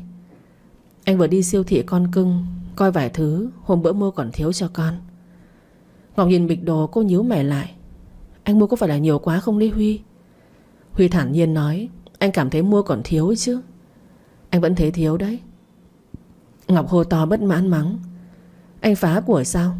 Trên phòng con từ đồ chơi tới đồ đi sinh, quần áo anh mua, khéo con tới 1 tuổi cũng không phải mua ấy. Anh còn thấy thiếu à? Huy chẹp miệng cười: anh gần 40 tuổi mới có con, tất nhiên là phải chuẩn bị mọi thứ tốt nhất cho con chứ. Anh thì cảm thấy chưa đủ đâu. Ngọc Anh nói tới tận đây, cô không nỡ đả kích anh nữa. Hai vợ chồng tiếp một ngày nhàn nhã qua đi. Tối hai người đèo nhau đi trên đường, ngắm cảnh nhộn nhịp của người Sài Gòn. Đi qua siêu thị, Huy chở Ngọc vào chơi, ăn uống. Đi về ngang qua công viên. Mùng 3 tháng 2, Huy tạt vào gửi xe, tay nắm tay vợ đi dạo, hít thở không khí trong lành. Em mệt không? Không, đi cho dễ sinh mà. Mệt thì nói để tìm chỗ nghỉ nhé. Vâng. Hôm nay Huy mặc đồ thể thao, nhìn anh trẻ ra vài tuổi, bước đi từ tốn, cẩn thận dìu vợ bầu. Cách anh chăm sóc vợ khiến bao nhiêu cặp nhìn mà ước mơ. Công viên tập trung nhiều cặp đôi yêu nhau, có khi có người đứng chờ người tình một đêm cũng có. Cậu đi quang qua một người phụ nữ tuổi tứ tuần. Bà cô ăn mặc sành điệu, ngồi trên xe SH, nói chuyện cùng một chàng trai trẻ. Giữa tự tò mò, Ngọc khẩy tay Huy hỏi: Huy, bà gái kia là đang ngoại tình sao? Huy nhìn hai người kia, xem tuổi như mẹ con. Anh không có tính bàn luận người khác sau lưng. Lời tới cổ lại chuyển hướng, uyển chuyển nói: họ không phải là ngoại tình. Em nhìn bà cô đó đi, xấp xỉ đầu năm rồi. Còn chàng trai kia cùng lắm là hơn em có vài tuổi. Họ gọi cuộc tình này là tình một đêm, thay cho ngoại tình đấy. Ngọc câu hiểu câu không. Cô thắc mắc nói: em vẫn không hiểu. Nếu là tình một đêm với ngoại tình thì là một còn gì? Huy xoa nhẹ bụng cô, giọng thỏ thẻ: không phải ngoại tình. Ngoại tình là một nam một nữ vụng trộm yêu nhau, lên giường với nhau mới là ngoại tình. Còn tình một đêm này á, đa số là các chị các anh, thậm chí là cô chú. Họ là người độc thân, thiếu thốn tình cảm. Họ bỏ tiền bao một đêm tới tâm sự với họ. Ngọc ngây ngô gật đầu. Vậy là người đàn ông kia được bà cô đó bao một đêm để ngồi tâm sự? Thì có thể nói là như vậy. Tâm sự xong mà có nhu cầu thì đi tăng 2, thêm tiền nữa. Ngọc tin sái cổ. Vừa cảm thán xong thói đời, cô giật thót tim vỗ tay Huy truy vấn: anh khai thật đi, anh có từng có tình một đêm hay không? Nếu không có sao anh rành thế? Huy cuống quýt giải thích: em lại nghĩ vớ vẩn rồi. Anh cần gì phải tìm đối tượng tâm sự làm gì? Anh có vợ rồi, Tìm người tình để em cho anh treo mạng nhện hả Ngọc? Lúc chưa vợ ở chẳng lẽ anh không có? Không có, anh thề. Khi đó anh chưa rung động, cũng không có ham muốn tới phát đi tình một đêm. Xì, anh miệng cứ như ăn mía, mà không có thật là khó tin. Huy nghe cái giọng chua hơn giấm từ bà vợ trẻ. Anh dắt cô ngồi xuống ghế gần chỗ mình nhất. Anh để ý xung quanh nói thầm: anh khi đấy ba mẹ còn tưởng anh là gay đấy, thì làm sao mà lên giường với gái được. Anh mà gay vậy thì cả nước này trai bị gay hết rồi. Tất nhiên, anh giỏi như vậy cơ mà. Ngọc liếc xéo: quay lại chuyện chính đi. Huy đáng thương vô cùng, ngồi sát ôm bụng bự của vợ oán giận. Anh có sao nói vậy? Anh mà đi gái thì làm sao mà có thời gian ở nhà hú hí với vợ. Em cứ nghi thần nghi quỷ rồi lại buồn. Cứ như vậy là hại con cùng tâm thần sức khỏe của em đấy. Anh lại lảng sang chuyện khác rồi. Huy hỉ cười. Anh quyết định không quay lại chủ đề cũ.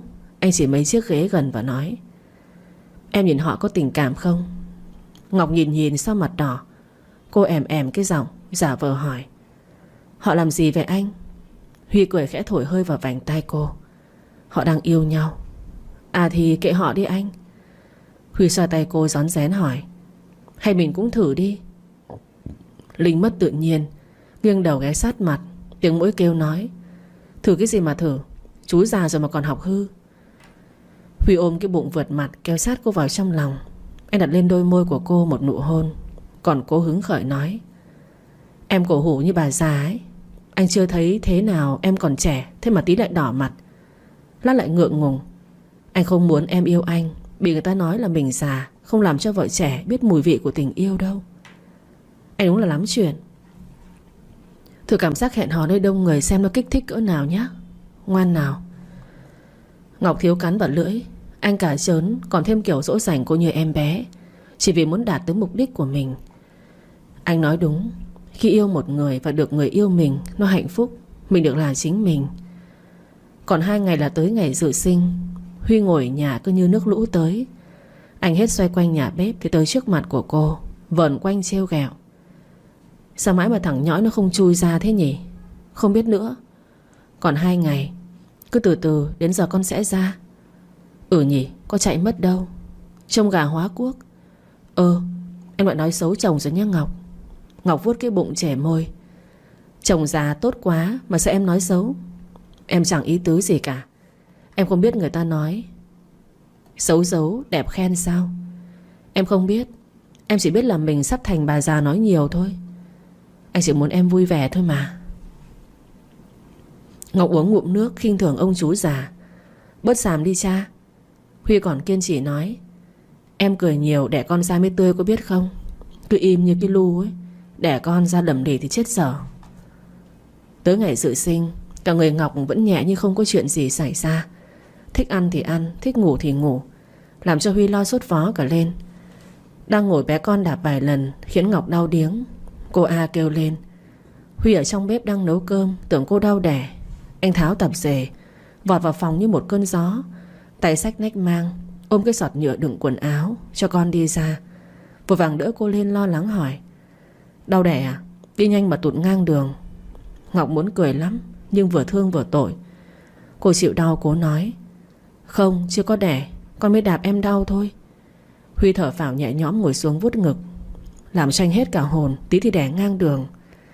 Chưa yên tâm, anh ngồi bên quan sát mãi tới khi ngửi thấy mùi khét bay thoang thoảng thì hét lên: ôi chết anh rồi, cháy mất nồi thịt rồi Ngọc ơi. Ngọc ngã phải ngã trái cười như nắc nẻ, đau bụng vì Huy già, vội tới mức quên tắt bếp. Thế mà hôm nay đau đẻ thật có mà cháy nhà. Cơm tối Ngọc thấy cơm thay là cháo. Cô chọc kẹo anh: à, chồng em hôm nay suýt để đốt cháy nhà đấy nhá. Huy mặt đen như nồi cơm khê: anh không cố ý mà. Anh sẽ không đem nồi thịt xào bóng đêm ra để ăn. Em ăn đi, anh biết là anh sai rồi. Anh sẽ không hấp tấp nữa. Dạ thưa chồng già. Ngọc ngồi ăn cháo mỹ mãn. Huy bất mãn với mỹ danh chồng già. Dọn dẹp xong anh chạy vào nhà tắm, ngó trái ngó phải, vuốt hết má lại tới trán, cau lầu bầu nói: rõ ràng trẻ thế này sao cứ kêu là già thế nhỉ? Thật là không biết nhìn nhận sắc đẹp. Vợ mình đúng là mắt cận thị. Đêm nay Ngọc không ngủ được. Huy an ủi. Em mệt lắm không? Không, nhưng con quậy phá phải không? Vâng. Anh thương vợ. Nếu anh có thể mệt giúp em, anh sẽ làm ngay. Ngọc tựa đầu vào ngực của anh. Em buồn ngủ lắm. Vậy nhắm mắt ngủ đi. Không ngủ được, em massage cho nhé. Thôi, em khó chịu, không muốn đâu. Huy lo lắng. Anh ngồi dậy, nghiêng đầu áp vào bụng cô, nói với bé con. Con ngoan, con ngủ xíu đi cho mẹ con ngủ nhé. Mẹ con mệt rồi. Ngủ đi, bà ôm hai mẹ con ngủ nhé. Nhóc con dường như nghe hiểu. Thằng bé im lặng không quậy nữa. Ngọc rơi nước mắt nghĩ anh yêu cô, thương cô. Vào thời khắc này cô mới thấm thía tình cảm anh dành cho cô. Anh yêu cô hơn cô yêu anh rất nhiều. Cô mệt anh nằm ôm cô, tay mát xa. Cô bị chuột rút, anh ngồi nặn chân cả đêm, chỉ muốn cho cô đỡ đau. Hạnh phúc như vậy, chồng già vợ trẻ, sự thấu hiểu trong lúc khó khăn mới đáng quý. Nửa đêm đang ngủ ngon giấc, bụng dưới chuyển đến cơn đau, nước ối rỉ ra. Ngọc mơ màng ngồi chồm dậy vỗ Huy kêu lên. Huy, dậy đi, em mau đẻ rồi. Huy bật dậy, nách kẹp giấy tờ, tay ôm ngang cô chạy xuống tầng hầm, đưa xe lái tới bệnh viện. Trên đường đi anh không ngừng hỏi. Đau lắm không vợ? Cố nhịn nhá, sắp tới rồi. Ngoan chịu một chút, đừng khóc, xấu lắm đấy. Cái miệng nói không ngừng. Ngọc đau cả đầu, cô hét toáng lên. Câm miệng, lắm miệng thế. Nói nữa, bà ghim cho đấy. Nhịn đau, bà đang đau chết đây còn kêu nhịn. Và mà nhịn thay bà xem có khóc cha gọi mẹ không. Ngọc quát Huy im ru. Anh lái xe đã xem như nhanh rồi, nhưng Ngọc đau lắm, cứ la dọc đường đi. Đau đẻ cứ như bị gãy 9 cái xương. Xe tới bệnh viện, anh bế cô vào phòng nhập sinh, sau chạy đi đậu xe rồi lại vào làm thủ tục. Đau cả nửa ngày Ngọc mới mở được 2 phân. Ba Ngọc được anh gọi thông báo, cùng bé An chạy tới. Huy ngồi bên cạnh, không ngừng lau mồ hôi trên trán cho cô, xoa lưng, làm chỗ dựa cho Ngọc. Cuối cùng đến lúc mở được 4 phân, đã là 1 ngày 1 đêm. Bác sĩ cho vào phòng sinh. Vì đăng ký trước cho ba vào phòng sinh cùng mẹ, Huy ngồi bên động viên Ngọc. Cô đau khóc, nước mắt nước mũi tèm lem. Ngọc vừa đau vừa cảm động. Anh cùng cô vượt cạn, cùng cô trải qua cơn đau thập cửu nhất sinh này. Anh bên cô để tiếp thêm sức mạnh. Cô thầm cảm ơn người con trai này, luôn yêu thương cô vô điều kiện. Ngọc nước mắt chảy ra. Bây giờ cô mới biết sinh con đau đớn ra sao. Người ta nói không sai, phụ nữ sinh đẻ như bước qua cửa sinh tử. Ngọc đang trải qua cảm giác thiêng liêng này. Giây phút này đây, thật sự Ngọc cảm ơn người mẹ của cô. Bà đã chịu đau để sinh ra cô. Bà đã mạnh mẽ vượt qua, cô cũng sẽ vượt qua. Huy ở bên lại bắt đầu công cuộc động viên tâm lý cho Ngọc. Em cố lên, anh biết là em đau. Cố một chút, con sắp ra gặp mặt vợ chồng chúng mình rồi. Ngọc đau quá, cô hét lên vào mặt của anh. Tại anh đấy, bắt đền anh. Anh sai rồi, cố lên anh thương. Huy già, em ghét anh. Bà bác sĩ nghe không được, thốt lên. Đau lúc này, thế sao lúc sướng không kêu? Ngọc đau vẫn kêu tù tù. Huy bà bác sĩ nói mát. Anh ngại quá, nhỏ giọng khuyên. Thôi đừng hét nữa, bác sĩ cười cho kìa. Tại chú làm cho con có bầu, làm chi? Tại chú, à quên, tại anh. Sắp được rồi, đừng gào lên nữa, lấy sức mà sẵn đi em. Sinh rồi. Sinh xong, bác sĩ ở lại xử lý vết thương. Bác sĩ nhìn Ngọc trêu chọc. Em có phúc lắm đấy nhá. Em chửi chồng vuốt mặt không kịp, mà chồng em vẫn chịu đựng, không nổi nóng, lại còn hết sức động viên em. Chồng em là người đàn ông tốt. Cô giữ gìn hạnh phúc em nhé. Ngọc hạnh phúc lắm. Cô liên tục gật đầu. Sinh xong cô được đẩy về phòng riêng, chỉ có 2 vợ chồng. Huy ôm con cười ngoác cả miệng. Em xem này, con nói giống em lắm đấy. Biết rõ Huy đang nịnh nọt Ngọc, vẫn như mật chảy trong tim. Giống anh không? Có, giống vợ chồng ta. Ba Ngọc ở lại thăm cháu cùng con gái một lúc thì bị Huy đuổi về với lời cam kết. Ba về nhà nghỉ đi, Ngọc đây có con lo rồi, ba cứ yên tâm. Sau khi ba về, bé con khóc, Ngọc muốn cho con bú. Huy cứ nhìn chằm chằm. Anh quay đi được không? Em cho con bú đi, anh không làm gì đâu. Quay mà. Gớm, còn ngại gì nữa. Cho con bú nhanh đi, con đang khóc đấy. Ngọc nói không được, cô bất đắc dĩ vén áo cho con bú sữa non. Ngọc ở lại viện 5 ngày sau cô trở về nhà. Không biết vì lý do gì, sữa không về, con trai phải uống sữa ngoài. Huy danh ma lắm, anh tự quyết định ý kiến. Nói nhiều quá bị vợ mắng thì mặt xị ra như trai mới lớn. Bồ bồ nói: Ngọc hay là mình cho con uống sữa ngoài luôn đi. Anh hâm mà Huy. Em bây giờ sữa chưa về, cho con uống sữa ngoài cho tiện. Thế nếu sữa về thì làm sao? Huy không có liêm sỉ cười: Thế anh giúp con xử lý. Ngọc dứt khoát từ chối: Không được, anh đừng có mà tưởng bỏ. Đi mà. Không, sữa mẹ tốt cho con. Anh già đầu rồi, còn tranh gì với con? Huy dở chứng hởn dỗi ra: Em không thương anh. Cả buổi anh cứ ôm con lại ghen tị với bình giấm chua lòe. Ngọc không chịu nổi chỉ biết thỏa hiệp. Cuối cùng hai ba con cùng dùng, Huy mới không sụ cái mặt xuống. Ngọc thở dài. Cô cảm thấy lấy một ông chú làm chồng thật là không dễ dàng, khi ông giờ cái tính hâm hâm ra đau đầu lắm. Hàng ngày ở trong tháng cữ, Huy phát huy hết sức mạnh của ông chồng. Từ nấu nước sông, gội đầu, massage cho con, anh làm tất. Cô chỉ việc nằm ngủ, ăn theo đơn, thực đơn ở cữ. Ngọc thấy anh cứ bận túi bụi, các món ăn phong phú đa dạng. Cô hỏi anh: Sao anh biết nhiều thế? Anh nói: Google không tính phí. Ngọc chịu thua. Cô từ đó ngoan ngoãn hưởng đãi ngộ mẹ bỉm sữa ở cữ, mặc cho anh chăm sóc cả hai mẹ con. Chỉ 1 tháng thôi mà trên đầu anh đã có vài cọng tóc bạc xen kẽ trong một đầu tóc đen. Ngọc thương anh, biết quan tâm anh hơn. Huy vui mừng lắm. Anh biết mọi thứ anh bỏ ra không phải công dã tràng. Bé trai bé bỏng, sợi dây kết nối gia đình hạnh phúc của gia đình ba già mẹ trẻ được đặt tên là Hứa Ngọc Minh. Thôi nôi ông bà nội về, cả gia đình tổ chức một bữa tiệc nho nhỏ mừng bé Minh 1 tháng tuổi. Con giống Huy như 2 giọt nước. Mẹ chồng Ngọc bế cháu, liếc con trai trêu chọc: Giống như giọt nước thế này không cần đi giám định nữa nhá. Để tới bác sĩ người ta đuổi về, người ta chửi cho chú già cả mắt kém đấy. Huy thẹn quá thành giận. Sau tiệc thôi nôi, anh đuổi hết mọi người ai về nhà nấy. Mặc cho mẹ anh nói nhớ cháu, anh cũng kêu cháu nó muốn đi ngủ. Ông chú giữ vợ như giữ vàng hiếm ấy. Con được 4 tháng, cơm chiều xong anh cứ bám theo vợ: Ngọc ơi, em khỏe chưa? Em chưa. Tối nay chúng ta... Không được, em vẫn còn chưa khỏe đâu. Ngọc ơi là Ngọc, anh sắp hoa tàn vì nhớ mong rồi đây. Anh năm nay đã 38 mùa xuân, anh mới được ôm vợ. Thử có lần giờ treo cả năm trời. Em tính để anh đi viện khám em mới chịu sao? Nhưng em... Con 4 tháng rồi em. Đêm tới, ông chồng già hí hửng lấy đồ ra đi tắm, nhảy một cái lên giường hôn vợ như con hổ đói lâu năm. Con sẽ tỉnh đấy. Ngọc khẽ đẩy anh ra. Huy hiểu ý cô, cởi chiếc áo ngủ, tay chạm vào ngực. Cô mặt đỏ bừng: Huy, sẽ không sao đâu, anh nhịn hết nổi rồi Ngọc à. Ngọc nghe vậy mới nhắm mắt. Vợ chồng chuyện này là phải có. Nếu đã là vợ chồng thì phải tiếp thu mọi thứ thôi. Con cũng lớn, không thể để anh nhịn mãi. Đàn ông mà mình không chiều lòng sẽ sớm thay lòng đổi dạ. Nhắm mắt cùng anh làm hòa một. Qua 1 năm vợ chồng mới mặn nồng lại.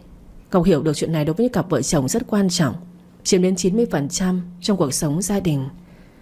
Cả hai cùng mồ hôi lã, nằm ôm nhau cười: Em mệt không? Mệt. Anh yêu vợ, yêu rất nhiều. Anh sảng à Huy? Ừ, anh đang sảng. Huy hâm: Đúng rồi đấy. Ngọc tự nhiên rùng mình: Làm sao? Vào nhà tắm đi. Vào làm gì? Thì cứ vào đi. Cô hiểu ngay cái đầu đen tối của anh đang nghĩ gì. Cô phát cho anh một cái vào tay: Anh là nghĩ linh tinh đấy hả Huy? Bậy này, anh nào có nghĩ vớ vẩn đâu. Anh chỉ thấy em đẹp không chịu nổi thôi. Hiểu chưa vợ?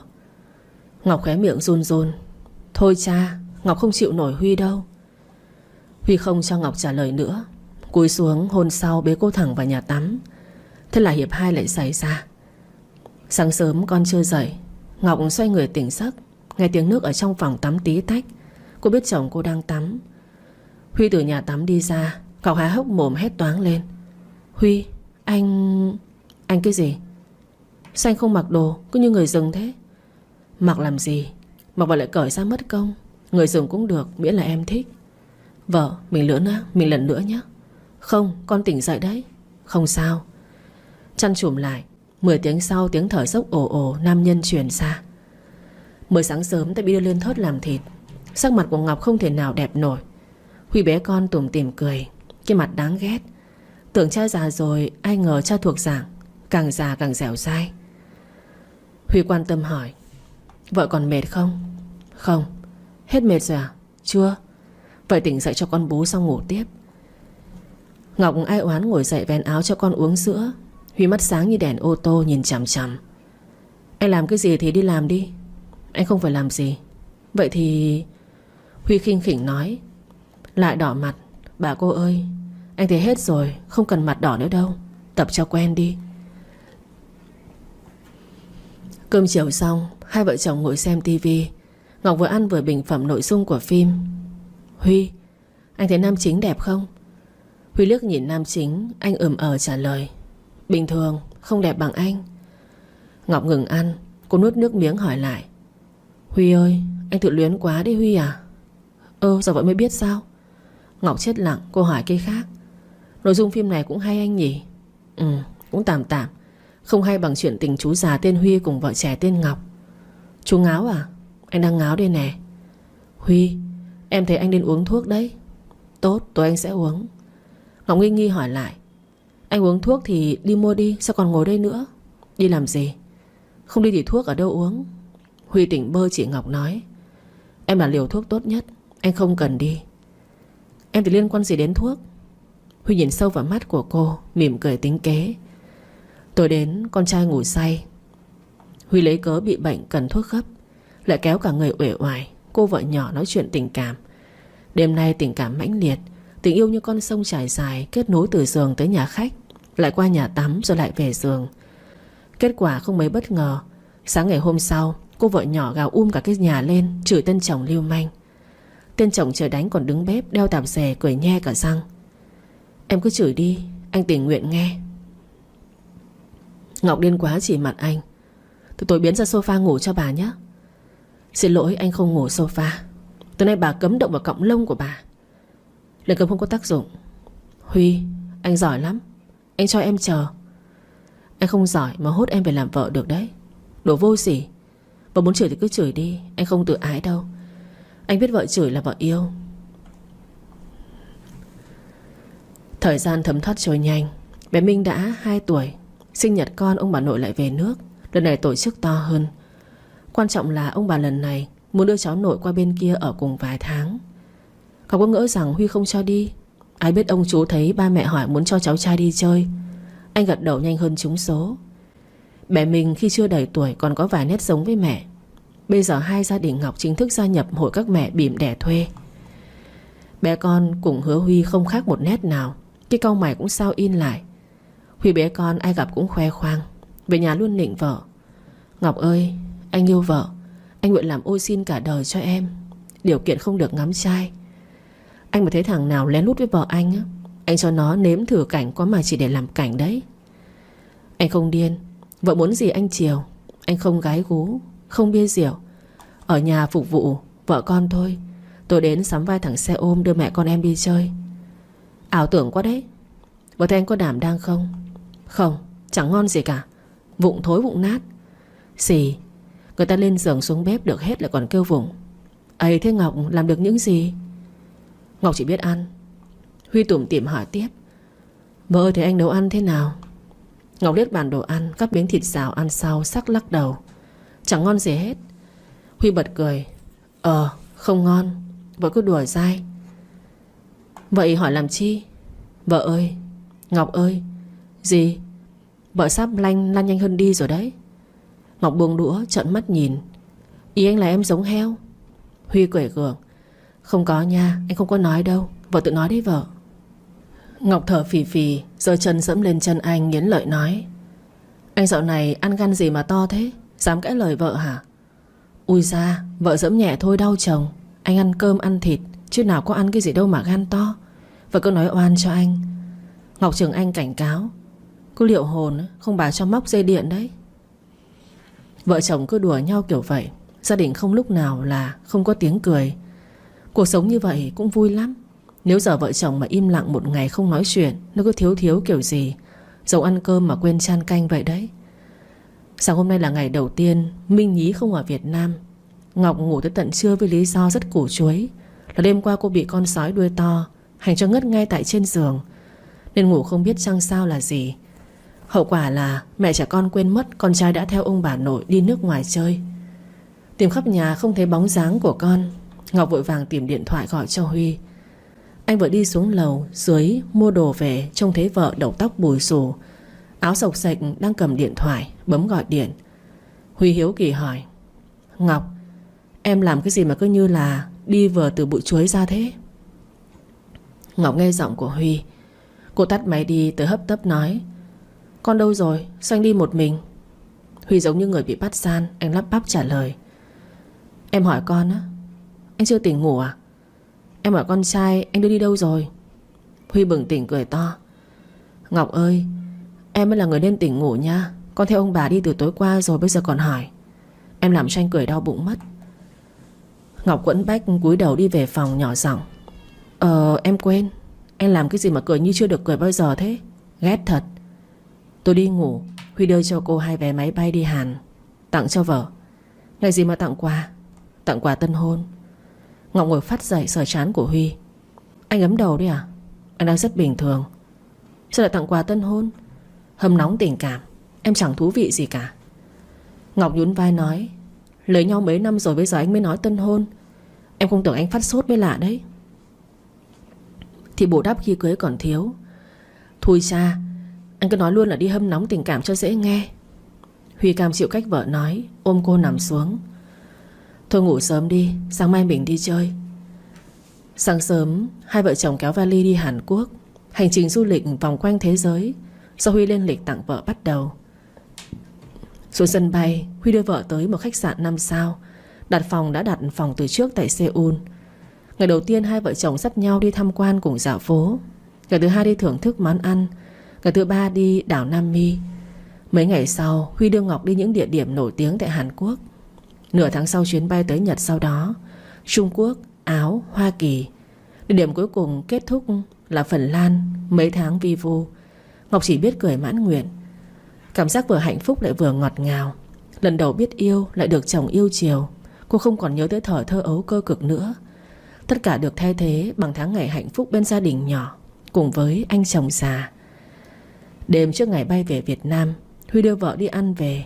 Ngọc tắm xong lên giường đi ngủ. Sáng sớm chuyến bay cất cánh. Gần 11 giờ máy bay đáp chuyến bay tại sân bay Nội Bài. Hai vợ chồng không vội trở về Sài Gòn. Hà Nội đã vào thu. Sáng ngồi uống nước chè, ăn bún chả, tối dạo bờ hồ chơi. Ngọc đứng từ trên cao, từ một chung cư nhìn xuống khung cảnh nhộn nhịp. Người đi chơi tấp nập. Từng cơn gió thoảng qua khiến cô giật mình bật cười. Huy tắm xong đi ra thấy Ngọc đứng ở ngoài ban công cười ngây ngô. Anh đi tới ôm cô từ đằng sau và hỏi: Em xem cái gì mà cười vui thế? Em thấy hạnh phúc. Thật sao? Thật. Bây giờ đã yêu anh, cam tâm tình nguyện làm vợ ông chú già này chưa, hay còn ấm ức vì bị gài bẫy? Ngọc quay người đối diện với anh. Em tình nguyện làm vợ của chú già cả đời. Hứa nhá. Hứa. Anh yêu em. Ngọc nhìn vào mắt của Huy mỉm cười. Vậy chồng già phải hứa là phải thương em. Cả đời này chỉ yêu có mình em thôi, được không? Anh hứa. Vợ cũng phải yêu chồng thật nhiều nhé. Tất nhiên. Chồng yêu vợ tổng 5 năm 10 tháng rồi vợ. Yêu em từ khi 15 tuổi. Khiếp, anh thật là biến thái. Canh con nhà người ta từ khi 15. Bởi vì anh yêu đôi mắt của em. Anh yêu vợ, yêu rất nhiều. Vợ cũng yêu chồng. Hai người nhìn cảnh đêm tiếp. Ngọc nhớ ra việc rất muốn hỏi anh. Anh nhìn thấy em lần đầu ở đâu mà yêu em? Huy ngẩn người, cười cười cúi xuống hôn cô. Anh nhìn thấy em lần đầu khi em đứng soi gương ở cửa xe ô tô của anh. Em chu môi, nhíu mày, mặt dính tèm lem lại còn cười tươi. Đôi mắt sáng ngời khi đánh mê ngay từ cái nhìn đầu tiên. Thế là anh lên kế hoạch đưa em lên thớt. Anh thích thì lấy thôi, cần gì phải ngại. Tiếc là khi đó em còn nhỏ quá. Nói đoạn còn tiếc hận, Ngọc trợn mắt đứng hình. Cô không biết hình dung ông chồng này của mình thế nào nữa. Tất cả hóa ra là định mệnh, là sự sắp đặt sẵn. Ông trời đã định hai người sẽ là một cặp. Cuộc hôn nhân này lúc đầu như một ván cờ, cuối cùng lại là bến đỗ cho hai con người xa lạ. Mấy năm làm vợ anh, Cô chưa từng cô đơn. Anh chưa làm cô buồn rơi nước mắt vì anh. Anh chỉ khiến cô hạnh phúc tới phát khóc. Từ hai đường thẳng song song, hai thân phận đối lập ở bên nhau, xây dựng một ngôi nhà hạnh phúc. Tưởng chừng em sinh con cho anh, về sau hai người sẽ đường ai nấy đi. Mỗi người sẽ có một hạnh phúc riêng cho chính mình. Ai biết tất cả chỉ là một kế hoạch cho một đám cưới của một gia đình bao người mơ ước. Cô và anh có chung một bé trai kháu khỉnh. Cô là mẹ ở tuổi 18, anh làm cha ở tuổi tứ tuần. Mọi thứ êm đềm trong hạnh phúc. Họ hôn nhau, nụ hôn nồng cháy. Hai người hòa vào nhau. Một đêm hạnh phúc. Huy vẫn dở cái tính thú của mình mà ép buộc Ngọc đến mức cô lại ngất ngay tại giường, chỉ để chứng minh hệ điều hành của anh vẫn tốt. Sáng sớm tỉnh dậy, Huy vẫn chứng nào tật đấy, không bỏ được. Anh cả người không mảnh vải đi từ nhà tắm ra. Ở nhà có con nên còn biết viết chữ liêm sỉ trên trán. Từ ngày chỉ có riêng hai vợ chồng, anh cứ không mặc gì thế này, lượn lờ trước mặt của cô. Ngọc chùm chăn mắng yêu, như lợn rừng ấy. Lợn rừng mà khiến vợ đê mê là được hết. Huy lên trên giường ôm lấy cô đè lên người. Ngọc choáng váng. Anh lại muốn làm gì nữa, xuống nhanh đi. Vợ lần nữa rồi về nhé. Huy ơi, em xin anh, em không muốn phải đi hai hàng đâu. Đi hai hàng là mốt đấy vợ. Anh trâu lắm Huy. Cảm ơn vợ đã khen. Chồng sinh lý bình thường như vậy mới là mừng. Mừng con khỉ ấy. Thế là cuối cùng cô vợ phải chịu đựng bị thịt sạch sẽ trước anh chồng mặt dày như Huy. Sau chuyến đi du lịch xuyên quốc gia trở về, cô bỏ vốn mở một tiệm nail spa. Huy ủng hộ hết mình. Anh để cô đi làm cho khuây khỏa. Anh ở nhà chăm bé Minh, đưa đón con đi học, và làm một ông chồng nội trợ. Về tới nhà, mới mở cửa ra, một mùi thơm ngào ngạt bay ra. Thay giày ra tôi thấy Minh đã lanh lảnh nói: "Bà nấu món gì mà cho mẹ về ăn cơm vậy?" Huy ở trong bếp sắp sẵn bàn ăn. Anh quay đầu vuốt nhẹ tóc con trai, khen thằng bé: "Minh giỏi quá nha. Con thông minh giống ba Huy mà." Huy cúi người bế thằng bé hôn chụt một cái. "Mình ở ông bà nội có vui không?" "Dạ vui, nhưng mình vẫn nhớ ba Huy mẹ Ngọc." "Cái miệng này sau này giỏi tán gái lắm đây." Thằng bé nũng nịu nói: "Sau này Minh sẽ giống ba, lấy vợ đẹp như mẹ Ngọc." "Vậy thì Minh phải cố gắng ăn nhiều để mau lớn mới có gái theo nha." "Dạ." "Minh có nhớ ba mẹ không?" "Con có chứ, con nhớ ba thương mẹ." "Thế không thương ba sao?" "Con có thương ba. Thế ba có yêu Minh không?" "Ba thương con cùng mẹ Ngọc nhất." "Ba thương Minh mà đi du lịch riêng với mẹ Ngọc, không cho Minh đi cùng." "Ba xin lỗi Minh nhá. Lần sau ba đưa con đi bù được không con trai?" "Được à, ba không thất hứa đâu nhá. Ba hứa với con trai đấy." Ngọc đi vào, bé Minh chạy đến bên cô ríu rít: "Mẹ Ngọc đi làm về có mệt không ạ?" "Mẹ không mệt. Con trai của mẹ về từ khi nào đấy?" Bé Minh chống cằm như ông cụ non suy tư. Cái dáng của thằng bé làm hai vợ chồng Huy muốn cười mà phải nhịn. "Bà nội vừa đưa con về nhà. Con nhớ mẹ Ngọc lắm luôn." Ngọc ôm con hùa theo bé nói: "Mẹ cũng yêu con trai của mẹ." Thằng bé hôn lên mặt mẹ, sau còn e lệ ngại ngùng chạy về phòng. Huy nhìn Ngọc thúc giục cô: "Em vào tắm đi. Tối nay ăn cơm xong ba đưa hai mẹ con đi phố đi bộ chơi cho đỡ tủi thân nhé." Tắm xong cả nhà quây quần bên bàn ăn. Huy liên tục gắp đồ ăn cho hai mẹ con. Anh không quên nhắc nhở Ngọc: "Em ăn nhiều một chút. Dạo này lo cửa hàng không có chú tâm tới sức khỏe đâu. Anh trông em gầy lắm rồi đấy." "Em vẫn như vậy mà, có gầy đâu." "Anh ôm anh biết chứ." "Vâng, anh là giỏi nhất." Cơm tối xong, Ngọc về phòng mở tủ lấy một chiếc váy 2 dây khoét lưng thay xong, vừa ra ngoài ngồi xuống bàn trang điểm. Một bàn tay ở sau lưng ôm lấy cô, giọng không vui nói: "Em thay cái khác được không? Đừng mặc cái này anh sẽ ghen đấy." "Em không." Liếc chiếc váy kín cổng cao tường, Ngọc chỉ cảm thấy đầu rất đau. Chồng cô không có tật xấu gì ngoài cái tật ghen tuông vô lý. "Em có nghe chồng không đấy?" "Không nghe, tối mai đừng có xuống giường." "Tối em ngủ với con. Anh ra phòng con ngủ đi." "Còn lâu nhá." "Huy ơi, anh 40 tuổi rồi. Anh còn trẻ. Em không cần phải nhắc tuổi tác với anh." Buổi tối, ba người gia đình tôi đi dạo ở phố đi bộ Nguyễn Huệ. Đêm về đi ăn khuya. Về đến nhà đã là 12 giờ đêm. Con trai đi đường đã ngủ quên. Đặt con về phòng, Huy về phòng lên giường ôm vợ. Muộn rồi vợ chồng mình đi ngủ thôi. Trên giường Ngọc quay qua ôm lấy chồng, hôn lên gáy của anh. Lần đầu cô đánh bảo chủ động trước. Huy bị động tác của cô làm cho trợn mắt nhìn lên trần nhà, nghiêm túc hỏi: Ăn no quá không ngủ được sao? Muốn gì đây? Ngọc mặt nứt nẻ, gáo nước ào xuống dội thẳng vào đầu của cô. Ngày đầu chủ động mà không thành công. Quê quá, cô xoay người lại đi ngủ. Huy chẳng mãi không thấy cô nói gì. Anh quay người ôm cô khẽ nói: Muốn gì nào?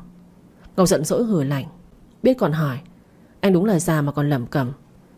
Huy mây đen răng đầy đầu. Anh lật người cô lại đối diện với anh, sâu kín nói: Em vừa nói anh lẩm cẩm, anh già cả. Đúng là còn gì. Anh ghẹo em cho vui, có thế thôi mà cũng giận hờn cho được. Em không nói với anh nữa, chán chết. Huy cường điệu nói: Nào, nói cho ông già nghe, em muốn gì? Ngọc lấy hết dũng khí nói: Thì vợ muốn giật dây chứ gì.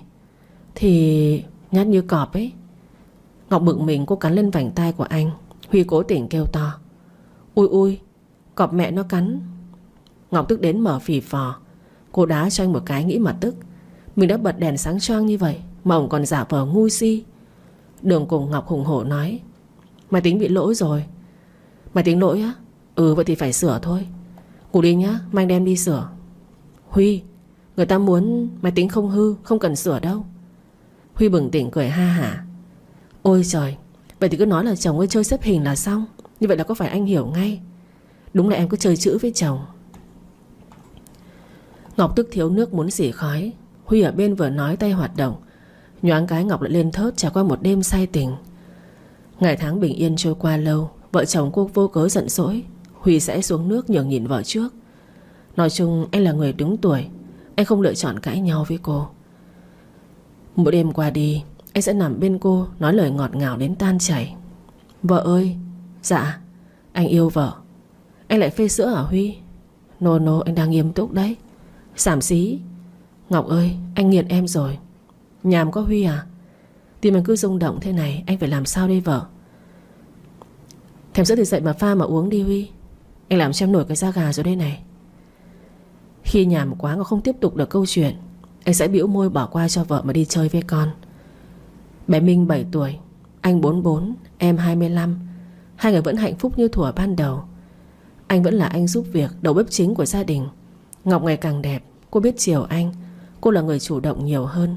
Như Huy luôn nói, cô xoay anh như con thiêu thân, bỏ thuốc cho anh nghiện cô không dứt ra được.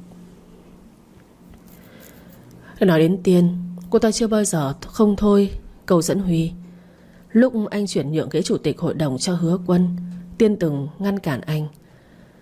Huy làm sao mà nghe lời người ngoài. Ba mẹ anh còn không nghe, nói gì là một người lạ. Anh quyết định sao ai dám ngăn. Tháng trước trong sinh nhật cô Minh, Tiên từng muốn gài anh thêm một lần nữa, cuối cùng bị anh lấy gậy ông đập lưng ông. Cô ta muốn lên giường với anh. Huy hào phóng cho người bao hẳn 3 tên trai bao, giúp cô vượt qua đêm dài. Sau ngày hôm đó, Huy thẳng tay đem Tiên đưa đi trại cai nghiện, nơi anh từng tống cổ bà mẹ kế của Ngọc vào năm mà họ kết hôn không lâu. Đêm hai vợ chồng vừa mây mưa đầy trời, xong Huy nói: Vợ, cô Minh đã 7 tuổi, ba mẹ muốn cho thằng bé sang bên Ý học cùng và sống cùng ông bà vài năm. Mẹ nói anh hỏi ý kiến của em có đồng ý không? Ngọc trầm tư sau trả lời: Anh hỏi con xem, nếu mà con muốn qua sống cùng ông bà thì em đồng ý thôi. Mình nó biết đấy, bây giờ chỉ chờ câu trả lời của em thôi. Cô lắc đầu: Con lớn rồi, quyết định cứ để con trai quyết định đi anh. Con muốn qua sống cùng ông bà, anh sợ em buồn. Ngọc cười gượng gạo: Em không buồn đâu, có lẽ lúc đầu sẽ nhớ con, sau là sẽ quen dần thôi mà. Huy thở dài. Anh ôn cô, ôn nhu hôn lên khóe miệng của cô. Hai vợ chồng mình sinh thêm một bé nữa nhé. Thôi Huy, em sợ lắm. Cô còn ám ảnh ngày đẻ. Cô sợ đau quá rồi, chưa anh như hát để bác sĩ cười cho. Như vậy cô cảm thấy mặt không có ánh sáng chút nào. Nếu không muốn nữa thì thôi, mình cô Minh là đủ rồi. Cô có chút áy náy. Cô sợ đau lại để anh chỉ có một mình bé Minh là con. Tuổi không còn trẻ nữa, chắc là anh buồn lắm. Hai người không nói gì thêm nữa, mỗi người một tâm sự, lâm vào trầm tư. Cả đêm Ngọc không chợp mắt được.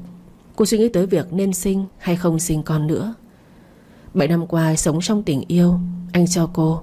Sự bao dung của người chồng trưởng thành ấy khiến cô trầm luân, rồi lại không thể hiểu được nội tâm sâu trong lòng của anh. Cô từng nghĩ anh sẽ không để tâm chuyện gì, hóa ra cô đã nhầm. Anh muốn có thêm con, nhưng nghe cô nói không muốn, anh cũng không ép buộc cô làm điều mà cô không thích. Suy nghĩ cả đêm, cô quyết định mai sẽ đi tháo que tránh thai. Cô sẽ cùng anh sinh thêm một bé nữa, dù là trai hay gái, cho anh vui. Anh hy sinh sự nghiệp, lui về hậu phương cho cô được thỏa mãn với đam mê, ước mơ. Vậy sao cô không thể vì anh cho anh cười nhiều thêm một lần nữa chứ? Cô Minh muốn qua sống cùng với ông bà. Hai vợ chồng tiễn con ra sân bay rồi trở về nhà. Mấy ngày đầu vắng con, Ngọc không quen.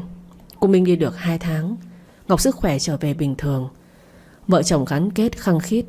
Ngọc không nói cho Huy biết là mình đã không dùng biện pháp tránh thai nữa. Cô muốn cho anh một bất ngờ đáng nhớ. Sáng nay cả người mệt mỏi, Ngọc không ra tiệm, cô ở nhà ngủ. Huy thấy cô có dáng vẻ mệt, cô không làm phiền. Anh không làm phiền cô nữa.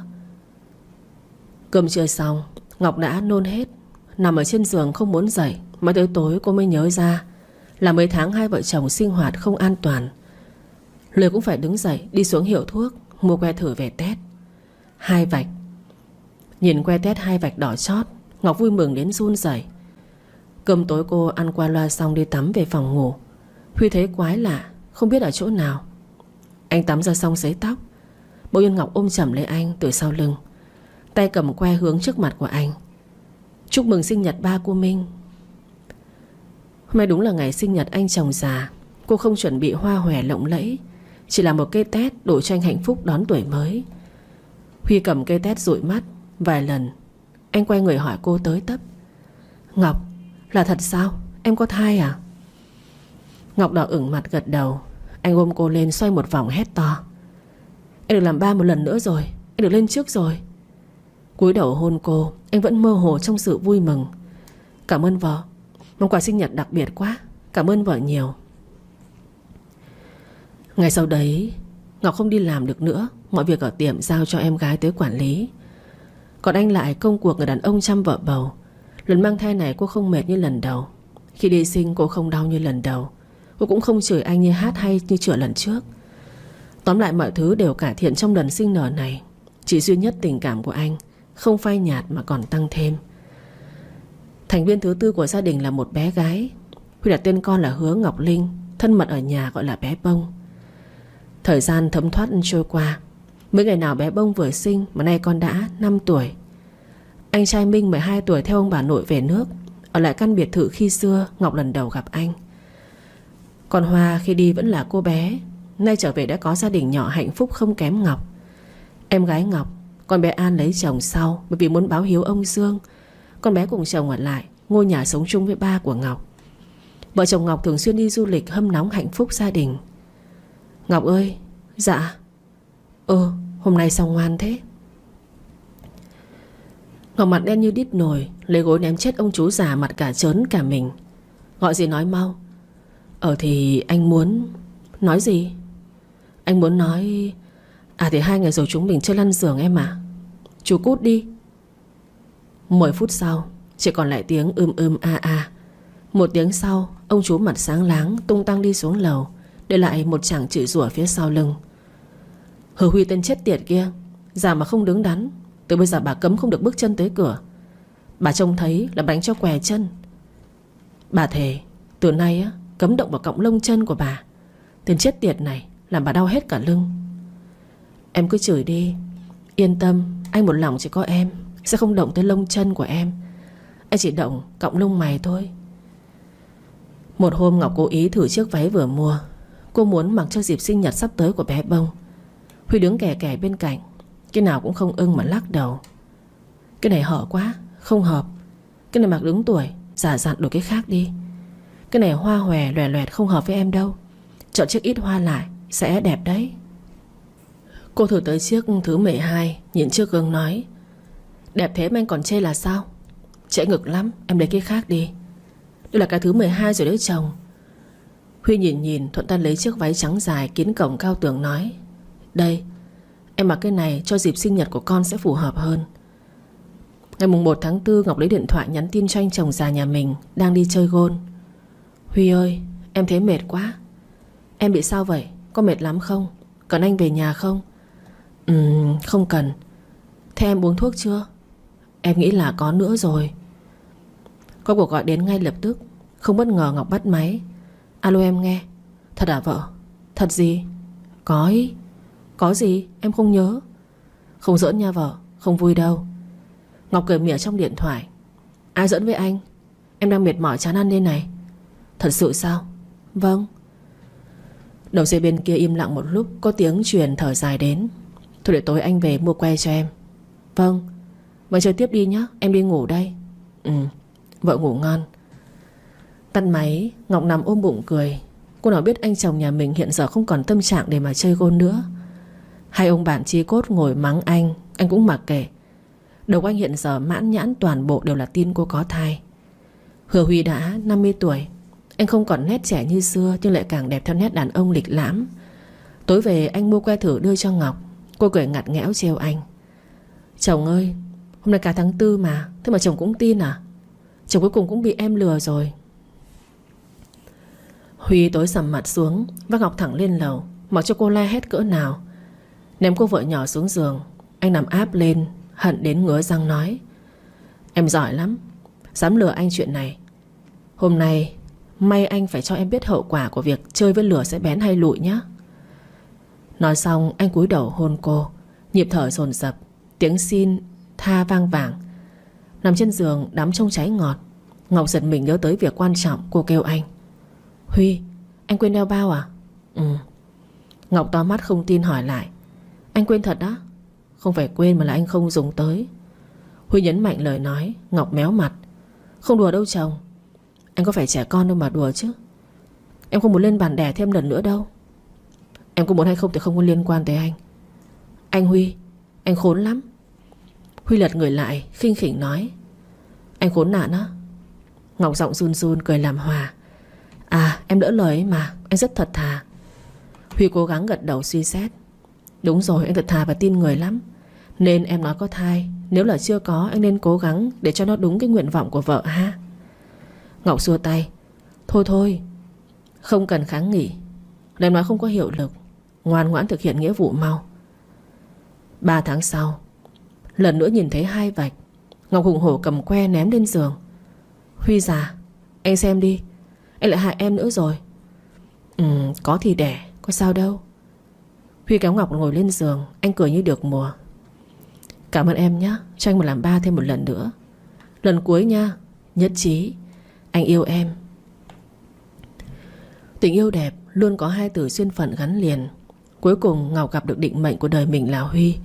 Người đàn ông yêu muộn lại nghiêm túc, biết bao dung cho tính cách trẻ con của cô vợ kém anh 19 tuổi. Anh từ một doanh nhân xuất sắc lại vì em mà lui về hậu phương, ở bên em, chăm sóc em, thực hiện lời hứa cả đời là chỗ dựa vững chắc cho em. Tình yêu không phân biệt tuổi tác, sang giàu. Nó chỉ hạnh phúc khi cả hai cùng thấu hiểu tấm chân tình của nhau mới hạnh phúc đến cuối cùng.